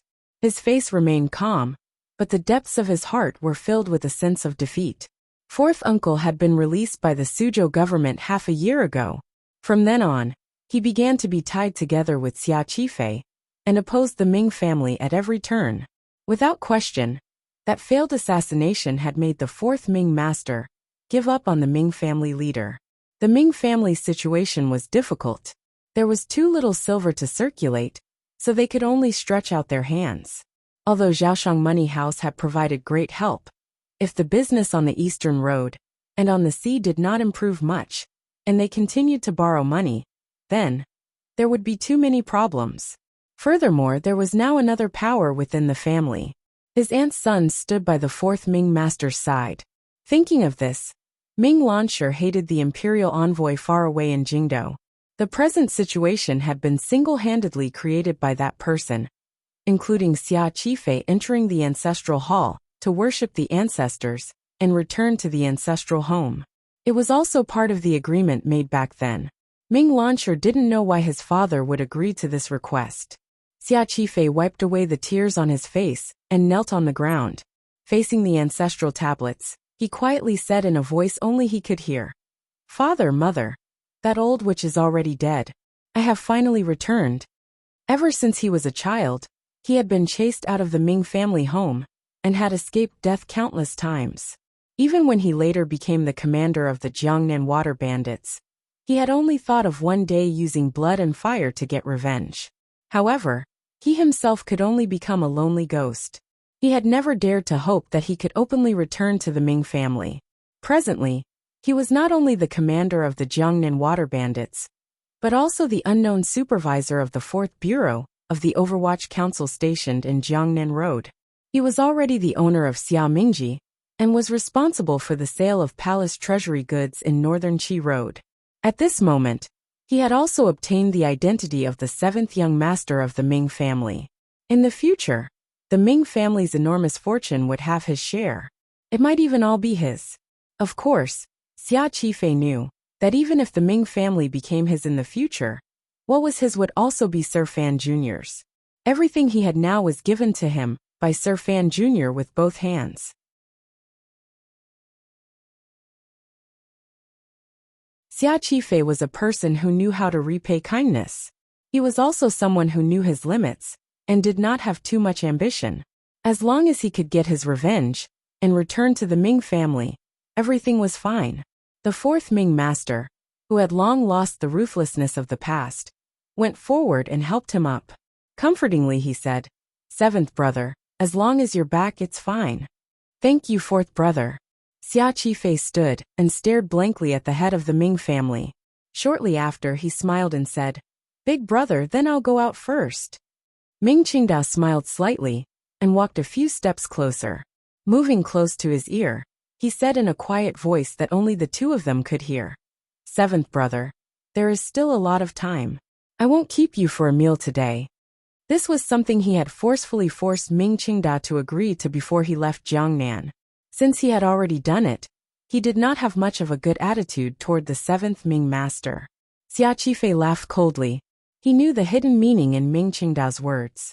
Jiangnan and the Ming family were now split into two.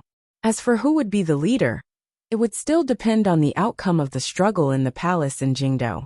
During this year, Ming Qingda had endured silently and used all his methods to delay Fan Xian's ruthless methods in order to buy time and wait for Jingdou's counterattack. He believed that he wouldn't have to endure for much longer. However, Xia Qifei's thoughts were the exact opposite of Ming Qingda's. He was also waiting. He was waiting for the day that Sir Fan Jr. would completely win. He had never believed that Sir Fan Jr. would fail. Walking out of the main door of the Ming Ancestral Hall, Xia Qifei glanced at the various expressions of the clan disciples in the garden. A self-mocking smile appeared on his face. Thinking about it, not many of these clan disciples truly saw him as the 7th master. The 4th Ming master had been following by his side the entire time. In a quiet voice he said, "Although we already have 3 people on our side, he is, after all, the head of the family. Some things cannot be hidden from him. We don't need to worry about business."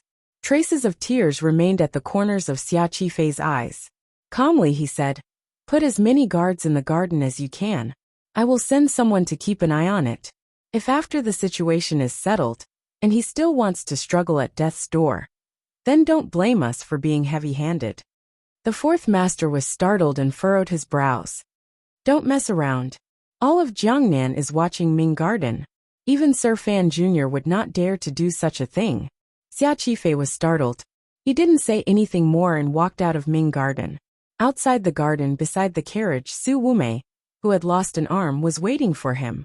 She looked at the traces left on Xia Qifei's face and knew that he must have suffered a great emotional upheaval.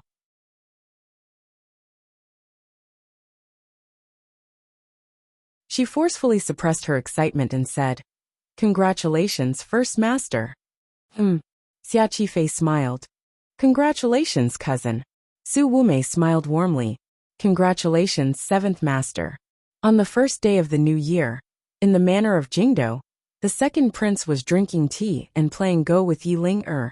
Suddenly, he heard the sound of hurried footsteps coming from outside the study. He couldn't help furrowing his brows slightly. Although his power in Jingdo had been completely uprooted by Fan Xian, it was just as he had said in Baoyue brothel. He was not worried at all, because these were only minor problems. As long as Fan Xian could not touch him, the root of the royal family, in the future, it would be Fan Xian's turn to be worried. The housekeeper knocked and entered. Disregarding Wang Fei sitting in her seat, he hurriedly moved closer to the second prince's ear and told him the shocking news he had just heard. The second prince's expression immediately changed. The black, matte chess piece between his two fingers fell into the teacup and made a pft. After the housekeeper left, Yi Ling-er asked with a smile, "What happened now?" In the eyes of this young imperial concubine who was not yet 20, the more wretchedly her husband was beaten by her teacher, the better.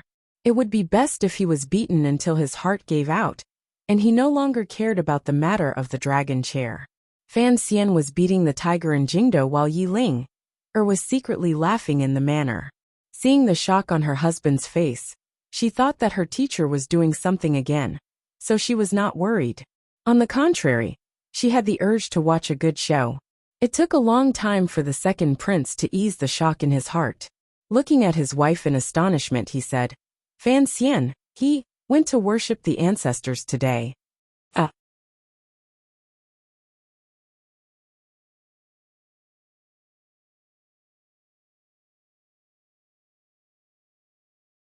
Chapter 471. Yesterday, I typed the one-armed sister's surname incorrectly. My original surname was Guan, but I had no choice but to follow Su. Here I deeply apologize. P.S. This book is very easy to buy. Next week, I'll go to the specialty store and say, "The cheapest one." Yi Ling-er made a sound and covered her mouth. She was so shocked that she couldn't speak. Although she had spent every day in Fan Xian's manor, and played mahjong on the Tsang Mountains after Fan Xian had come to the capital, she had some understanding of her young master's will. She had never imagined that at this juncture, Fan Xian would bravely choose to return to the family. The second prince glanced at her and smiled bitterly. "I'm wondering if Fan Xian has gone crazy." "Why do you say that?" A glimmer of doubt flashed through Yi Ling-er's jade-like eyes. Since Fan Xian dared to worship his ancestors, it must have been something that the Empress Dowager and the Emperor had tacitly agreed to. Why did her husband still think Fan Xian had gone crazy? The second prince shook his head. For the present Fan Xian, there are only 4 paths he can take. By choosing to return to his ancestral home, he has directly blocked off 2 of them. Yi Ling-er did not continue to ask. She listened quietly.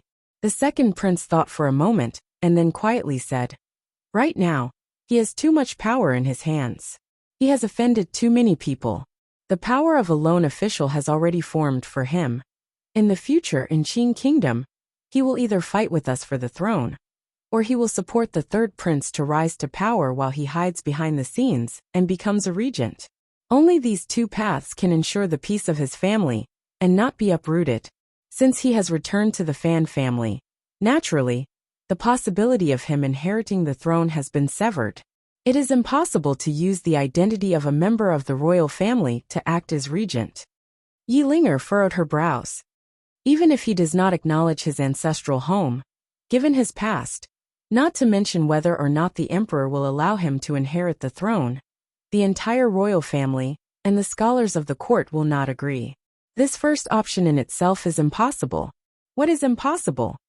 The second prince asked. As long as he does not return to the Fan family, there is a chance that the palace will accept him again. Adding to the power in his hands, who dares to say that it is impossible for him to fight for the world? What about the second item? A prince regent might be able to make the nobles in the palace and the royal family military outside the palace remain silent, as long as his surname is Li. But for a powerful official with the surname Fan to threaten the emperor and order the feudal vassals, that is impossible. The second prince calmly said. That is why Fan Xian's return today directly cut off the two paths he mentioned earlier. I don't understand what exactly he is thinking. What are the other two paths? Yi Linger looked at the strange expression on the prince's face and suddenly felt a chill in her heart. The second prince paused for a moment and then said, in the future, after father passes away, regardless of who ascends to the throne, I'm afraid they will carry out a great purge of Fan Xian and the Fan clan. If they don't purge, no one has the confidence to completely control the situation. These were the words the second prince had said to Fan Xian in Baoyue brothel. He had always thought that Fan Xian would gradually integrate into the royal family and fight for a position on the surface. Regardless of whether Fan Xian fought for the dragon chair himself or helped the third prince, they were both possible paths.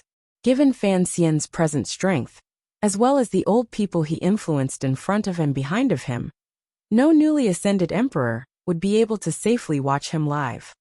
Thus, many years from now, Fan Xian will only have two paths he can take. The second prince furrowed his brows tightly and could not understand it no matter how he thought about it. Otherwise, he will wait helplessly and have his entire clan executed, just like the Yi family in the past. He paused and then said tiredly, otherwise, he will use the power in his hands to rebel and leave the country. He began to laugh self-mockingly. Of course, the power in his hands is all paper. He won't be able to raise much of a storm. Father is a cautious person. If Fan Xian doesn't have an army in his hands, he will never be able to truly become a marquis. Yi Linger was startled and carefully savored these words he said. She realized that if the situation really continued to develop like this, her teacher would indeed not have a good end. Her little face swelled slightly and she said, you've forgotten a possibility. If the third prince really does inherit the throne in the future, given his teacher-student relationship with Fan Xian, he may not necessarily let things happen to an irreversible state. The second prince smiled. I've also said this to Fan Xian. Third brother is still young, but I've watched him grow up. This kid is not easy to deal with. Furthermore, at what position? You have to consider the level of affairs. Sometimes it's not something you or I can stop doing just because we don't want to, he calmly said. Furthermore, don't forget, the crown prince is the true successor. Many people seem to have forgotten this matter because of his calmness, but I believe that Fan Xian will not forget. Most importantly, the second prince slowly lowered his head. Regardless of who inherits the throne, before our father leaves this world, will he watch as Fan Xian continues to gather the power of a large group of old monsters and bring endless trouble to his successor? This country is our father's country. He will not let this country become too chaotic, even if he dies. Regardless of whether the second prince was a son or an official, it was already a great taboo to discuss the emperor's life and death. Yi Linger bit her lip and didn't reply. Instead, she changed the subject and asked, but this is not the life Fan Xian wants to live. This is what the elders in court have arranged for him. If you were Fan Xian, what would you do? The second prince was startled. A moment later he self-deprecatingly said, I don't know what I would do. It would probably be similar to his current situation. However, in the battle for the world, if you don't advance, you die. Since he has personally given up on the first two paths, then he should retreat more thoroughly. If I were in his position, at this time, I would enter the palace and ask for my resignation. Regardless of whether it is the Overwatch Council or the palace treasury, he will have to let one of them go. Then from a purely rational point of view, he should appear more gentle, and then secretly lean toward my side. Yi Linger looked at him. The second prince said seriously, this is the wisest choice. Presumably, he knows in his heart that I dare to accept him. After all, my aunt is his mother-in-law. With Chen Er's relationship, it is not necessarily impossible to let go of past enmity. Yi Linger shook her head and sighed. She knew that her family and the distant army in Dingzhou had long become a tool in the battle for the inheritance because of this marriage. If Fan Xian also joined in, naturally, but she didn't want to pay attention to these things. Suddenly, she felt a headache and unhappily furrowed her brows. The second prince stood up and looked at the faint light outside the window. Lost in thought, he said, "If Fan Xian doesn't change, he will only walk into a dead end in the future. If he has the courage to change, perhaps he will suffer a great loss now. But in the future, he and the Fan family can obtain even greater benefits and a more stable peace. This all depends on what he thinks." In the end, he helplessly lowered his head. However, these 2 years have long proven that Fan Xian is a madman who does not act according to common sense. So I do not have such extravagant hopes. In the eyes of most people in the Qing kingdom, under Fan Xian's gentle and amiable appearance, there was indeed a glimmer of a crazed murderous aura gradually seeping out. It was not talking about the night battles in Jingdo, but the shocking matter of Jingdo's return to the ancestral home. At the cold of the 5th watch, the Fan family's worship to their ancestors began. At noon, this news had already spread to all the large manors. For a moment, countless people were guessing at the subsequent development of the situation and the rise and fall of Fan Xian's desire for power in the court. Just like the second prince, no one could understand why Fan Xian would do this.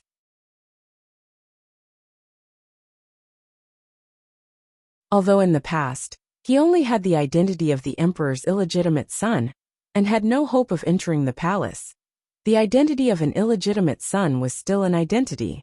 As long as it was not sealed, anything was possible. Furthermore, this identity would certainly be of great use in the future. A long time ago, Chen Pingping had thought that once the Empress Dowager was gone, it was not impossible for Fan Xian to re-enter the ranks of the princes. Fan Xian's actions today had finally branded his name with the brand of the Fan family, cutting off the possibility of his surname being Li. In the eyes of most people, this seemed somewhat foolish or impulsive. Even in the depths of the palace, this news shocked the hearts of many nobles. Lady Shu was transcribing the rare book of Tianyi Pavilion that Fan Xian had sent over with graceful handwriting. Listening to the palace maid's report, she shook her head somewhat sullenly. Lady Ning was in her small courtyard practicing her swordsmanship around a tree. After hearing the news, her face lit up and she praised Fan Xian for having a backbone. In Shufeng Palace, Yi Guipin was watching the third prince practice his calligraphy. Hearing Xinger's quiet words, she smiled slightly and said nothing. She only looked at her son with a complicated expression.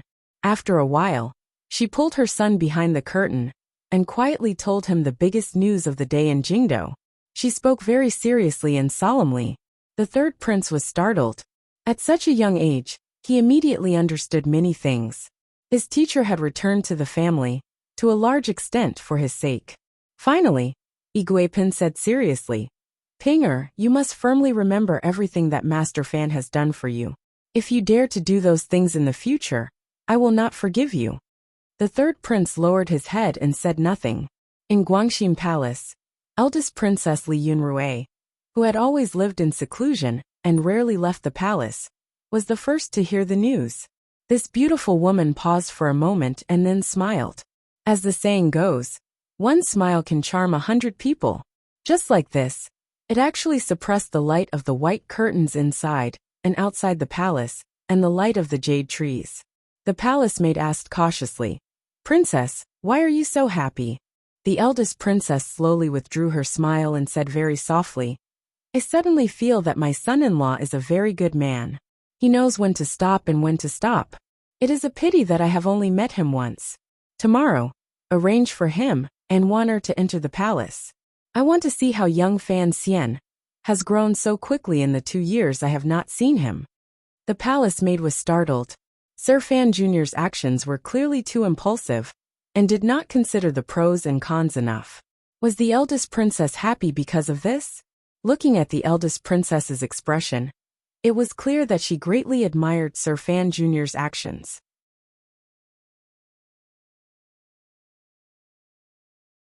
In Hongguang Palace, the Empress Dowager was picking at her rosary beads and muttering something. Old eunuch Hong was bent over to serve at her side.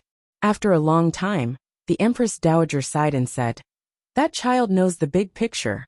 It has not been easy." Old Eunuch Hong said with a slight hiss, "Sir Fan Jr. is not bad." In the quiet and secluded little building at the back of the royal palace, the Qing emperor, dressed in a yellow robe, held his hands behind his back. He looked at the yellow-clothed woman in the painting in a daze. A moment later he quietly said, "Our son is indeed more like you. He is very proud. It is not that I don't want him to come back. It is just that he doesn't want to come back. The surname Fan is good. Back then, you and Ida used to call each other brother and sister. Just take it as following your mother's surname." A cold winter breeze blew in through the building and made the painting flutter slightly. The beautiful face of the yellow-clothed woman in the painting twisted slightly. It was as if a mocking smile rose to the corners of her lips. It was as if she was mocking the emperor's words. On the afternoon of the first day of the new year, Fan Xian sat in the carriage heading toward King Jing's manor. This was an old custom between the Fan Manor and King Jing's manor for many years. After the new year, there had to be a day chosen for the people of the two manors to gather together. Fan Xian had been away from Danzhou for 3 years, and had long gotten used to the strange, intimate relationship between his family and King Jing's manor.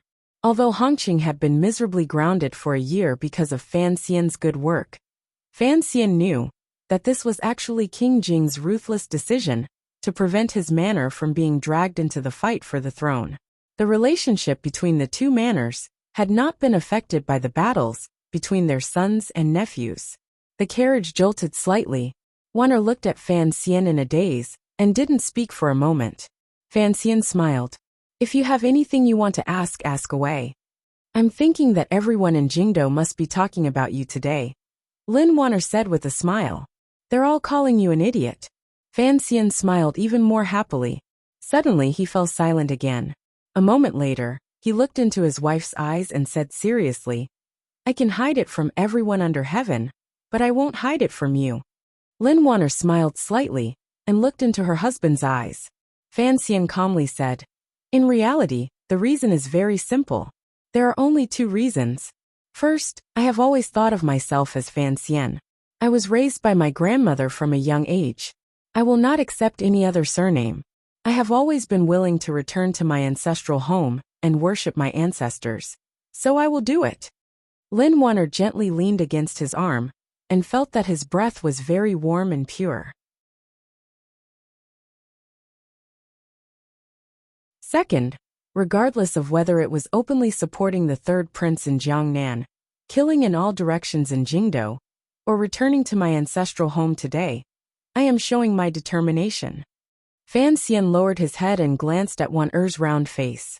Warmly he said, "Dambua shows one's determination. If one wants to go far, one must show one's determination." "What determination? Who are you showing it to?" Fan Xian was silent. He thought of the conversation he had with the emperor in the royal palace. Duke of Dambua, Duke of Danbua. "I don't want to be the emperor," he calmly said. "Of course it is for the emperor to see." Lin Wanner glanced at him worriedly. Although she didn't say anything, Fan Xian knew that she had long seen the future. It was possible that he and the Fan Manor would face a disaster of destruction. Go against the current. If you don't advance, you will fall back. If the boat capsizes, you will die. I understand this principle. Fan Xian tilted his head slightly. It seems that all the circumstances force me to fight, but the emperor has warned me, so I can only not fight. He smiled and said, "Going with the current is, in the end, more comfortable. There are not many people I am afraid of in this world. However, I am still a bit afraid of your uncle, my cheap father." Lin Wanner smiled, but there was still some worry in her smile. "But what about the future?" "The future?" Fan Xian said. "The emperor can live for at least another 20 years.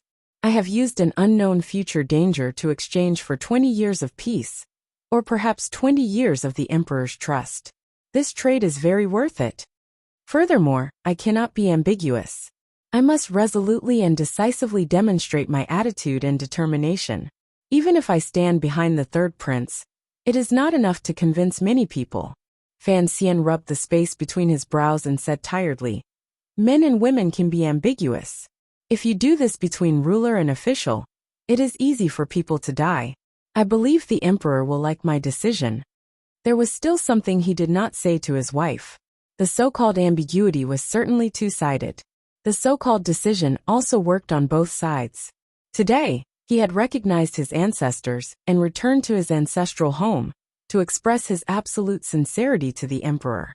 He had also seen clearly that the emperor did not want him to take over the world. This reality made Fan Xian relax slightly. After relaxing, there was a sliver of deep worry. The worry was not in the present. Instead, it was in the past. Just as Chen Pingping had confirmed that night, Fan Xian finally confirmed that the emperor had an illness and a heart disease. The carriage stopped in front of King Jing's manor. There were already all kinds of servants waiting outside, welcoming the honored guests from Fan Manor into the manor. Fan Xian led one and followed behind his father and Lady Luan. Looking around, the scenery in the manor was the same as before. However, the white gauze on the other side of the lake was not up. Thinking about it, it was winter. How could there be gauze to block out the light? However, Fan Xian tilted his head to look at the gentle Wanner beside him. He still thought of the time when he first fell in love. A slightly old, angry, joyful and complicated voice rang out, pulling Fan Xian out of this rare and brief moment of happiness. You little dog, you still know to come see me. You're tuning in to the Li Mei's Wuxia Whispers YouTube channel. We're so grateful for your support. And don't forget to subscribe to join us on this incredible journey through captivating stories. Your generosity through donations truly makes a world of difference, as it's the primary source of revenue that allows me to expand and enhance this channel for you. Thank you from the bottom of my heart for being a part of this adventure.